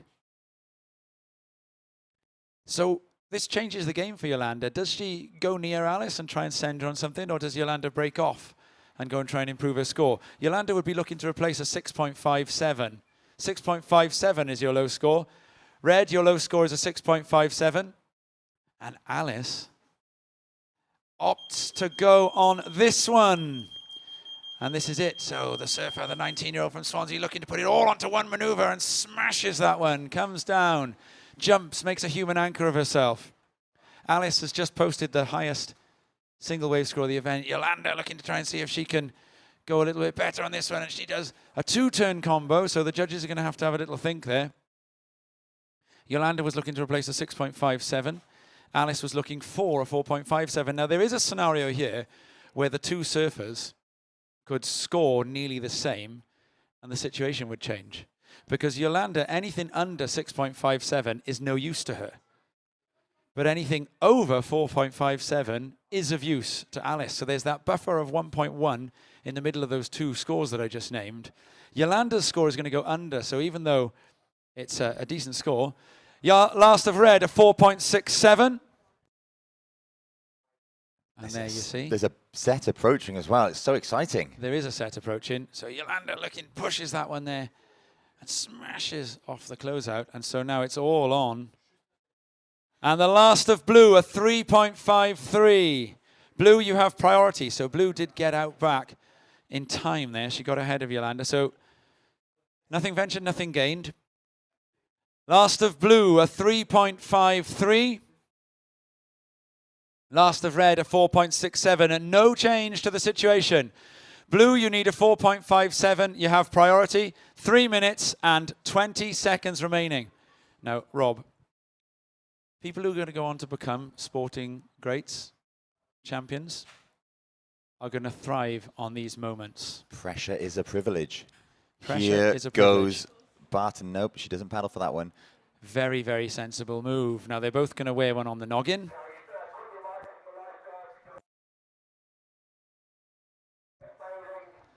I've got a lifeguard interruption. Yeah, fair enough. The lifeguards have got to do their job. Now, Barton, she's got some decisions to make. I don't think she wants to swing on something full of foam, but Yolanda is going to. So now Yolanda's going to try and better a 6.57 from the inside. So to do that, she's going to end up doing something pretty spectacular or attempting something spectacular. She goes to the rail. She goes up and into the lip again, and then this closeout smashes that one and then comes through, taps it again. So Yolanda getting busy. I don't know if she's going to beat the 6.57. It's going to leave her on the inside, a long way back out to interfere with Alice. Big maneuvers out the back. I think we could be in a situation here where Alice has the pick of the lineup. Even if Yolanda improves her score, it won't be by enough to put Alice out of the run-in. 2 minutes remaining. Surfer in blue. Situation is the same. You need a 4.57. Last of red, a 4.03. Surfer in blue, 1 minute 45 remaining. You have priority. You need a 4.57. And this is it now? Well, the Welsh camp are pacing the sand, Tom. Adrenaline coursing through their veins, no doubt. Anticipation at all-time highs. This is where it's at. You want to make it big time in sports. You got to take these moments. Pressure is a privilege. Pressure is a privilege. And I mean, what a privilege it is for Alice to be in this position, whatever comes of this position. A nail biter. The fact that she's here, and it is an absolute nail biter. We're completely neutral up here in the booth, and can you imagine what it's like down there if you're a supporter of either of these two surfers right now? It must be almost unbearable. And Alice, I think, is going to have a go for it on this one. There's a big section in front. She's going to have to do something big. And she smashes off the lip on that one, pops the tail down and out, and doesn't land it. Yolanda Hopkins is going to be out the back with priority now. And there is 45 seconds remaining. So, in fact, there's no priority. No priority. So, judges don't deem that Yolanda has gone out far enough to get priority. Alice on the inside may get a chance to spin and go. There's 34 seconds remaining. I think there's going to be 2 more opportunities to do it. And she is going to go for it on this one. She's not going to find that one. So there's going to be 25 seconds. I think she's going to be up against it. There's going to be white water tumbling on her head here. 20 seconds, it looks to me. Dare I say it, as though the three-peat is the more likely now then. 15 seconds. We're counting down here now. Yolanda is up and riding on the backside. 10 seconds remaining. Could this be a victory lap? She smashes it in and out of the top 5. 4, 3, 2, 1.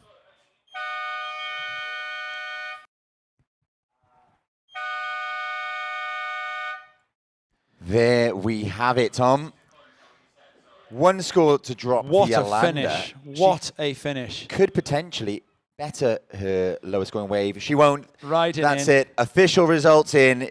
Ladies and gentlemen, please put your hands together for our two finalists in the Animal Open Women's Division of this, the WSL QS1000 event here at Newquay. Yolanda Hopkins is your 2023 champion, and in second, Alice Barton. Congratulations, girls. Superb performances all round. Yolanda Hopkins is the 3-time champion. Let's hear it for our 2023 Boardmasters champion, Yolanda Hopkins. And under the white water they go. So we're going to be getting underway with the men's very shortly. Ido Arkin and Kai Odriozola. That's where there's lots of people up there watching. And so on we go. We'll probably get some scenes from the fallout from that heat as we get it in the next one underway. So counting down in 5, 4, 3, 2, 1.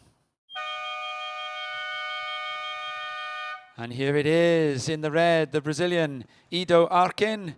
And Ido Arkin is surfing from Tel Aviv, the 20-year-old, and Kai Odriozola in the blue, the youngster, relatively, the 17-year-old from San Sebastian. He is in the blue. You can hear the noise down there on the beach. Yolanda is being chaired up the beach, as is custom in surfing, that a winner does not touch the sand. Their feet do not touch the sand. They are chaired over the sand. There's Alice is getting a lot of congratulations for that performance. And that was an absolutely incredible performance by Alice Barton. The wave just didn't quite come to offer that score up in the end. She got the highest single wave of the entire event. But in the end, it was the three-peat from Yolanda Hopkins. Now, we are calling this a three-peat because there were 2 years where the Boardmasters was not a QS contest. So as far as the QS era goes, that is a back-to-back-to-back, which has never been done as a QS for the ladies. But Rob, as we start off with this men's final, there's a few things we can say, and one of them is that I have further access to the Ark of the Covenant from Rob Gunning, and I can talk about the history of this one.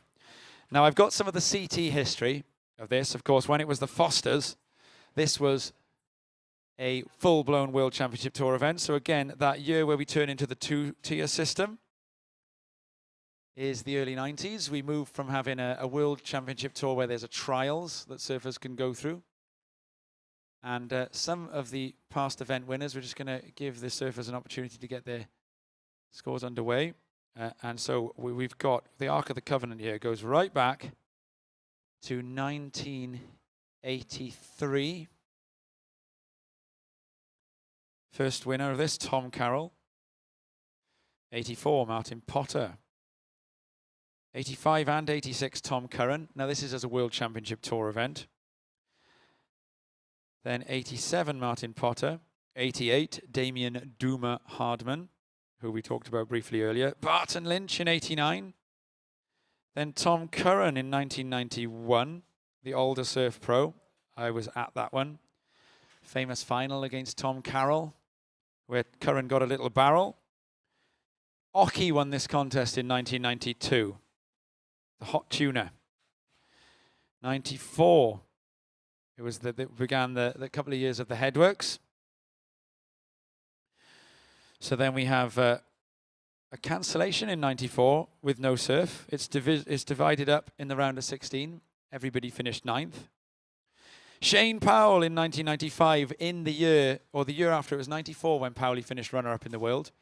There we see the progression through. Hans Odriozola beat an Israeli, Kai Odriozola, sorry, Hans the brother, lost to Ido. So Kai Odriozola beat the local favourite Luke Dillon to get through to that final. Whereas Ido, he beat Kai Odriozola's younger brother Hans in the semi-final. See the wind there and the famous British windbreakers. So the Headworks Pro era then. Shane Powell, the year after he'd finished runner-up in the world. Then Taj Burrow wins it in 96 in very small surf. 97. This was a name I was trying to remember and I couldn't. Renato Wanderley. That was the year Rob Machado bashed his board up on the knowledge that he hadn't won. A high tide amphitheatre final on a warm day, that one. Two other Brazilians in that final with Renato Wanderley. I believe they were Armando Daltro and either Renan Rocha or Tadu Pereira. But we've got then Glyndon Ringrose in 1998.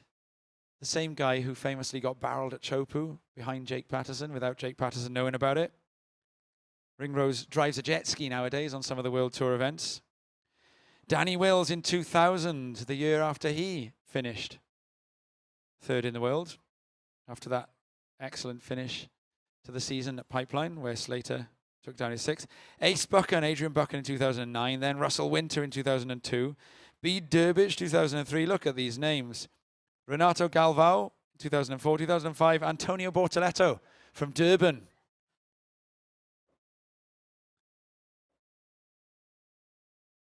We then have David Weir, another Durban surfer. Benny Bourgeois, 2007, from Wrightsville Beach, North Carolina. Excellent small wave surfer.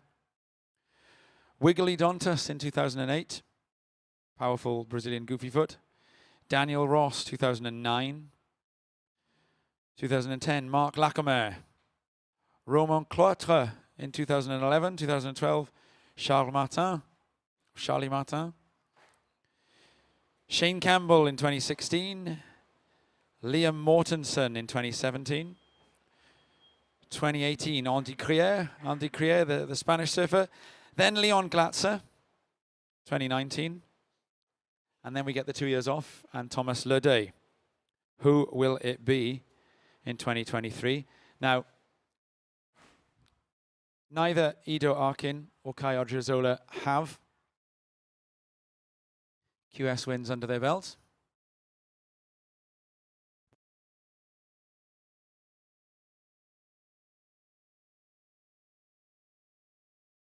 So this will be a maiden victory for whoever wins.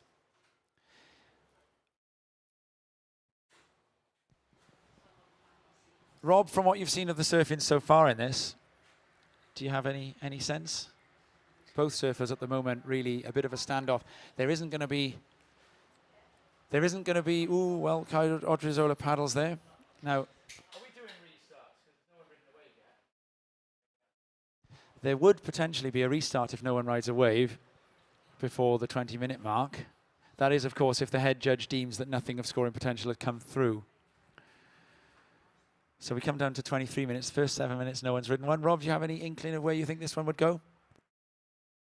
Honestly, at this stage, Tom, no.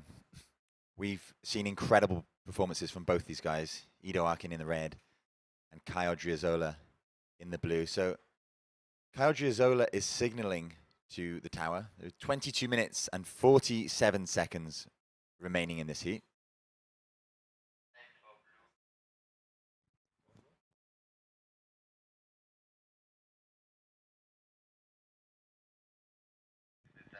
So there are 22 and a half minutes remaining. 22 and a half minutes remaining. So coming up to 8 minutes gone in this heat. No waves ridden as yet. As I was saying, Tom, we've had incredible performances from both of these surfers. Obviously, to get to this stage of the competition, it's the business end. Kai Odriozola was extremely impressive this morning, I thought, in semi-final number 2. He's been absolutely ripping throughout. Both the Odriozola brothers. They are so gung-ho in the way they throw themselves at those deadly sections. And the thing that really impressed me in the earlier rounds, and there's going to be a ride, so there's going to be no resurf. Odriozola decides to make this a 22-minute heat. And in he goes, and goes straight to the air and lands it. Pumping through to the inside, bit of work to do, so that's just the one move. I mean, you can see how much he wants it from the way that he did that then. Straight into the air. Now, I think that looked like it was tail high. It wasn't the full rotation, was it? It was landing fakie and then popping back round. We'll get a little look at it. It's a pretty solid bit of aerial work that from Odriozola. Really interesting to see what the judges do with that. Talking about the three-peats, by the way. We'll just have a, for those of you at home, you can see the replay now. Of the air. And we go. here he is, takes to the air. Yeah, it's pretty big air. Oh, it's not over the most deadly of sections, but No, do you know what? Obviously, we'll leave it to the judges, and we've been proven wrong time and time again, but I don't think the judges are going to go that high with the score. So the men's event here has been won 3 times, but not in a row. Right. Do you want to guess who that is? Or were you looking? No, I wasn't looking. Go on, take a guess then. Curran? Yeah. Okay. Win it twice in the 80s, and then again the Older Pro. Okay.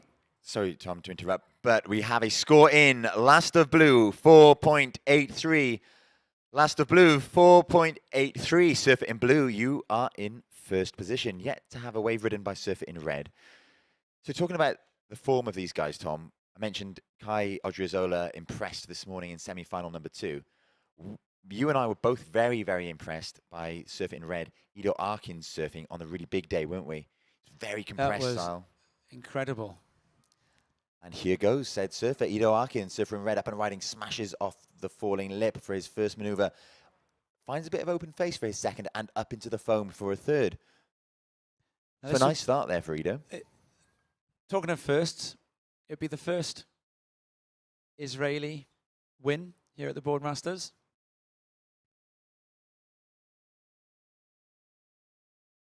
And Odriozola going fast on this one and ejects.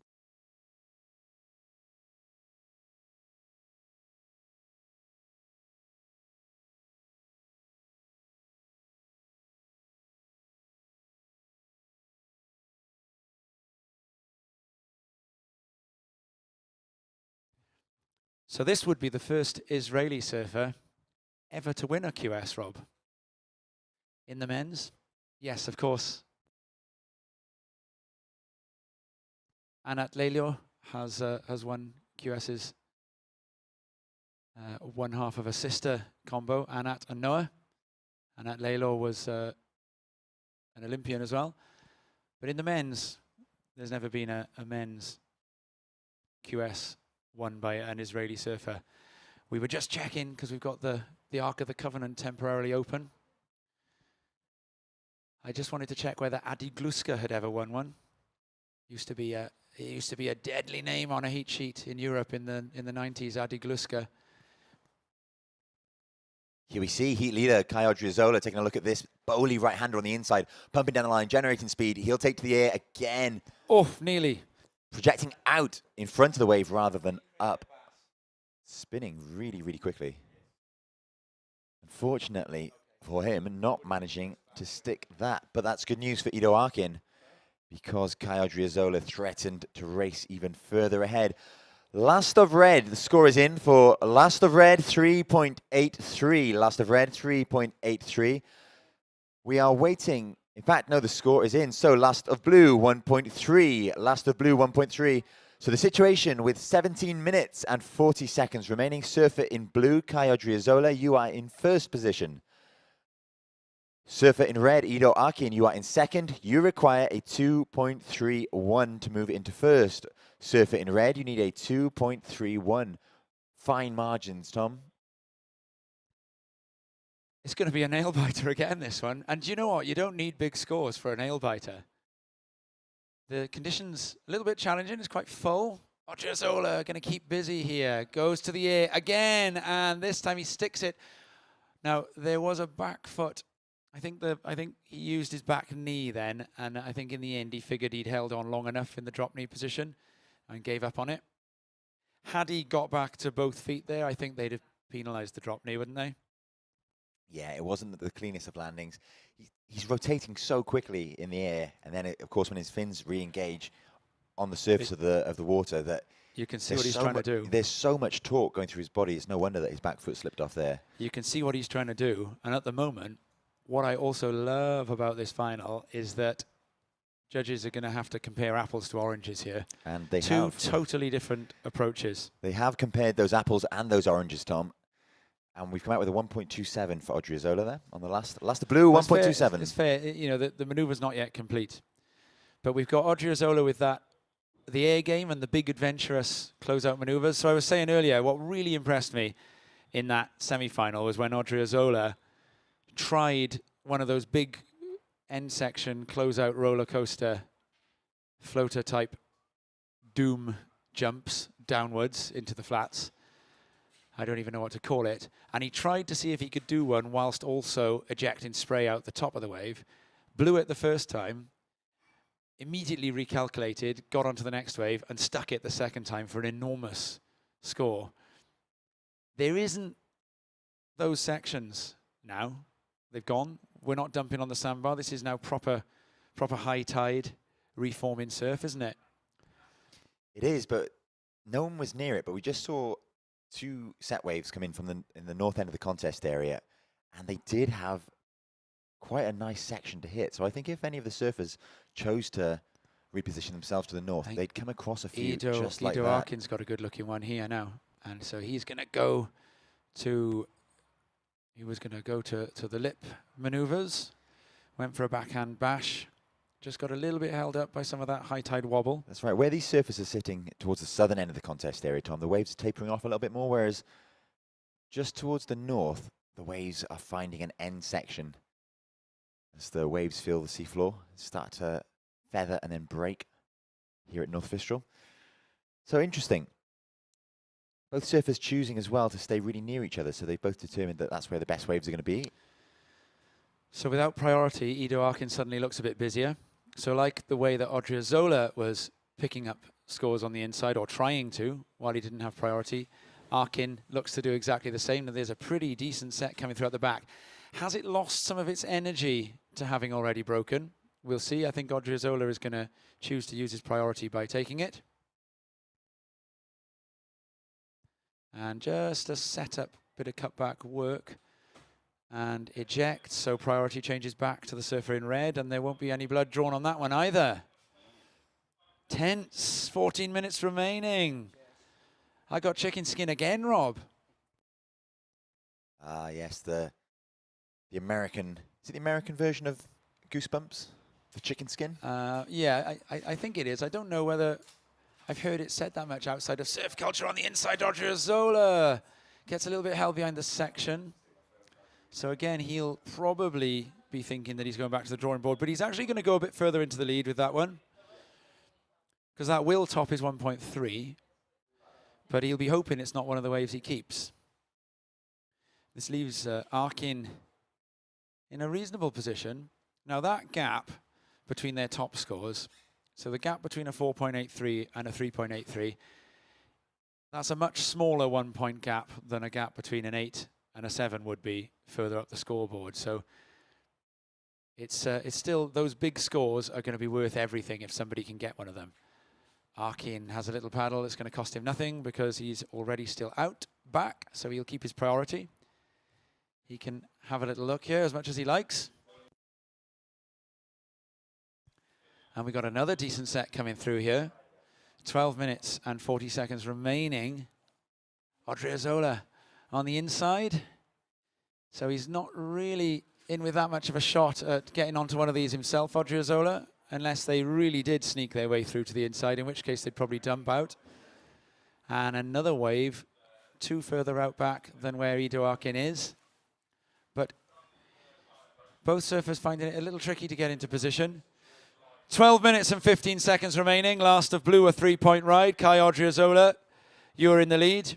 A 4.83 and a 3. Ido Arkin, you need a 4.01. Here he goes, Rob. Here is our heat leader, Kai Odriozola, up and belts. Oosh. And Arkin out the back. Falling there, and Ido Arkin, surfer in red, up and riding. He needs a 4.01. He's going to work his way around, bounces off the oncoming section. He'll look to get around this section, hoping it might reform, but unfortunately for him, comes unstuck. So Ido Arkin and Kai Odriozola might be in a bit of a paddle battle now. Ido's got the early advantage, and there is a set coming. Ido's got the purer water to paddle through, hasn't he? Odriozola with a bit of foam to negotiate. You can't grip the foam as easily. But Arkin's going to have to do a duck dive, whereas Odriozola's going to be on the shoulder. So this is going to be a real close paddle battle here. Camera staying with Odriozola. Now they're both going to have to do a duck dive. So this is a proper Northern European paddle battle here, Rob, and now they're both going to have to duck dive again, and this is the hardest duck dive. Arkin got over it. Odriozola duck dive in. I think it's going to look like Arkin wins the race. He does. Priority red. So now he's got to sit there, puff and pant, get the hemoglobin back into his bloodstream. Here's my science right there. Surfers in the water with 10 minutes and 40 seconds remaining. Surfer in blue, Kai Odriozola, you are in first position. Surfer in blue, you are in first. Surfer in red, Ido Arkin, you are in second position. You require a 4.01. Surfer in red, you have first priority. Surfer in red, you have priority, and you are looking for a 4.01. Oh, Rob, 10 minutes and 15 seconds remaining, and this lower scoring heat is every bit as tense as the really high scoring ladies final. It is. We've got a beach full of spectators. They're all gripped. We've got, I don't know how I define it, but we've got a lot of people watching online. I know that there's a clubhouse in South Wales, a cricket clubhouse that have got this on the TV. Would that be Pontier? It is. They're all watching. Oh, there we go. Sunday friendly, having teas, and they're enjoying the action, so I'm told. 9:45 remaining. Who's watching this one in the beach bar, and who's enjoying it? Yeah, a bit of noise from the beach bar. Oh, that wasn't their best effort. Beach bar, you can do better than that. Beach bar, how are you enjoying finals day? There's the noise. I don't think you can hear that from home. There's a big, huge bar around the corner from here with a thumping, thumping, thumping bit of bass playing out of it. Now, I tell you what, the skies are looking like they might open here. There is a lot of water coming in from the high seas very shortly. It's raining, probably less than a mile out to sea of this. That might sometimes cause the wind to change a little bit. 8 minutes and 55. Something's going to need to change for one of these two. I suppose. Here we go. Odriozola looking to see what he can do. Set up turn. Looks for something bigger. Oh, punches the tail out nice there and pulls it right the way around. And he's got some speed on the inside now. And he has found a reform and chooses to keep it a bit more tame than going for the air. And gives this a real bashing up, and then makes sure that he rides out with control. What do you think of that was an exceptionally well surfed wave. It looked at first glance that it wasn't going to provide anything. I even anticipated him kicking out early on, but he stuck with it. And my goodness, the thing that the technical aspect I liked about that was how drawn out his first bottom turn was, just to allow the wave a bit more time to steepen up. And he engaged with that first section, giving himself enough speed to drive down the line and utilize the whole of the wave. Viewers at home can now see the replay of that. And it's this first bottom turn here, Tom, just draws it out, giving him time to get to that steep section. Smashes, wraps, and then pumps to the inside to complete a few more maneuvers. That's so stylish. I mean, he's having to work so hard to get that surfboard moving. Great surfing there from and to do it without losing control of those limbs of his. The young Basque surfer, very, very, very impressive threat. I think both the Odriozolas have got a very bright future now. Ido Arkin out back is going to hear the score. And there it is. It drops in. Last of Blue, 6.0. Last of Blue, a 6.0 with 7 minutes and 10 seconds remaining. Surfer in blue, Kai Odriozola, you are in first position. Surfer in red, you are in second position. You require a 7-point ride. Surfer in red, you need a 7.0. 6 minutes and 55 seconds remaining. And now the gap between a 6 and a 7, much bigger than the gap between a 4.83 and a 3.83, isn't it? Do you think Arkin is going to be thinking to sit out there and look for 7 in one wave? Or do you think he might try and get a bit busier like Odriozola's done? With 6.5 minutes remaining, Tom, we know Ido's got enough time. The paddle out is no longer the massive feat that it once was earlier in the day. So I would suspect that Ido Arkin's going to want to get busy in the next minute or so. Improve his higher score of a 3.83 and then set to work chasing down whatever's left that he requires. I reckon that those big whomping, dumping waves that Arkin got himself here on are not really here anymore, are they? And he does exactly as you say, and comes around this one looking, he's going to have to do one big smash on this one, and falls. So I think it's really difficult for young up-and-coming surfers. Arkin is 20 from Tel Aviv. And Odriozola, the 17-year-old from San Sebastian Donostia in the Basque Country, to get that first pro win. And I suppose you can kind of see why, you know, you've got your Yolanda, a very experienced surfer. I mean, she's beaten Carissa Moore. Big scores. And so for Alice Barton in that one, looking out for her first pro victory, she knows that she's going to have to do something sensational to get it. Here, it's a jittery affair, isn't it, with these two surfers kind of needing to sort of settle the nerves ever so slightly. And do you know what? If Odriozola holds on here, I'm going to suggest that the turning point in this heat was the decision to make the heat a 22-minute battle. Because we were 2 minutes out from a restart.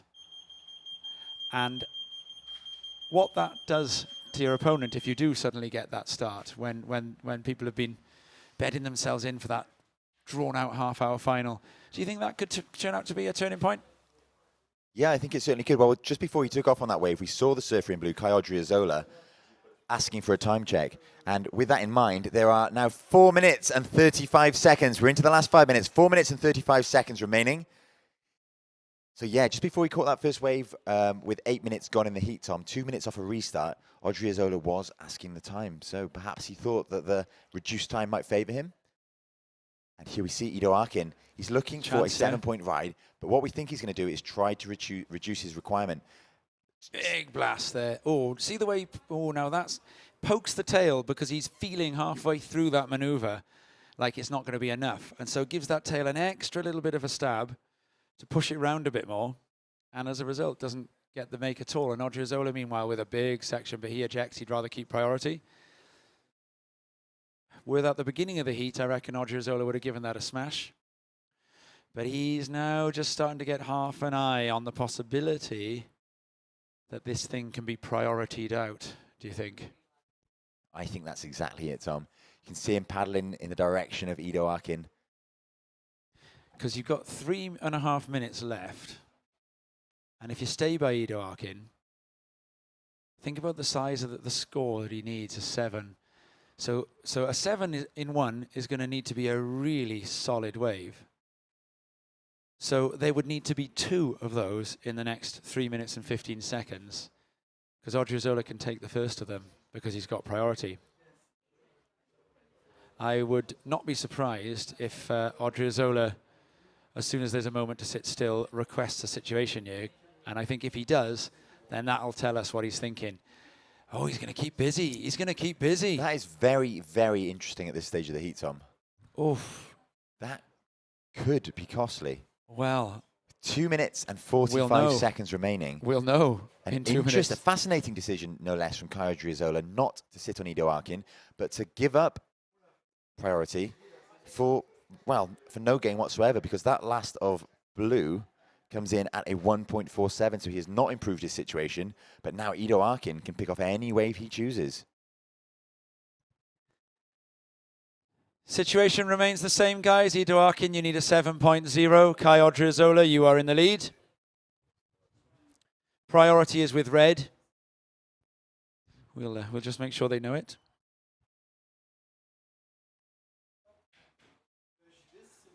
And so there is a possibility for Odriozola coming up, for Ido Arkin coming up here.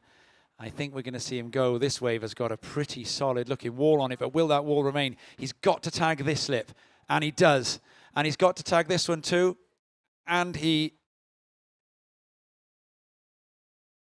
does. Oh, we're going to find out if that's a make.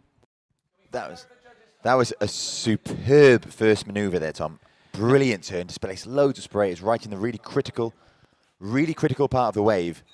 But that second turn, we don't think he made it. So close. So close. We'll see it again Let's now have a at look home. here. We'll know, well, 4.73, so I reckon that is for the one maneuver there.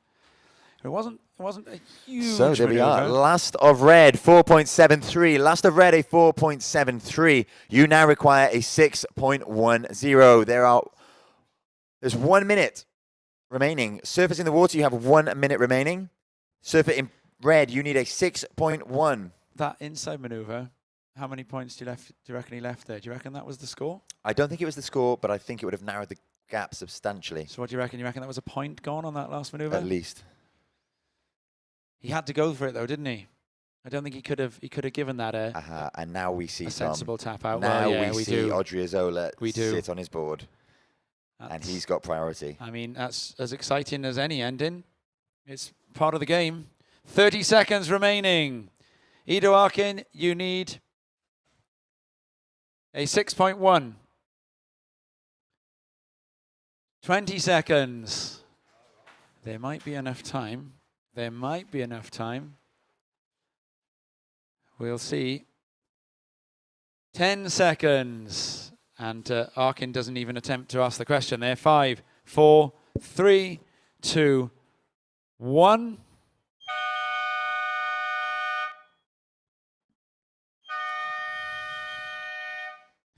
It would have been inevitable. Odriozola would have taken that wave. And the surfers, they congratulate each other. What an incredible result for the 17-year-old Kai Odriozola.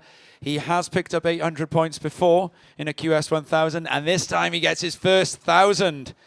Probably the first of many, and we're going to have a victory lap here. Odriozola right into the beach. Arkin behind, going switch foot actually. Fair play. And they might meet. I think they're stuck with a bit of deep water between them. Arkin is just out of your picture to the right. Arkin is going to catch up with him. Arkin, he is switch foot. Ido Arkin would have got to at least the round of 32, I reckon, Robbo. Jeepers, I don't know if there's going to be a replay of that available. Goodness me. Well, there we are, guys. Your 2023 Boardmasters Animal Men's QS 1000 champion from San Sebastian, Donostia, Kai Odriozola.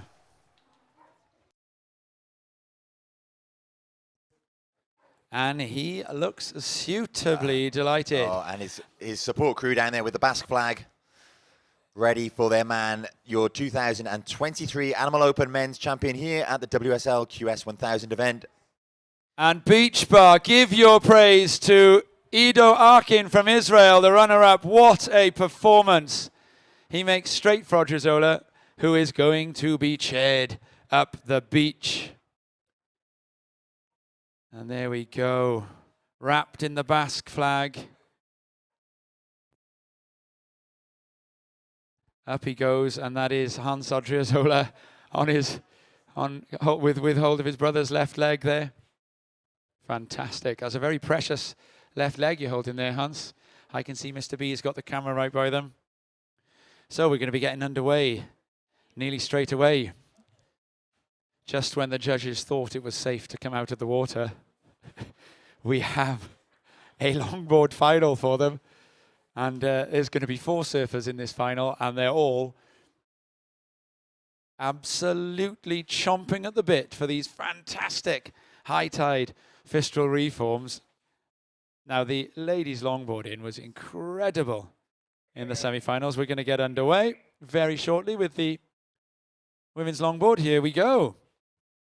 Counting down in 5, 4, 3, 2, 1.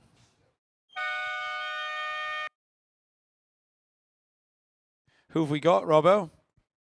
We have in red Alice Lemoyne of Reunion Island. In blue it's Zoe Grosperron of France. In white Carlotta Horogui. And in green Emily Curry of the UK. Beach Bar, there is a British surfer in this final. Do you want to see them win? That's the biggest noise the Beach Bar's made all day. And they've got reason to be cheerful, Tom, because Emily Curry is on somewhat of a run. Well, France has had the beating of England all day on final stage so far, but there would be an opportunity here for Emily Curry to really get one back. Well, Emily is the recently minted, recently crowned European women's champion. So you're telling me she knows how to put together a big finals performance? Oh, she knows. This, however, is our surfer in red, Alice Lemoyne of Reunion Island. Having a look, deciding that wave offers little in the way of scoring potential. Meanwhile, outside we see our surfer in blue.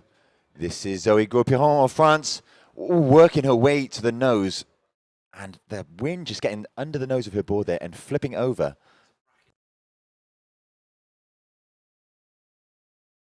She seems to be okay. She's back on her board and paddling into the lineup. So it'll be a small score to open up for both Alice Lemoyne and for Zoe Gaupiron.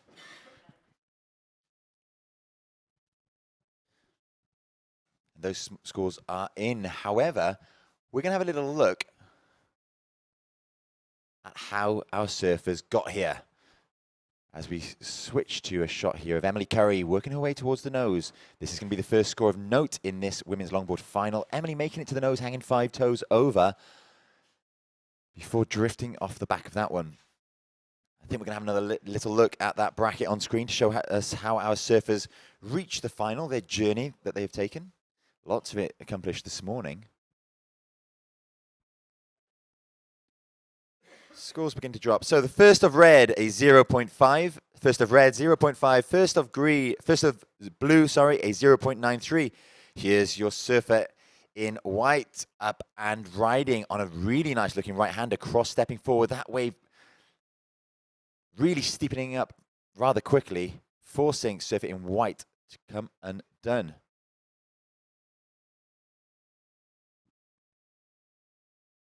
So scores on the door, scores all round, in fact. First of red, a 0.5. First of blue, 0.93.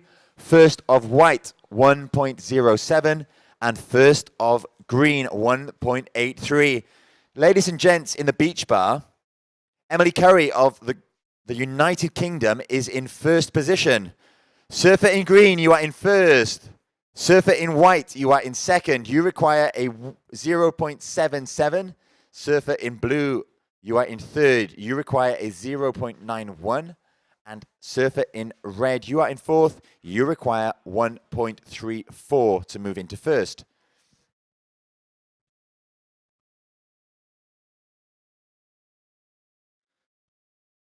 So that was the surfer, Zoe Gaupiron, who has priority, taking a look at that wave, and she now loses priority. And it falls to Emily Curry, our current heat leader. Under priority, however, the surfer in white, currently in second, looking for a 0.77 to move into first, is up and riding that wave, catching up with the one in front, offering little in the way of scoring opportunity. Meanwhile, at the back, it's the surfer in blue, Zoe Gaupiron of France, again with a quick in and out, not fancying the look of that wave whatsoever.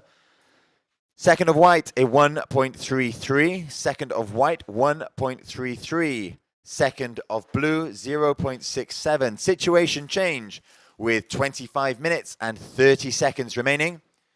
Surfer in white, you are in first. Surfer in white, you are in first position. Surfer in green, you are in second position. Green, you need a 0.57. Surfer in blue, you are in third. You need a 1.47. Surfer in red, you are in fourth. You need a 1.9. 25 minutes and 5 seconds remaining.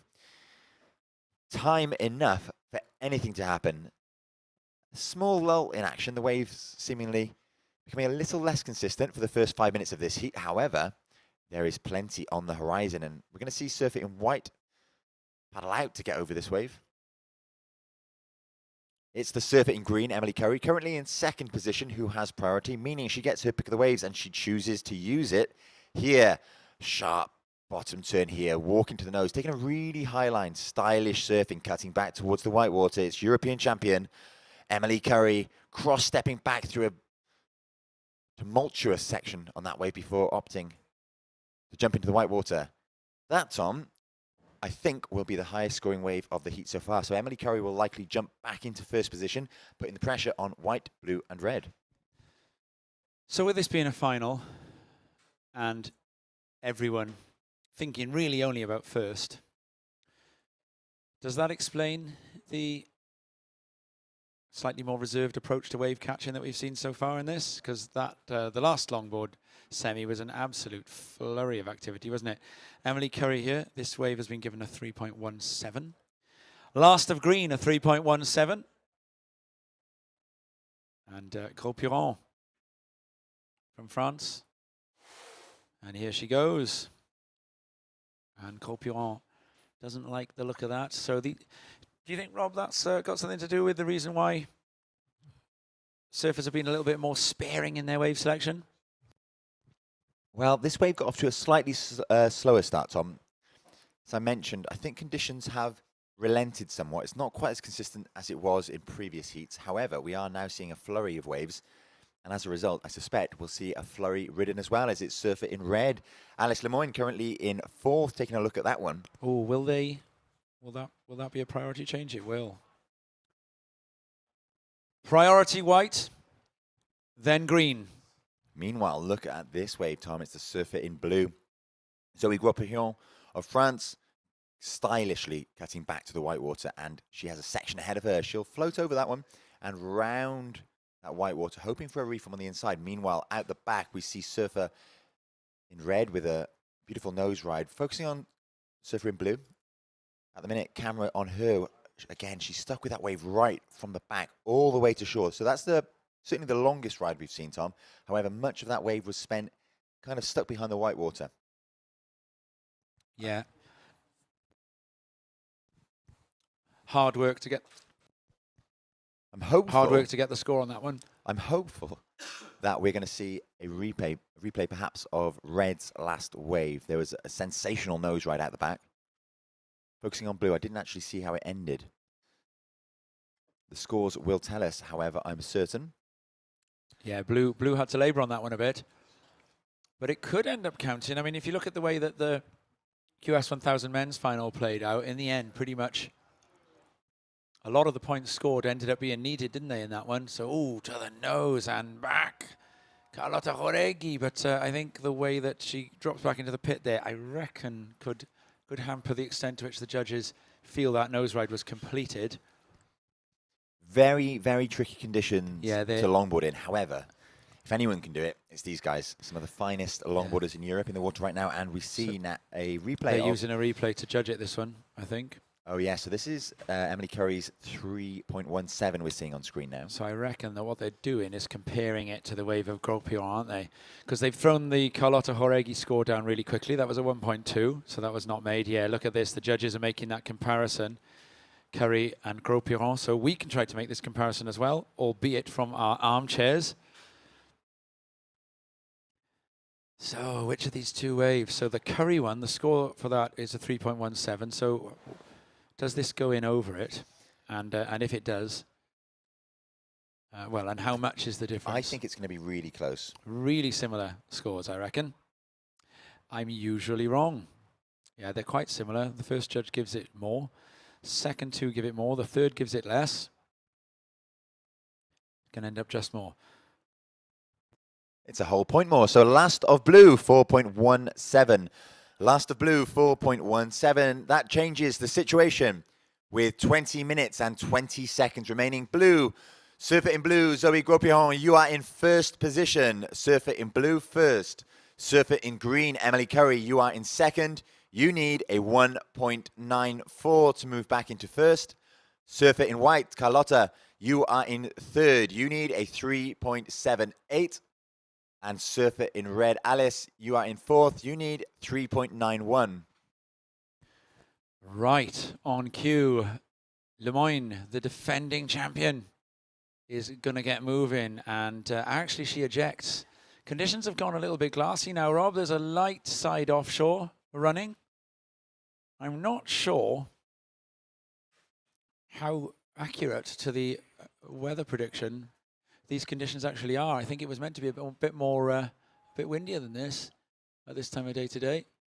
And here we have Emily Curry, and that's a real stylish bit of longboarding out of a very tricky section by Curry.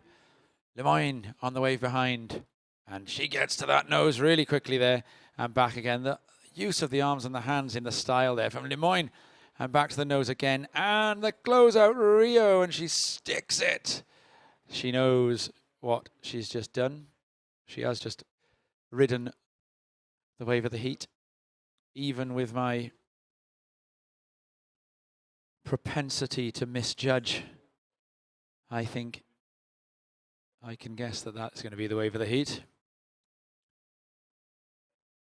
And the scores are in for the last of Emily Curry, and it is her best wave. So last of green, a 5.17. Stand by for the last of red. How much more than the 5.17, Robbo? I think it's going to be a massive score. Do you? I'm going to say... You sound and look, although people can't see you at home, really sure of that. Have you seen something I haven't? I haven't. Well, I saw the wave. And now we're going to see the replay. I think you saw the wave, but yeah, she just spent so long perched in that perfect hang 5 position, and then to ride out of that final turn. I'm going to say it's upwards of 7.5. What's the name of that claim? Not judges. It's the how do you like it claim. Oh, okay. How do you like it? Do you have to shout, how do you like it? You do. At the same time? For it to be a true how do you like it claim. And how do you shout, how do you like it in French? Because I know you do speak French. Well, the French don't know. Yeah, I don't think there's a direct translation. Yeah, Nico from WSL behind us tells us that he's not quite sure, really. Yeah, comment c'était or comment vous l'aimez. It's not really, there's no direct translation, is there? I think he just... Yeah, they all speak English. So. Oh, yeah, okay, maybe she shouted, how do you like it? With then? a French accent. Yeah, I'm not going to try to shout, how do you like it, with a French accent. No. Oh, the French are endorsing it in the Nico booth. says I should. Oh, Rob's doing it off mic. I know, off mic. Surfer in blue, Zoe Gropion up and riding now. On a clean face that has now gone into some frothy territory. But Zoe still making her way forward to the nose. Hanging 5 for a short period, and she's going to bottom turn. Bounce off the foam, not completed there. So I called the last of red. I said it's going to be north of 7.5. I did also say it was going to be the wave of the heat. But you were the one who was bold enough to say it was going to be a lot more. And your bravery is admirable. But you're right. It's going to be a colossal score, this one. Absolutely colossal. And it's going to propel Alice Lemoyne. One of the judges into first. Has gone. Oh my goodness me. 2 of the judges have gone huge on that one. So last of red, 8.67. Last of red, 8.67. Alice Lemoyne, you are now in first position. Surfer in green taking off. This is Emily Curry, Tom. She only needs a 4.71 to reclaim that pole position. And she may well do it on this wave. There's a lovely face in front of her. Getting busy already. There's the 5. Look at that. Coming well, she had to try something. It had to be good. She's after that 4.17 and 4.71. And as we know, the judges aren't just giving out scores for nothing. No, and the thing is as well, look at that scoreboard. Lemoyne's back up at 1.2. Chances of her replacing that by the end of the heat. She is going to replace that. So Curry's going to need a lot more than a 4.71 realistically. Last of blue, 4.4. Last of blue, 4.4. The situation with 15 minutes and 30 seconds remaining as we see Surfer in red, Alice Lemoyne doing just that, Tom, replacing that 1.2, which she will certainly do with this wave. Cross-stepping back and forth. Little drop knee switch. Turn there. And just out of view behind the railing for me, so I'll stand up. She's found the reform on the inside, cross-stepping forward. Coming across a sideways bit of chop and coming unstuck. However, that will most certainly go into her top 2. So we will wait for that score to drop before we update the situation, because I dare say she is going to extend her lead somewhat. Also a score to drop for Surfer in white. I missed that one whilst I was focusing on Surfer in red. One of the judges went 9.5 on that previous wave of Lemoyne. Bear in mind, it's out of 10. It's very, very near perfection. I mean, yeah, you know, there has been a conscious, edicted, I think there was an edict issued, wasn't there, from WSL Towers to recalibrate scores to improve global surfing, you know, and so it became a lot harder to get up there. They're going to give less 10s. At the start, it was about 2 years ago. A conscious decision to give less 10s in global professional surfing. So for those of you watching on the WSL app and on our YouTube channel, you can see a replay now of Last of Red, Alice Lemoyne, that came in at an 8.67. And just before that, we saw the wave of blue that the judges were deciding upon. So we think there's a comparison being made. Chance also to see that single fin that Lemoyne's riding there when the board pinned up into the air. We saw the foil on that fin. There's there were surfers going into these longboard heats with both 3 and single fin combos. Collection of equipment. We talked about it at quite a lot of length on Friday. The fact that surfers in the longboard division have to have a weigh-in of sorts for their equipment, a weigh-in and a measure-in. What are the details of that, Tom? Well, I can tell you the height bit. I might get my my T's wrong in the HTUs of the weight. I think I've got the 50. Weight. I think the weight is 15 pounds, I think. 15, okay. 6.8 kilos. Last of Red, Alice Lemoyne, a 4.93. You are in the lead. Blue, Gros Piron, you need a 9.2. Green, Curry, you need an 8.44. White, Joregi, you need a combination of 13.6.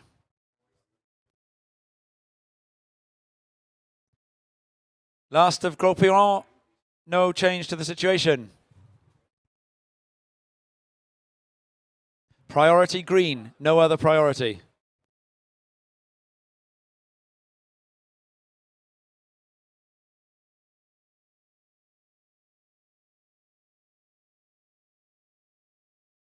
So you reckon it was 1.5 kilos. I know the height bit. The height is, because it's always been this. It's 9 foot. A longboard is a board that is 9 foot long or 3 foot longer than its owner or its rider is tall, whichever is higher. So if you're 5'1", you can't ride an 8.1, you've got to ride a 9.0. If you're 6'1", you've got to ride a 9.1, 6.2, 9.2, etc. So that's always, to my knowledge, been the rule for what constitutes a longboard. Curry here, looking to put a dent in the 8.44 requirement. Oh, and even if she doesn't do it on this wave alone, she's going to reduce the requirement considerably at least. Oh, and a lovely bit of rail work on the inside for Curry. She's coming right down into the shore break on the inside, gets her feet to the back of the board, and this is going to be an important stick. And the beach bar go mad for that one. That was a really crucial stomp down at the end there to make sure that she got out through that white water, tamed that surfboard. Lemoyne, here's the noise. And she's going to reply to the nose. And Lemoyne goes off, but will also get back out for priority. Gros Piron, the other French girl in this final. And she's with it in and out. So neither of the French surfers respond with big scores, but it will be French priority over the English out back there. The score for Curry is going to come in. It's going to reduce the requirement. Last of green, 5.57. That now means that Emily Curry is into second position and now needs a 8.04. An 8.04 for Curry. That's the requirement. As those of you at home watching on the WSL app or on the YouTube channel can see the replay of Curry's last. This is a 5.57. It was a good bit of surfing. Yeah, so I think the 9 foot or 3 foot taller, the 3 foot or 9, sorry, the 9 foot or Should 3 I give taller. a situation update for our surfers at the 10 minutes remaining mark? Surfers in the water, you have 10 minutes remaining. Surfer in red, Alice Lemoyne, you are in first position. Red, you are first. Surfer in green, you are second. Emily Curry, green, you are second. You require an 8.04. Surfer in blue, Zoe Gros Piron, you are third. You need a 9.2. 9.2. And surfer in white, Carlotta, you are in fourth. You require 13.6. I was saying, I think the 9 foot or 3 foot longer than the owner is tall. Rule has always existed in longboarding. I think what's new is the weight rule and the checking of it. I think there used to generally be a sort of sporting assumption. Firstly, that manufacturers would make longboards 9 foot or more. Secondly, that riders would turn up to contests. But, you know, when I think about it, my partner, Breed, she's a longboarder, and she's got a 9.0. I've competed on it in club contests, and I'm 6'1". Is that a big confession to make on air? I don't think anyone's going to chase you down over it, Tom. You And I suppose, doesn't that prove the point? Because there you go. What do you say? I said, I don't think you've made a heat on a longboard, have you? I'm sure about 15 years ago I might have done. So, not to detract from your shortboarding skills, though. But I suppose that's the point, isn't it? Because, you know, imagine that was a really important longboard heat, and you find out that somebody's made use of an extra inch of height. And that's why they check it. So what's new is the check-in process. And Rob, we went up and had a little look at that process, didn't we, as we see Carlotta Joregi coming through the inside, bit of footwork. And it was pretty thorough, wasn't it? They had a little sticker of approval that had to go on the board. Some of them had quivers, so they had to have several boards weighed and measured. It was a long process. And apparently, Beach Marshal Tim Pitt and I think Harriet Frost from the Boardmasters management team, I think Claire, whose mother, the Madam Mayoress, I think will probably be at the presentation. They were all having a go at doing the check-ins. And I was told that they were actually pretty thorough here. They were more thorough, apparently, than they were at Huntington Beach last week. Wow. I mean, they were thorough there too. What's the rationale for it? I mean, the weight bit's interesting, isn't it? Tom, we're going to see a paddle here from surfer in green. Emily Curry, she's currently in second. She needs an 8.04. Get into the nose and she's go got to try something over the handlebars, so to speak. What's the rationale for it then? I suppose the weight is definitely further endorsing this move towards traditional longboarding, as what judges are asking for, isn't it? That's precisely what it's doing, Tom. That's the sole intention of the weighing of surfboards, I believe, is to encourage and promote that traditional aspect of the sport. I'm just going to give Emily her update again because I'm conscious she was paddling out during the first announcement and then riding wave on the second one. So, with 6 minutes and 20 seconds remaining, the situation is surfer in red, Alice Lemoyne, you are in first position. Alice, you are first. Surfer in green, Emily Curry, you are second. You need an 8.04. Green, you need an 8.04. Blue, you are third. You need a 9.2. Blue, you require a 9.2. And white, you are fourth. You need a combination of 13.6. Both Lemoyne and Joregi were in this final last year. Lemoyne come in first and Joregi come in fourth. So at the moment, there's a symmetry to that with Lemoyne top and Joregi in fourth that is identical to last year's results. Now, Gros Piron, she's also finaled in this before. And that was in 2019 when Aping Agudo from the Philippines won the event. Aping was here.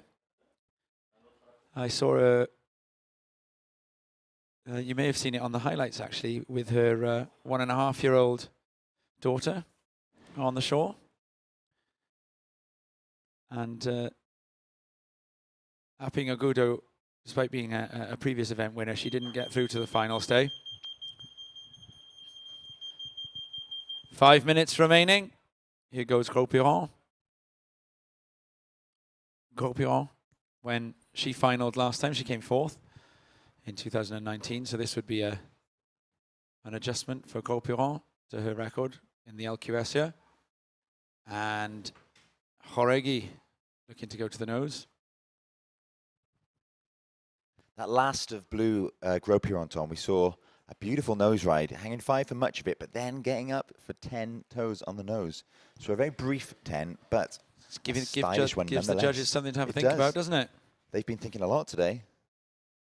we saw after the conclusion of men's semi-final 2 in the LQS 1000 event, the judges sitting in a dark room afterwards trying to recover. The men are now making their way into the lineup. In fact, the men's longboard final is nearly all change. The only person who was in it last time was Eduard Del Pero.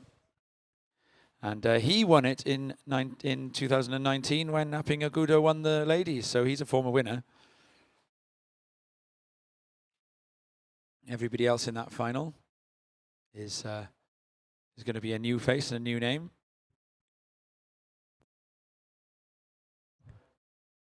And there's a bit of excitement there with Lemoyne, who has priority, paddling. And the priority judges don't make any changes to priority there. So Lemoyne clearly pushed the abort button in time. Green, you're in second. So the situation with 3 minutes and 12 remaining. First, red, Alice Lemoyne. Your low score is a 4.93. Green, in second, you need an 8.04. I do wonder, Robbo, if Emily Curry is telling them that she thinks priority should change there, do you? Emily Curry is gesticulating to the tower. 2 minutes and 50 remaining. Well, we'll give Emily Curry all possible information that it could be. There's a bit of jockeying for position going on here, and then Lemoyne. So Lemoyne has priority. Now, spinning and going is not as easily done on a long board as it is on a short board. So for me, it's really interesting to see what constitutes a paddle and what doesn't, because obviously in a short board you can eject much easier. And one wave before, Lemoyne had to really heavily sit back on her board and lift the rails to prevent herself from catching a wave. So we come down to the last 2 minutes.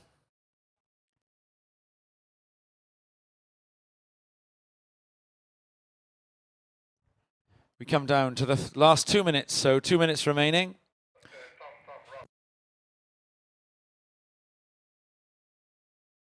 And I think that is what Curry was asking for. After review, there has been a priority change. Green priority. Now red is up and riding anyway. And red is up and riding on a wave that I don't think green would have wanted.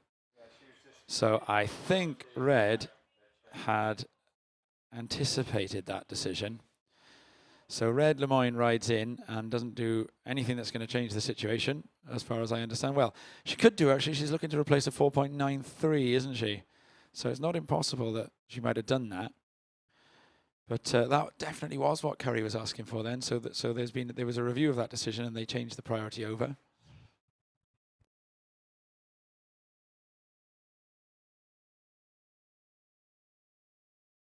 And so there's a ride here for the surfer in white. Going to the nose, Joregi, and she's got a job to get down that one. The sandbar dumps. Tide has turned and is going back out, so these waves are going to become a little bit less forgiving. So we see now is this going above 4.93? It might do. His feet to the nose. And then there was a quick cross step and a bottom turn. Up and riding, Gros Piron out back meanwhile. And green Curry is now going to go for it. And she's going to be chasing down an 8.04. She cross steps. And a stylish backside cut back. A little setup turn here. Lovely on the rail. Plenty of water being displaced. Green has a look. She's looking to just weight that board correctly so that she can get to the nose. And turns. 5, 4, 3, 2, 1. So there's applause either way. So Curry riding right in to the sand here now. Drop knee cut back, bit of work on the inside. And the last of red is going to increase the requirement. Curry receiving some congratulations there. So last of red is going to increase the requirement, and then we'll get the last of green after that.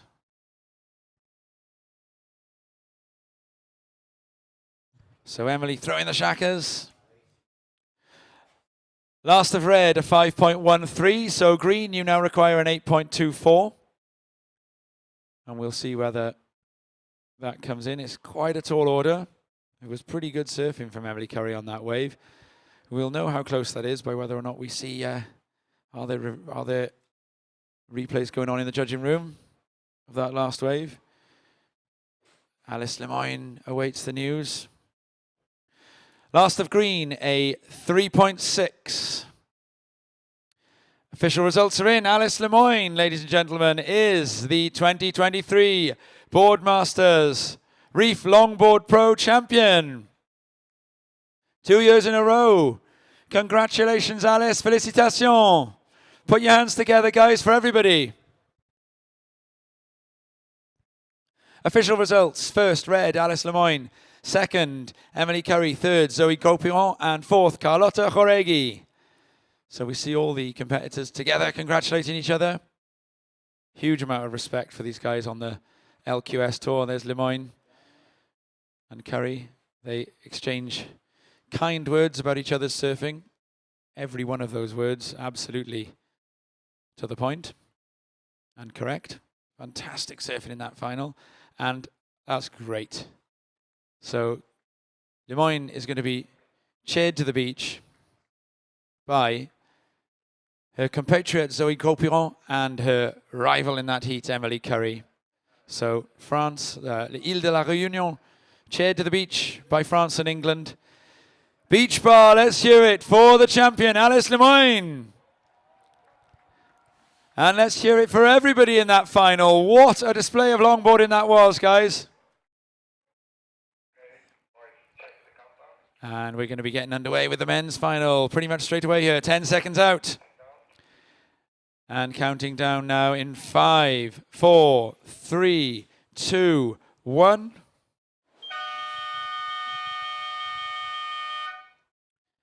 So we have Ignacio Pignataro in the red, John Garmendia Gonzalez in the blue, the Uruguayan and the Basque, Eduard Del Pero, former winner, and last year's runner-up in the white from Biarritz in France, and Martin Corret, the surfer from Reunion Island, in the green. So we've had a Reunion surfer in both these last heats. So it's a pretty stacked one. So Del Pero, in fact, finished third last year, Del Pero. Ben Skinner was in second. Skinner was eliminated by Del Pero and Corret in the semi-final yesterday. And in the same colour as the last heat, in pretty much the same vein of form as that with which he finished the semi-finals, Eduard Del Pero is up and riding on the backside. A beautiful mix of traditional and progressive and a huge backside float. And manages to ride out through that and now has a little look across this Newquay shore break for any chance at a reform. They do tend to come. Tide is dropping back, but it could still well happen. And here he goes.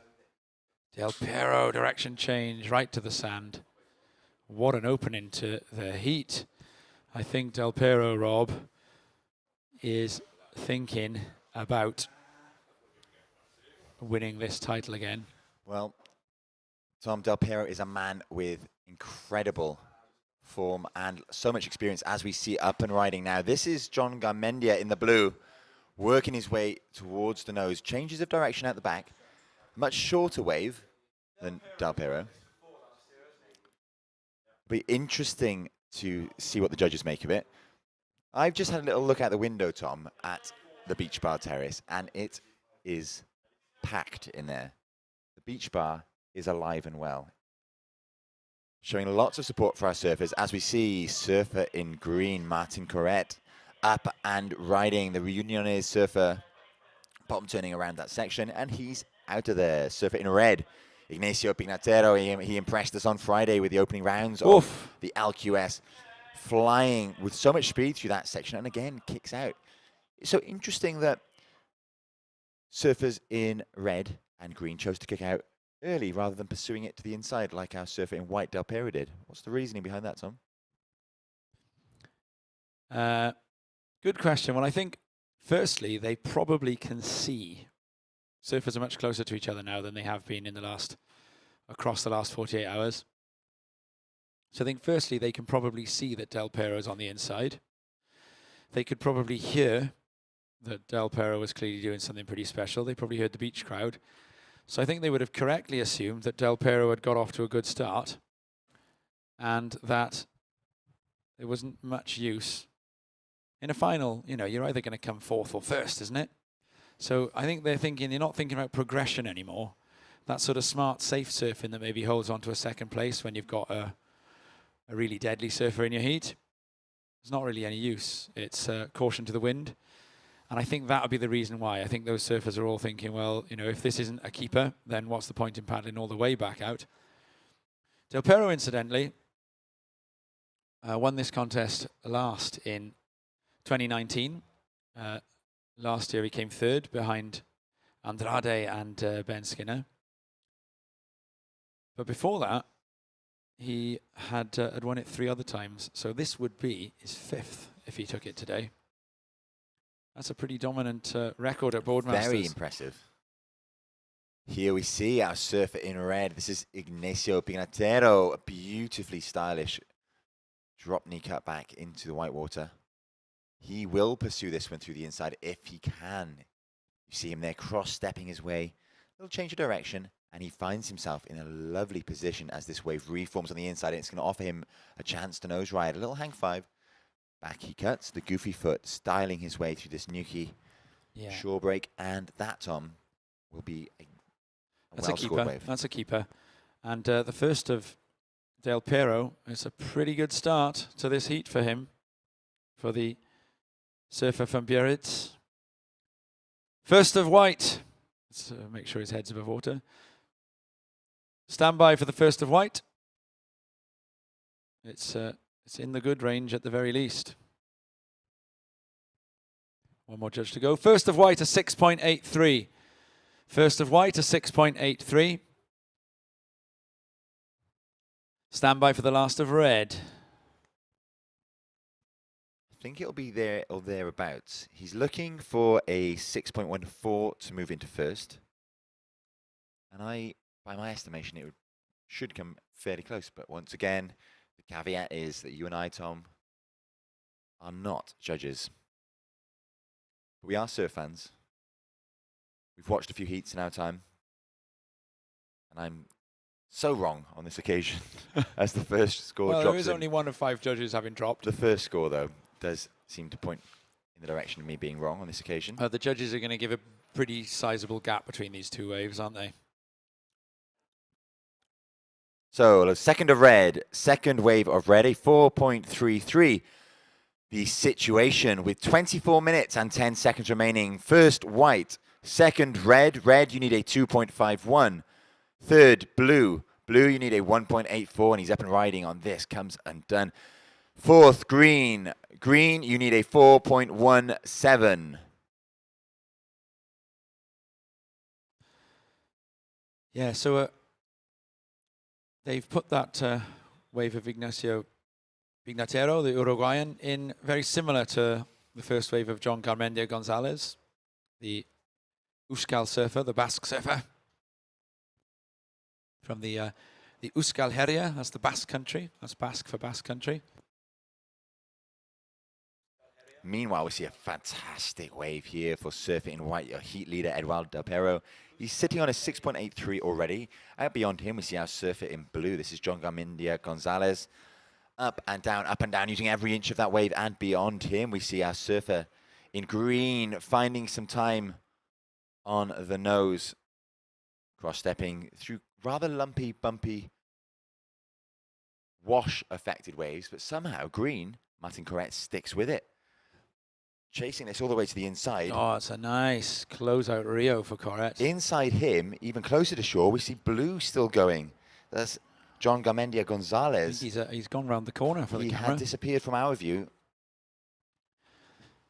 So, lots again for the judges to think about. Corrette on the inside then. It was a nice close-out Rio, but he did fall very shortly afterwards.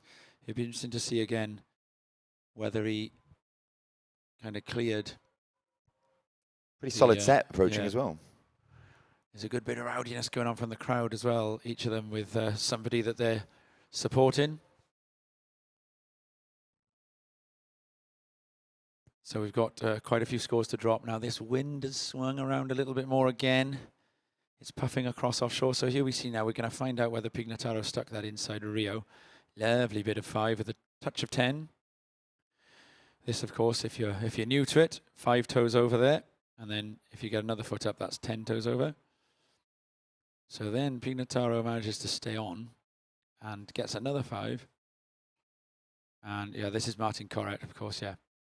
And then, no, it doesn't land that turn. So that's Martin Corret from Réunion. We are waiting, I believe, on 3 scores to drop. As soon as they do so, we will be updating you with the situation. Pignataro, meanwhile, is in red out back with priority. That is Ignacio Pignataro, the surfer from Uruguay by there. And the judges are going to like that wave of Corret, and I'll imagine that'll be down to the hang 5 and the hang 10 thrown down out back. It's not quite going into the Del Pero territory, but it's going to be pretty close. Judges having a little look at John Garmendia Gonzalez. So the judges here will be doing plenty of comparison, looking at how each wave relates to the other.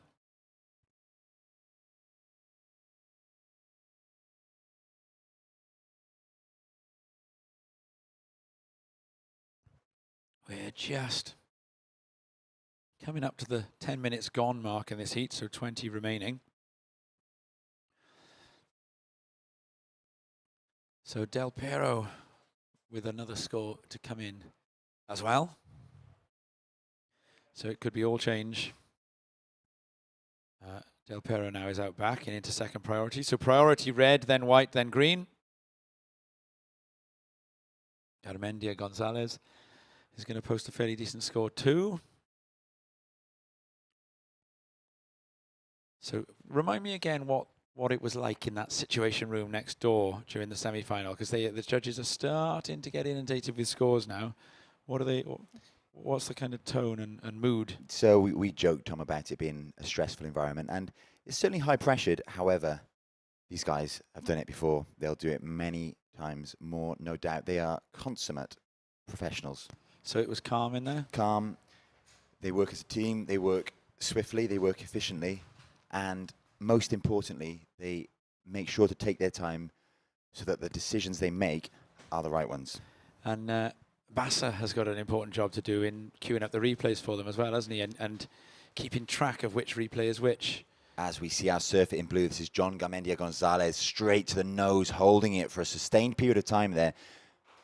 Beautiful nose ride to start, cross-stepping back, and there he gets over that sideways wash that we've seen, a feature of so many of these waves on the high tide bank, and he's going to go left, yeah. Yep, that's it. He fades back around to the left, and he's going to hopefully stick with this one, because I've got a feeling this may reform for him on the inside, as it does, giving him a little bit more scoring opportunity. Straight to the nose he goes, up into the foam, and he's going to ride this through to completion, hoping to go out in front of the white water, which he does, and still he continues. So 2 really long waves for John Garmendia Gonzalez in the last 5 minutes or so, the last of them coming in at 5.33. At the back, meanwhile, we see our surfer in white, Eduardo Del Pero, our heat leader, straight to the nose, hovering, levitating, elevated.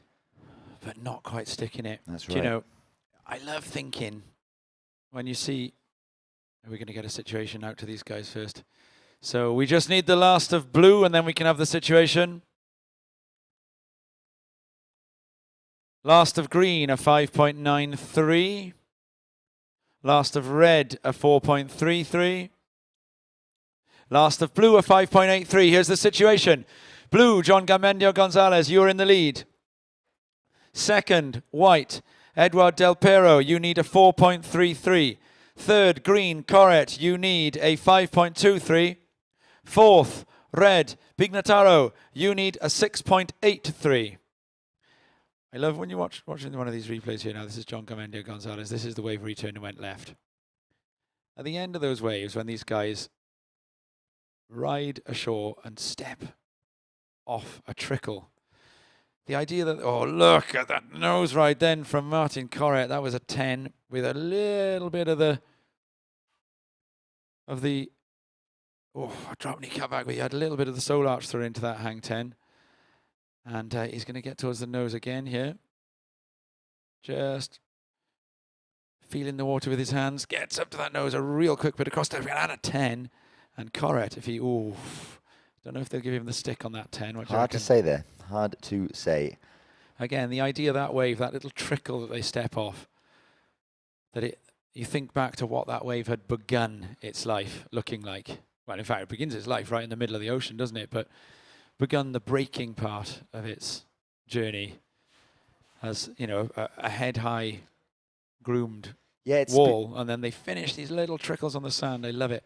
It's been a feature of lots of the waves we end up watching in the longboard division, Tom, because the longboard is able to use the extra foam and extra buoyancy in their boards to see them right through it. Meanwhile, Del Pero, beautiful nose ride to start, stylish fade back to the white water. Lovely close-out section coming his way. A drop knee bottom turn, beautifully executed by the man from Biarritz.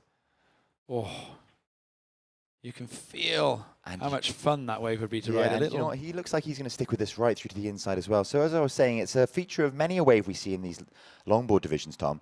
Our surfers sticking with the wave right to the inside because they know how much scoring potential there is on the inside. Fistral seems to throw up these reforms high tide in the finals every year. There's a band of rain coming off the Pentire now, but it does not dissuade the crowd. 15.5 minutes remaining. Okay, situation. As we see Del Pero. We're waiting for the last of white. Last of green, a 3.63. Last of green, a 3.63. Stand by for the last of white. So the surfers slow down a little bit now in the rate of catching waves because they're only really interested in going into the lead. The scores we read each time is the score needed for the lead rather than for second. And here we go. That score is going to get bigger for the other three. Last of white, Eduard Del Pero, an 8.17. Ignacio Pignataro from Uruguay. Going for the nose there. And a lovely bit of rail displacing some spray. And then a setup turn. He's going to go through it inside. There's going to be a closeout section here. He goes to the nose as he hits that closeout section and cross steps back. And then turns off the junction to go right. And then junctions left. Nice wave for Ignacio Pignataro. And he's comboed at the moment. So the last of white was an 8.17. Situation white first. Blue, your second. You need a 9.17. Green, Martin Corrett. You need a 9.07. And red, Ignacio Pignataro. You needed a combination of 15.0. Which incidentally, 15.0 is Del Pero's heat total at the moment. That's not actually the highest heat total of the event so far. That also belongs to Del Pero from quarterfinal number 4. That was a 15.83. So Del Pero, dominant performance here, but he has scored higher in one of the earlier rounds. So we get the scores in. Last of red, a 5.27. You now need a 9.73. Ignacio Pignataro, you now need a 9.73. Seen a little replay of that. 5.27.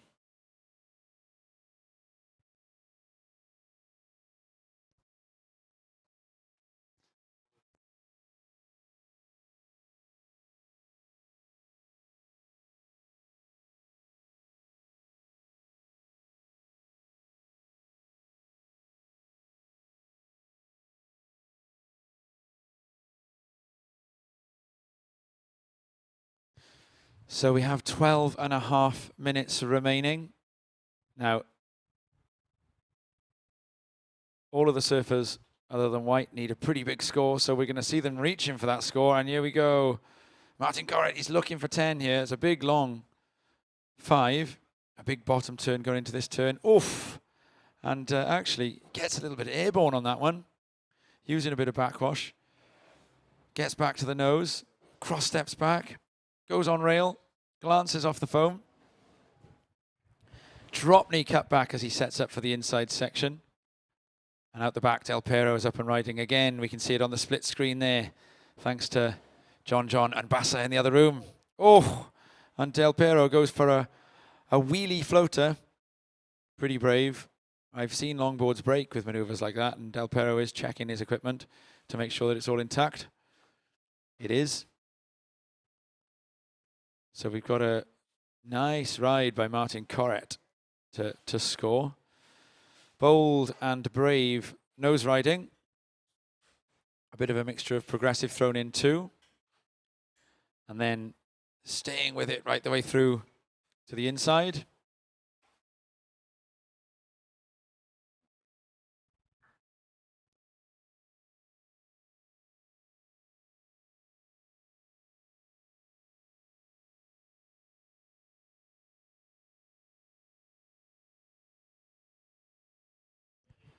So here we go, the surfer with priority, John Garmendia Gonzalez.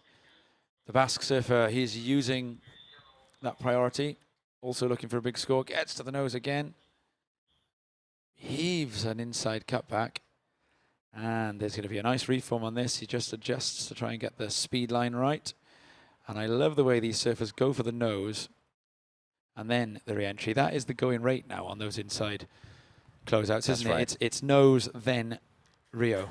Well, conditions, Tom, seemingly have improved somewhat during this final. We saw a fantastic wave there for surfing in blue, John Garmendia Gonzalez. Waves. He's chasing a 9.17.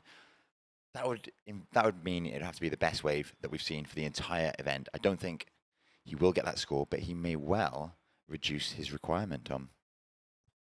Yeah, it's a great bit of... Now, this is the score for Martin Corrett that we saw just before that. Really bold nose riding here and a little bit of an air on that one. And cross steps right back up to the nose. Really nice bit of nose riding done on that wave. Drives a cut back through the inside. Bashes off the foam. And then a drop knee cut back to set up for that inside. And look at this. Look at that wave. It begun its life as a head high bowl. And it finishes as a little trickle going into the rocks. Okay, surfers in the water, 9.5 minutes remaining. The situation is surfer in white, Eduard Del Pero, you are in first position. Surfer in white, you are in first. Surfer in blue, John Garmendia Gonzalez, you're currently in second. We are waiting for 3 scores to drop. As soon as they drop, we will give you the situation because it may well change slightly. Priority is with white. Oh, and he's going to use that priority now. Del Pero is going to take off on one out the back. Viewers at home have got a replay and a real bomb. There's a grab rail cutback. I'm sure we'll get it on a replay. And he's lining up for a nose ride through a really powerful section here, Del Pero. He definitely got 5. He went close to 10. A smooth, drawn-out cutback. And then a Rio off the foam on the inside. Nearly taps his front arm onto the outside rail for balance. Doesn't need to. And now looking to set up the speed, a drop knee, bottom turn, bit of cross stepping. He's looking for the nose, then Rio combo. And just sticks to the nose. And now what's that claim called, Rob? That was the, I know that was a good one claim. Little in the way of fireworks in that claim. It's just a subtle, yep, I'm pleased with that. Thank you very much. Wiping the sweat off his face, perhaps. 4 scores still to drop. 8 minutes remaining. We promise you a situation update as soon as we have it because things, as they stand, are likely to change. Del Pero has got a pretty daunting paddle back out here right now. He's going to get a little bit of a double up on the noggin right here, Del Pero. Ooh, what's he going to do? Last of blue, 5.7. Last of blue, John Garmendia Gonzalez, 5.7. We still have 3 scores to drop with 7 minutes and 20 seconds remaining. It looks, Tom, like we're going to have a very good score from our surfer in green, Martin Corret. The judges taking their time to get this right. Last of green, 7.83. Last of green, 7.83. Last of green, 7.83. Last of blue, 5.7. 2 scores still to come in. There are 6 minutes and 55 seconds remaining. Now, the thing is, that last one of Del Piero could be a decent score too, couldn't it? I think it will be. At the moment, the scoreboard says that green needs a 7.18, but there's a possibility it'll be higher because Del Piero is going to improve on his heat total as well. The first 2 judges for Del Piero are going pretty decent on this one. So here goes Corret. At the minute, he's looking for a 7.18. It's likely to go higher. He goes over the handlebars there. He'll get out back ahead of Del Piero. Okay, so that last of green is going to be a throwaway score. It's not going to be included in his top 2. Last of red is also going to be a throwaway. And the rain drives in off the Atlantic here. Oh, and is that Corret again? That was Corret. Oh, he goes for it on that one. Goes for the nose ride. And it's going to be a good score for Del Piero this one now. Again, last of green, a throwaway at 1.23. Will not factor into his top 2. Del Piero, however, Tom, is about to drop a really nice score, an improvement on his previous second score. Last of white, 7.67. Last of white, 7.67. So the situation as it stands is Del Piero, you are in first. Surfer in white, you are in first position. Surfer in green, correct. You are in second. You require an 8.02. Surfer in green, you need an 8.02. Surfer in blue, John Garmendia Gonzalez, you are in third. You need a combination of 15.84. Surfer in red, Ignacio Pignatero, you are in fourth. You require a combination of 15.84. 5 minutes remaining. Surfers in the water. You have 5 minutes remaining.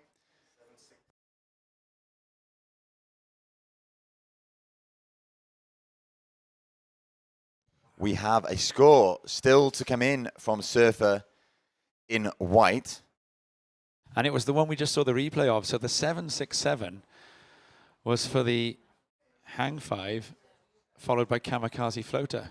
So it's all on the quality of the hang 5, because he did get a 10 actually on that. Well, Tom, the last score of white is in. It's a 7.43. So the situation does not change. It does not factor into his top 2. Meanwhile, out the back, it's surfer in blue, John Garmendia Gonzalez, chasing down a combination of 15.84. A beautiful change of direction, like a down carve almost, up to hang 5 before that closeout section. Beyond him was surfer in green, up and off. Meanwhile, blue continues his run through the inside, bouncing up, windmilling those arms to maintain balance, and he'll kick through the back. He's looking to bet at a 5.7. He is comboed with regards to moving into first. However, he might get himself out of combination situation with that last ride. So Tom, the last of white, a 7.43. White, you remain in the lead. So that last one that we saw the replay of, which had the clap claim at the end of it, that was a 7.43. The 7.67, we've just had confirmation from the Situation Room, was actually for the hang 10 to crazy floater. So this is surfer in red, Ignacio Pignatero, up and riding, and he's over the back of that one. He's got fairly busy, but again, he's in a combination situation. That wave will not help him out considerably. Comes in as just a 2.3. So that will be a throwaway for him. 3 minutes remaining, 3 minutes remaining. Situation, first, white, Del Piero. Second, green, Corret, you need an 8.02. Third, blue, Garmendia Gonzalez, you need a 9.54. Fourth, red, Pignataro, you need a combination of 15.84. Priority is with white. He's starting to turn the screw now, Del Piero, isn't he? 8.02, infinitely gettable for Corret, but priority could well come into play here with 2.5 minutes remaining. And Del Pero probably going to be starting to think about. Corret goes near him. All scores are in. That is the situation. Martin Corret, you need an 8.02. And he's going to go. Now, the thing is, you can't really that easily send Del Pero on a longboard because to paddle enough to make somebody else use their priority on a longboard, you've pretty much got the wave, and you might as well go. So Del Pero, though, is still not going to come after Corret yet. Last of green, a 1-point ride. Situation with 1 minute and 35 seconds remaining. First, white, you have priority. Second, green, you need an 8.02. Third, blue, you need a 9.54. Fourth, red, you need a combination of 15.84. And still, Del Pero does not come after Martin Corret. A moment ago, Tommy said turning the screw. Del Pero is certainly doing that. This He's is a wealth of experience. Oh, he's going to let him go. He's going to let him go. Here goes Corret. He's chasing down an 8.02. Corret doesn't go either. They both knew something I didn't, although it has. Oh, it did. That was a good decision by both surfers, actually, looking at that wave on the inside. So here goes. This is it. Corret going to try with a minute left. This is going to be. Oh, no, there might be room to attempt one more. And still Del Pero doesn't come after him. 50 seconds remaining. 5 Boardmasters titles for Eduard Del Pero. I think, like Nicolas Andrade last year, Eduard Del Pero wants to finish this heat on his feet, riding a wave. Yeah, I think he's going to have a victory lap. 30 seconds remaining. Up and riding out the back, it's surfer in red, Ignacio Pignataro, a beautiful nose ride for the surfer in red there. 20 seconds remaining. Changing direction, navigating towards the north, the nose of the board. And ever the showman, that is exactly what Del Pero is going to do. He is going to finish the heat on his feet. Oh, no, he kicks out. Oh, interesting. And here we go, counting out in 5, 4, 3, 2, 1.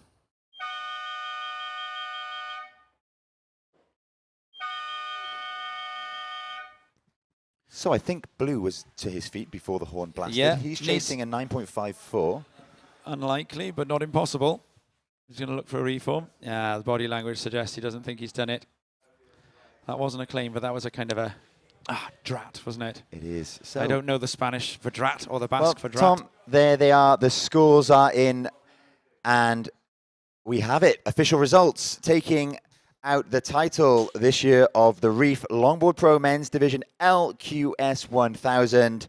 5th time winner from Biarritz in France, Eduard Del Pero. Ladies and gents, please put your hands together for Eduard and all of the competitors. A fantastic final. Second was Matt, the man from Union, Martin Corret, John Garmendia Gonzalez in 3rd, and Ignacio Pignataro in 4th. Please keep the applause going. The champion is riding in. Look at what it means to him, Rob. Here he comes, Del Pero. Going to finish up right on the sand. Look at that wave. Finishing as a trickle. Started as a bomb. He's delighted. So, Tom, at the conclusion of that heat, we are going to relocate. Oh, look at him go. We're going to relocate. We are going down to the staging area in front of the beach bar terrace because it's time for some trophies. Yep, we're going to be doing a presentation. Oh, it's a lovely little cutback from Martin Corret coming in there for the Reunion A surfer. A bit of congratulations.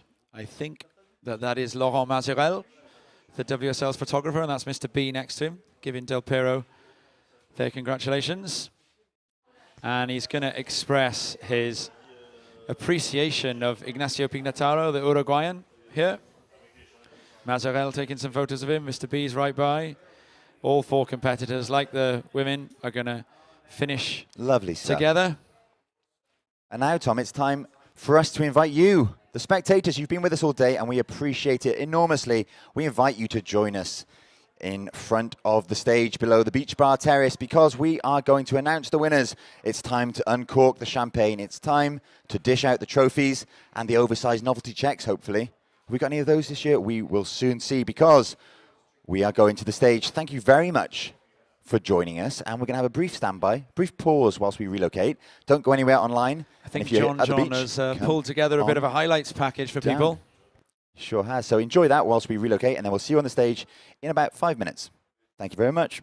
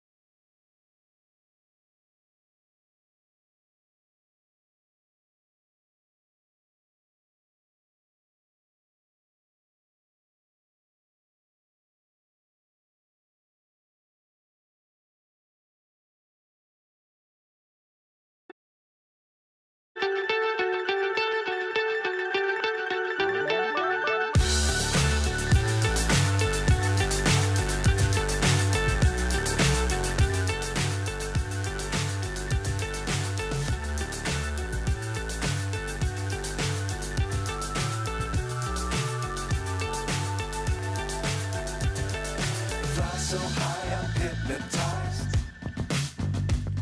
What's up is down, what's left is right. Chasing stars and holding you. I can't see the end, but we'll see it through.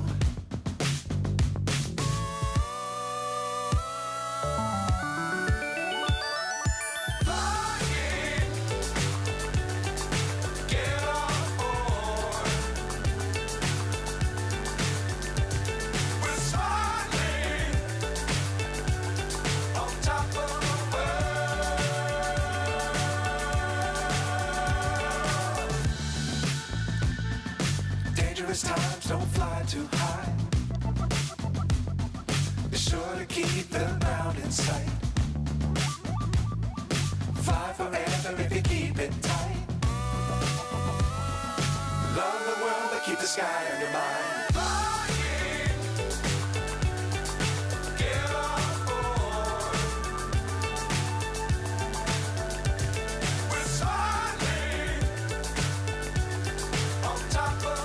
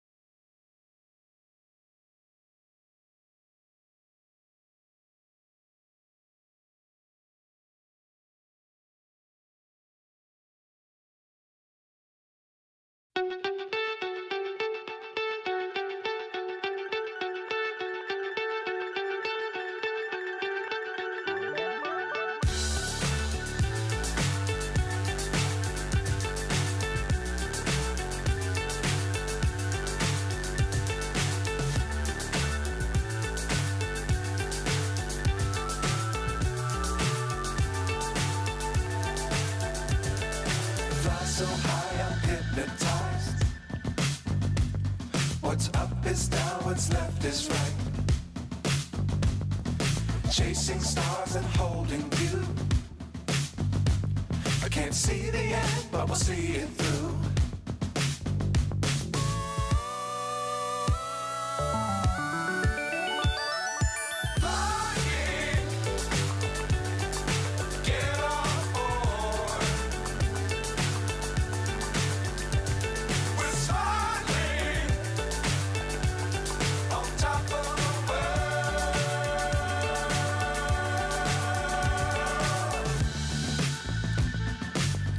Dangerous times, don't fly too high.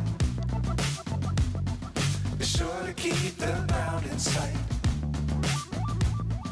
Fly forever if you keep it tight. Love the world, but keep the sky on your mind. Flying, get on board. We're soaring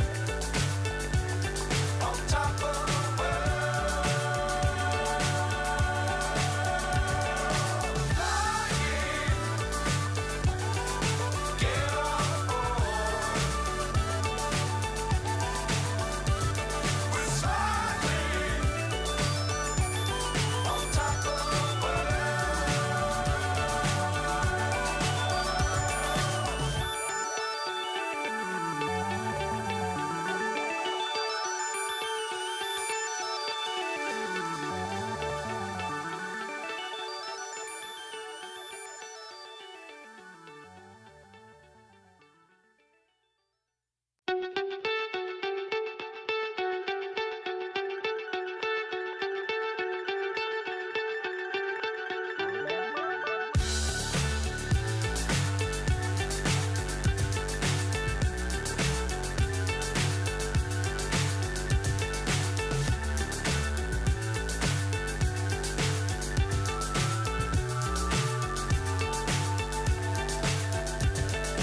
Fly so high, I'm hypnotized. What's up is down, what's left is right. Chasing stars and holding you. I can't see the end, but we'll see it through.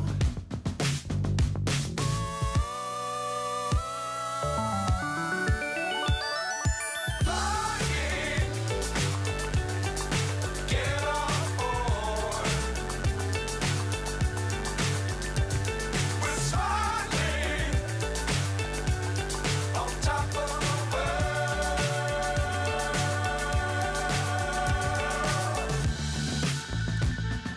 Dangerous times, don't fly too high. Be sure to keep the ground in sight. Fly forever if you keep it tight. Love the world, but keep the sky on your mind. Flying, get on board. We're soaring on top of the world. Flying, get on board. We're soaring on top of the world.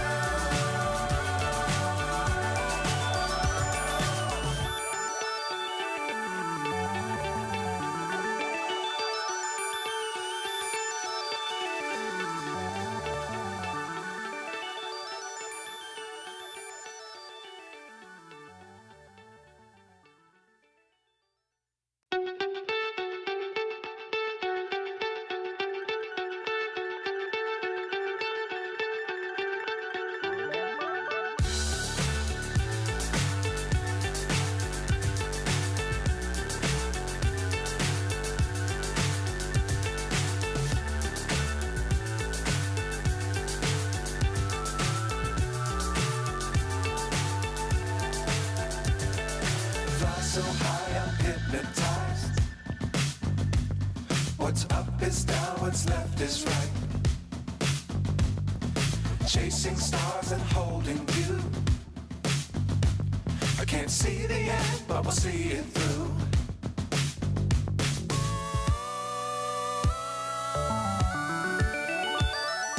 Flying, get on board. We're soaring on top of the world.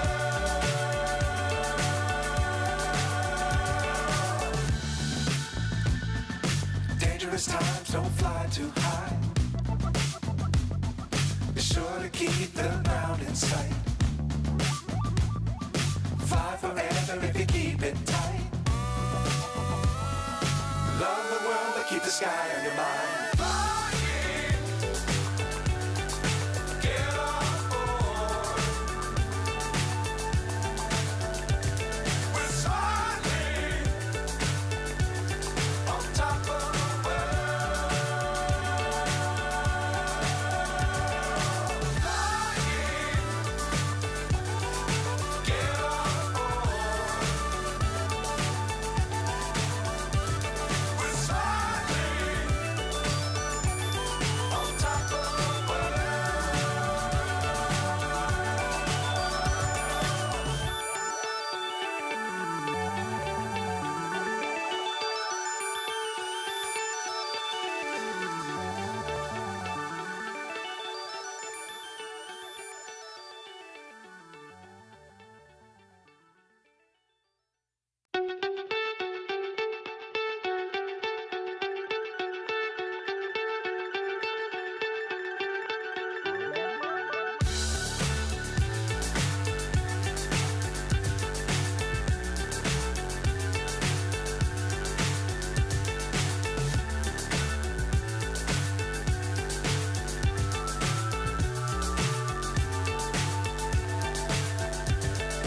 Fly so high, I'm hypnotized.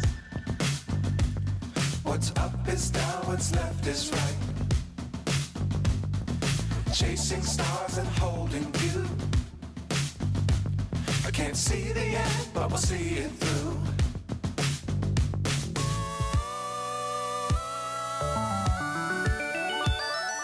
Flying, get on board. We're soaring on top of the world.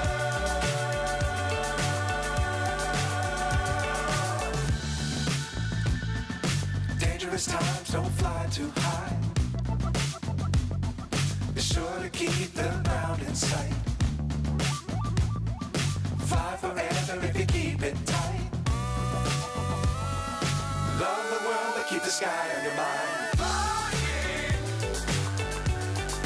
get on board. We're soaring on top of the world. Flying, get on board. We're soaring on top of the world.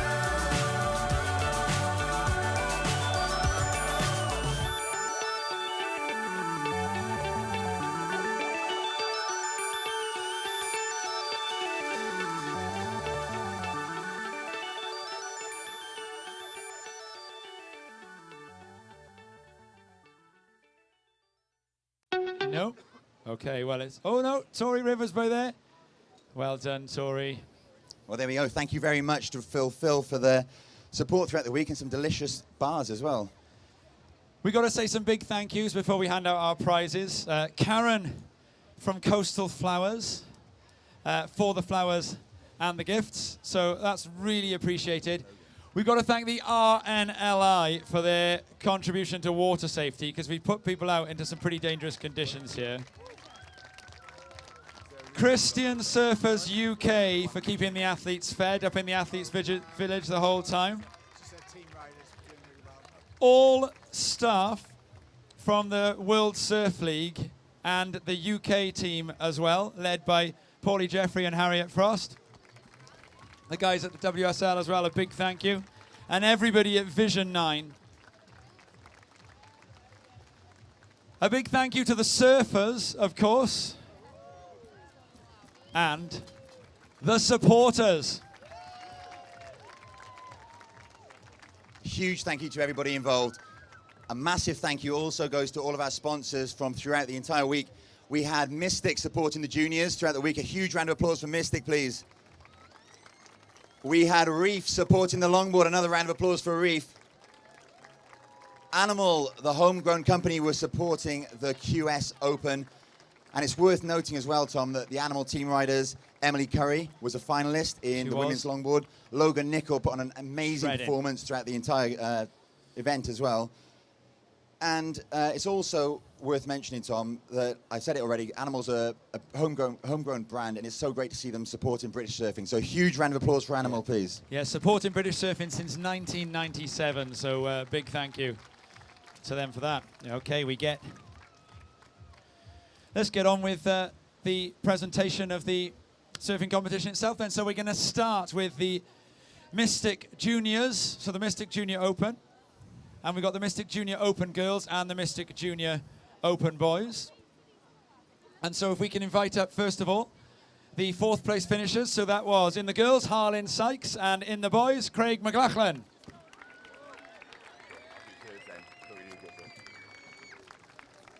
Well done. Well done. Well done. Well done, Craig. Well done. Excellent. In 3rd position in the girls, it was Lola Mitchell, and in the boys, Eli Perrins Davis. Huge round of applause, please. Well done. Well done, Lola. Well done.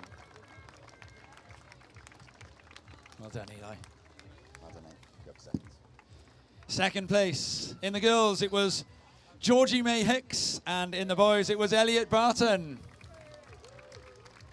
Rip in, guys. Rip in. Well done. Amazing, well done. Good stuff, Elliot. And ladies and gentlemen, please put your hands together for the 2023 Mystic Junior Open winners. In the girls, it was Belle Bettridge. And in the boys, Jay Phipps. Congratulations, Belle. Well done, awesome. Well done, Jay. Longafachiadau. Well done, mate. And Tom, giving out the prizes this afternoon. I think it was, isn't it? It's Madam Mayor. Now, we've got to be careful of 2 things here. We've got to make sure that the champagne is the non-alcoholic variety. Can we be sure of that? Let me just check now. Yes, no Zecco. No Zecco, no Zecco. And then we've got to make sure that when it opens, Madam Mayor is spared the fountain. Because I'm not sure if she was last year. Oh, right, okay. Thank you very much for the baking, by the way, Madam Mayor. Delicious. And then you just, pop it? Yeah, wait for Jay to remember that. Okay, I think is it going? Oh, Robbo, you look like you've done this before. I've done this before. Not on a stage. Oh, yeah, no, Zecco. I'll hold your board if you want. Go for it, guys. Okay, here we go.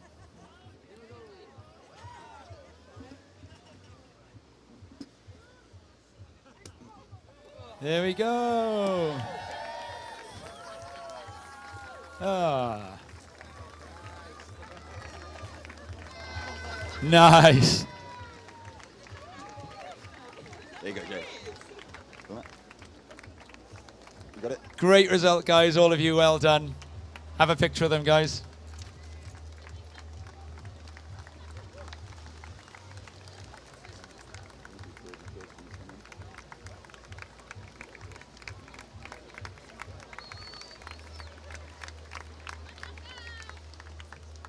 Give it up, everyone, for the Mystic Junior finalists.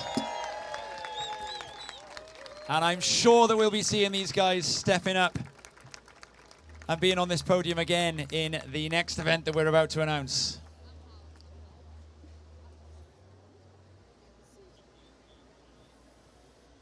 Well, Tom, as we wrap up some of the photos for the Mystic Junior finalists, who all put on an amazing show, we're going to get ready to announce the next category.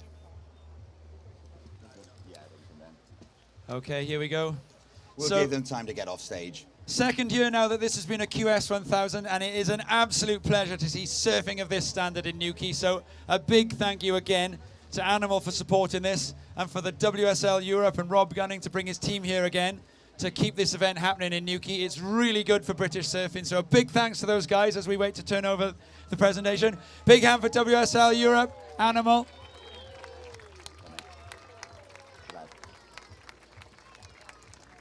Now, Tom, the Animal Open, it was a spectacular event.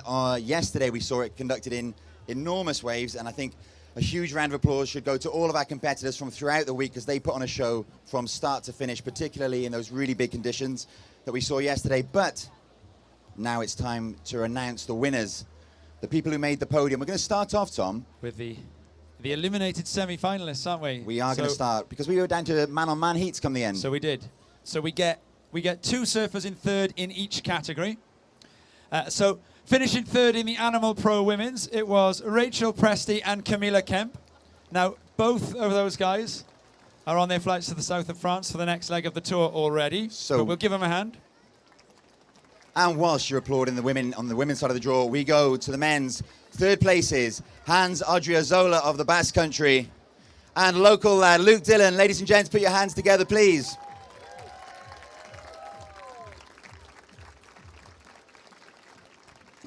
Here they come. Super prepared as ever, our surfers.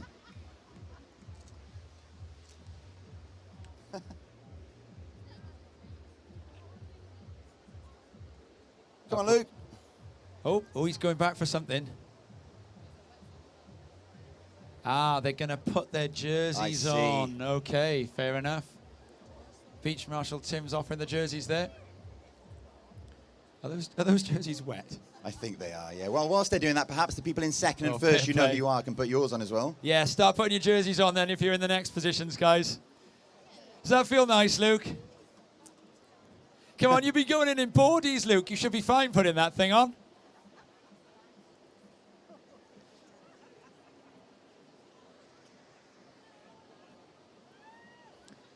Yeah, queue up then, guys. Come on, Luke. There we are, Luke. On you go. You're here. And I think we've got Hans Odriozola just behind. Well done, Hans. Great stuff.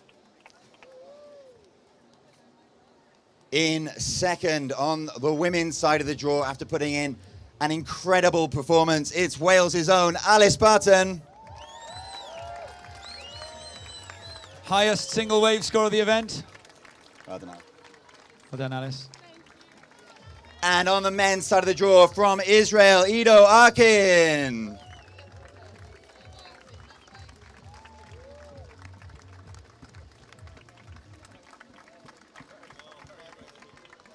Yeah, Ido. Well done. And the winners of the 2023 Animal Pro QS1000. The men's winner, Kai Odriozola, and the women's winner, the three-peat, first time it's been done, from Portugal, Yolanda Hopkins. Well done, Kai.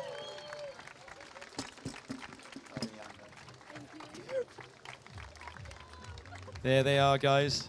Now, this time, we've got to be slightly careful because I think it does need to be non-alcoholic champagne for Kai and Hans, doesn't it? And Alice, I think you've just come out of that bracket, haven't you? So there we go. I got a bit wet last time. I'm going to jump off stage for this bit, I think. Yeah. And these guys are seasoned professionals at popping champagne. So here they come.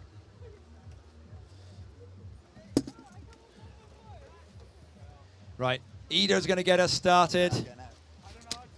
No, I can't profess to having a lot of expertise in it either, Ido, but Rob's your man. He's run away. Oh, it's like being back in school. Wet. Actually, no, we don't do this in school. Here we go. Yolanda says to do it to the audience. That means do it to Yolanda. Do it to the audience means do it to Yolanda. Yeah, Luke, that's it. That's how it's done. Come on, Yolanda. You can't win 3 of these back to back and not get a bit of bubbly on you. Here we go.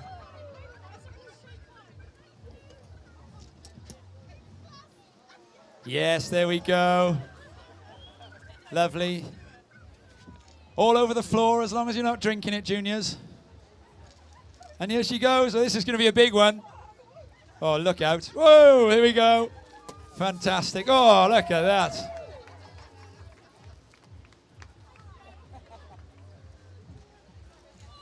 Guys, a big hand for the Animal Pro QS1000 winners and finalists. Okay. Get your photos, guys, because we're going to move swiftly on to avoid this rain. Not sure if it's rain or champagne.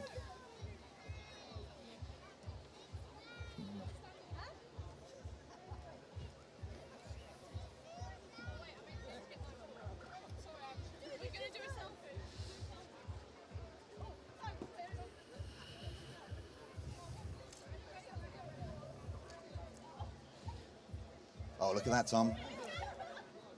Selfies. Selfies.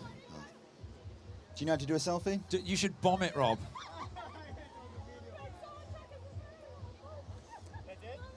Huh? In you go. Right, whilst our champions of the Animal Pro women's and men's divisions finish up with their selfies, we're going to begin to thank the sponsors of our next category that we're going to celebrate. Thanks very much. Well done, Nico. Brilliant performance, mate. The sponsors of the next category we're going to celebrate, it's the Reef Longboard Pro. A massive thanks to Reef for sponsoring this division, this event. It was an absolute delight to watch so many skilled longboarders take to the waves this afternoon and for the final heats of the day. If our longboarders could get prepared in their rash vests. Well, Alice Lemoyne doesn't look pleased about putting that wet one on. I think they've got it in hand down there. Okie dokie. I think we're ready, Tom. Do you want to start with the fourths? Okay.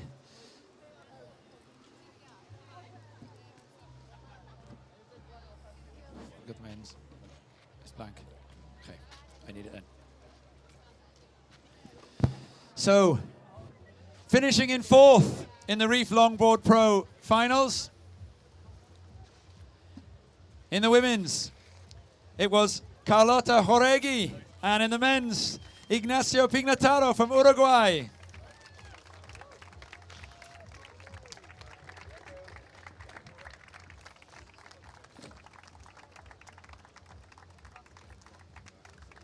Yeah, the grommets are getting it all changed over quickly there.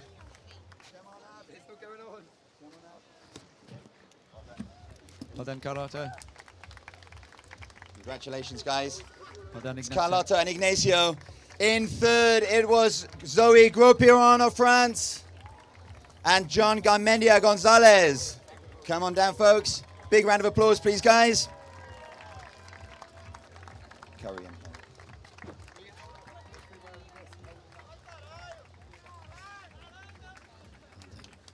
Well done. Excellent.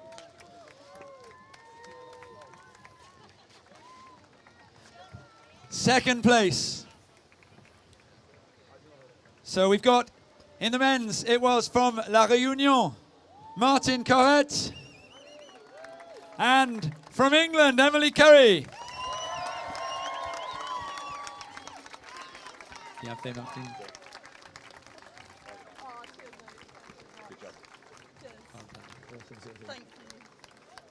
And ladies and gentlemen, your champions in this year's Reef Longboard Pros, women's and men's divisions of Reunion Island, Alice Lemoyne. And from France, Edouard Del Pero. Round of applause, please, folks. Right now, Tom, these guys are good with champagne. Yeah, they know how to work champagne, don't you guys? Yeah, we're clearing off. Oh, they're on it already. Get the guys up there! Get the guys up there! Oh. Get it up there! Get it up there! Go on! Yes, there we are! That's it!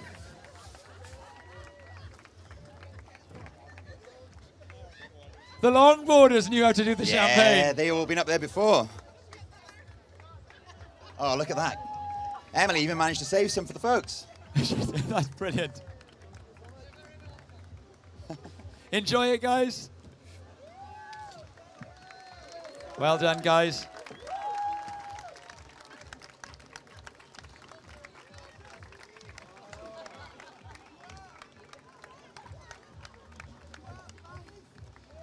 Laurent over there. And smile to Mr. B.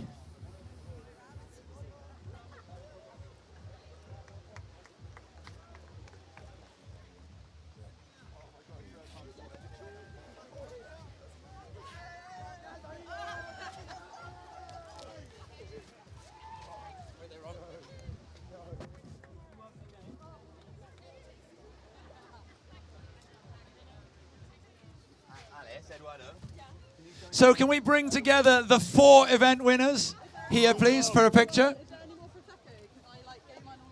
On the podium, the 4 event winners up on the podium, please. So if we can keep the 4 event winners up on the podium. This is the 4 WSL event winners up on the podium. Sorry, Alice, you have to stay a little bit longer, Edward. And can we call Yolanda and Kai back? Thank you so much. I'm so bored. And now it's going So we can get the 4 WSL winners together.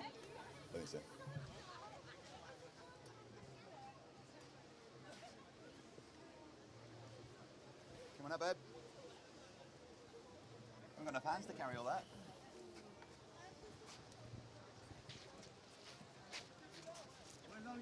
And there we go. Let's have a picture of those guys. Our senior champions, ladies and gents.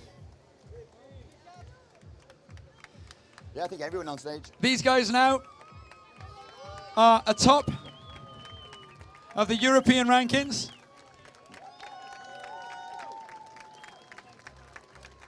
So all 4 of these guys, this is the start of the European QS season. So these guys are going to leave here with a ratings lead in the European QS season. So give them a big hand.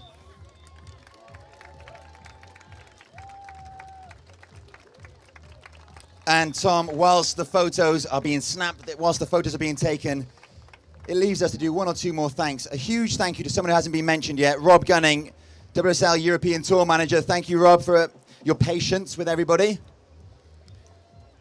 Thanks, guys. Well done. Well done. And again for Madam Mayor. Thank you, Madam Mayor. Thank you, everybody that's joined us over the past 5 days. I think you'll agree it's been a huge success. Yeah, thanks. Thanks for your support. Thanks for your cheering. And until next year, I've been Rob. And I've been Tom. Have a good one, guys. Hwyl fawr.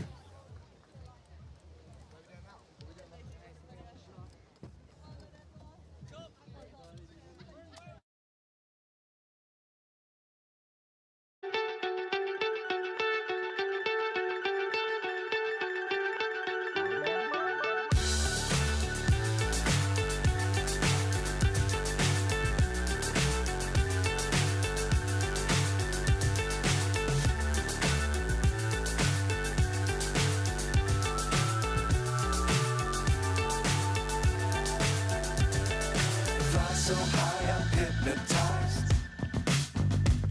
What's up is down, what's left is right. Chasing stars and holding you. I can't see the end, but we'll see it through.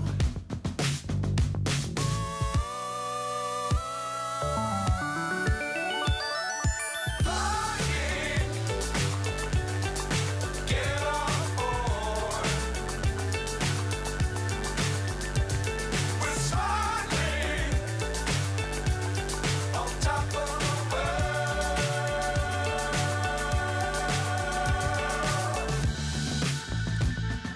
Dangerous times, don't fly too high. Be sure to keep the ground in sight. Fly forever if you keep it tight. Love the world, but keep the sky on your mind. Flying, get on board. We're smiling on top of the world. Flying, get on board. We're smiling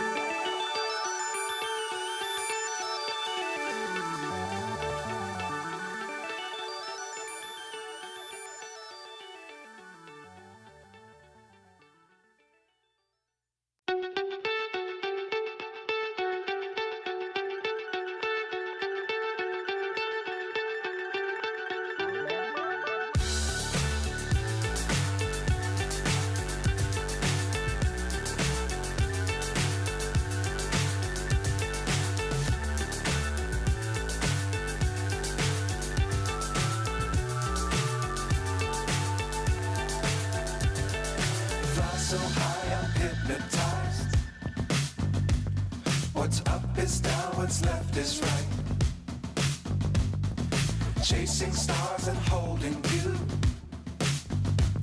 I can't see the end, but we'll see it through.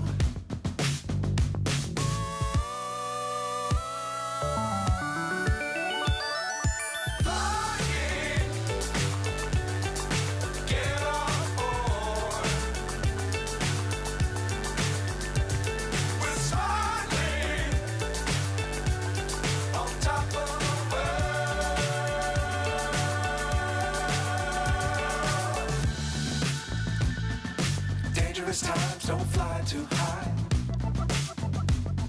Be sure to keep the ground in sight. Fly forever if you keep it tight.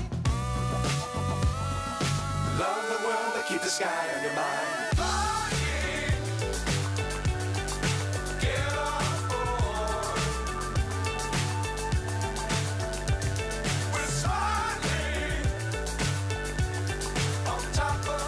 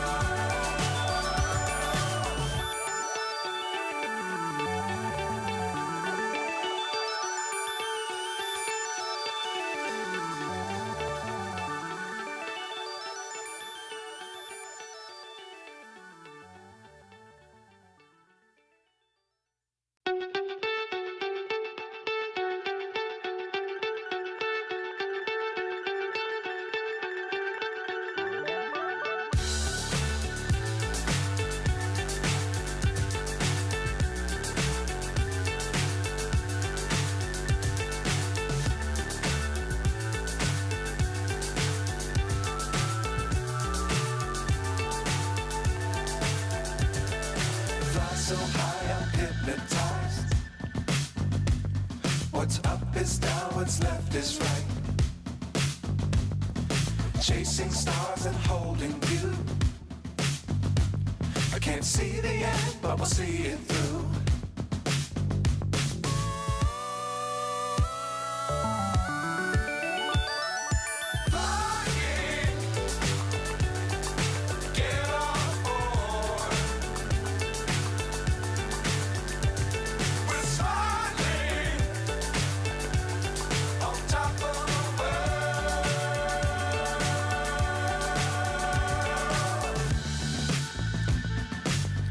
Times don't fly too high. Be sure to keep the ground in sight. Fly forever if you keep it tight. Love the world, but keep the sky on your mind.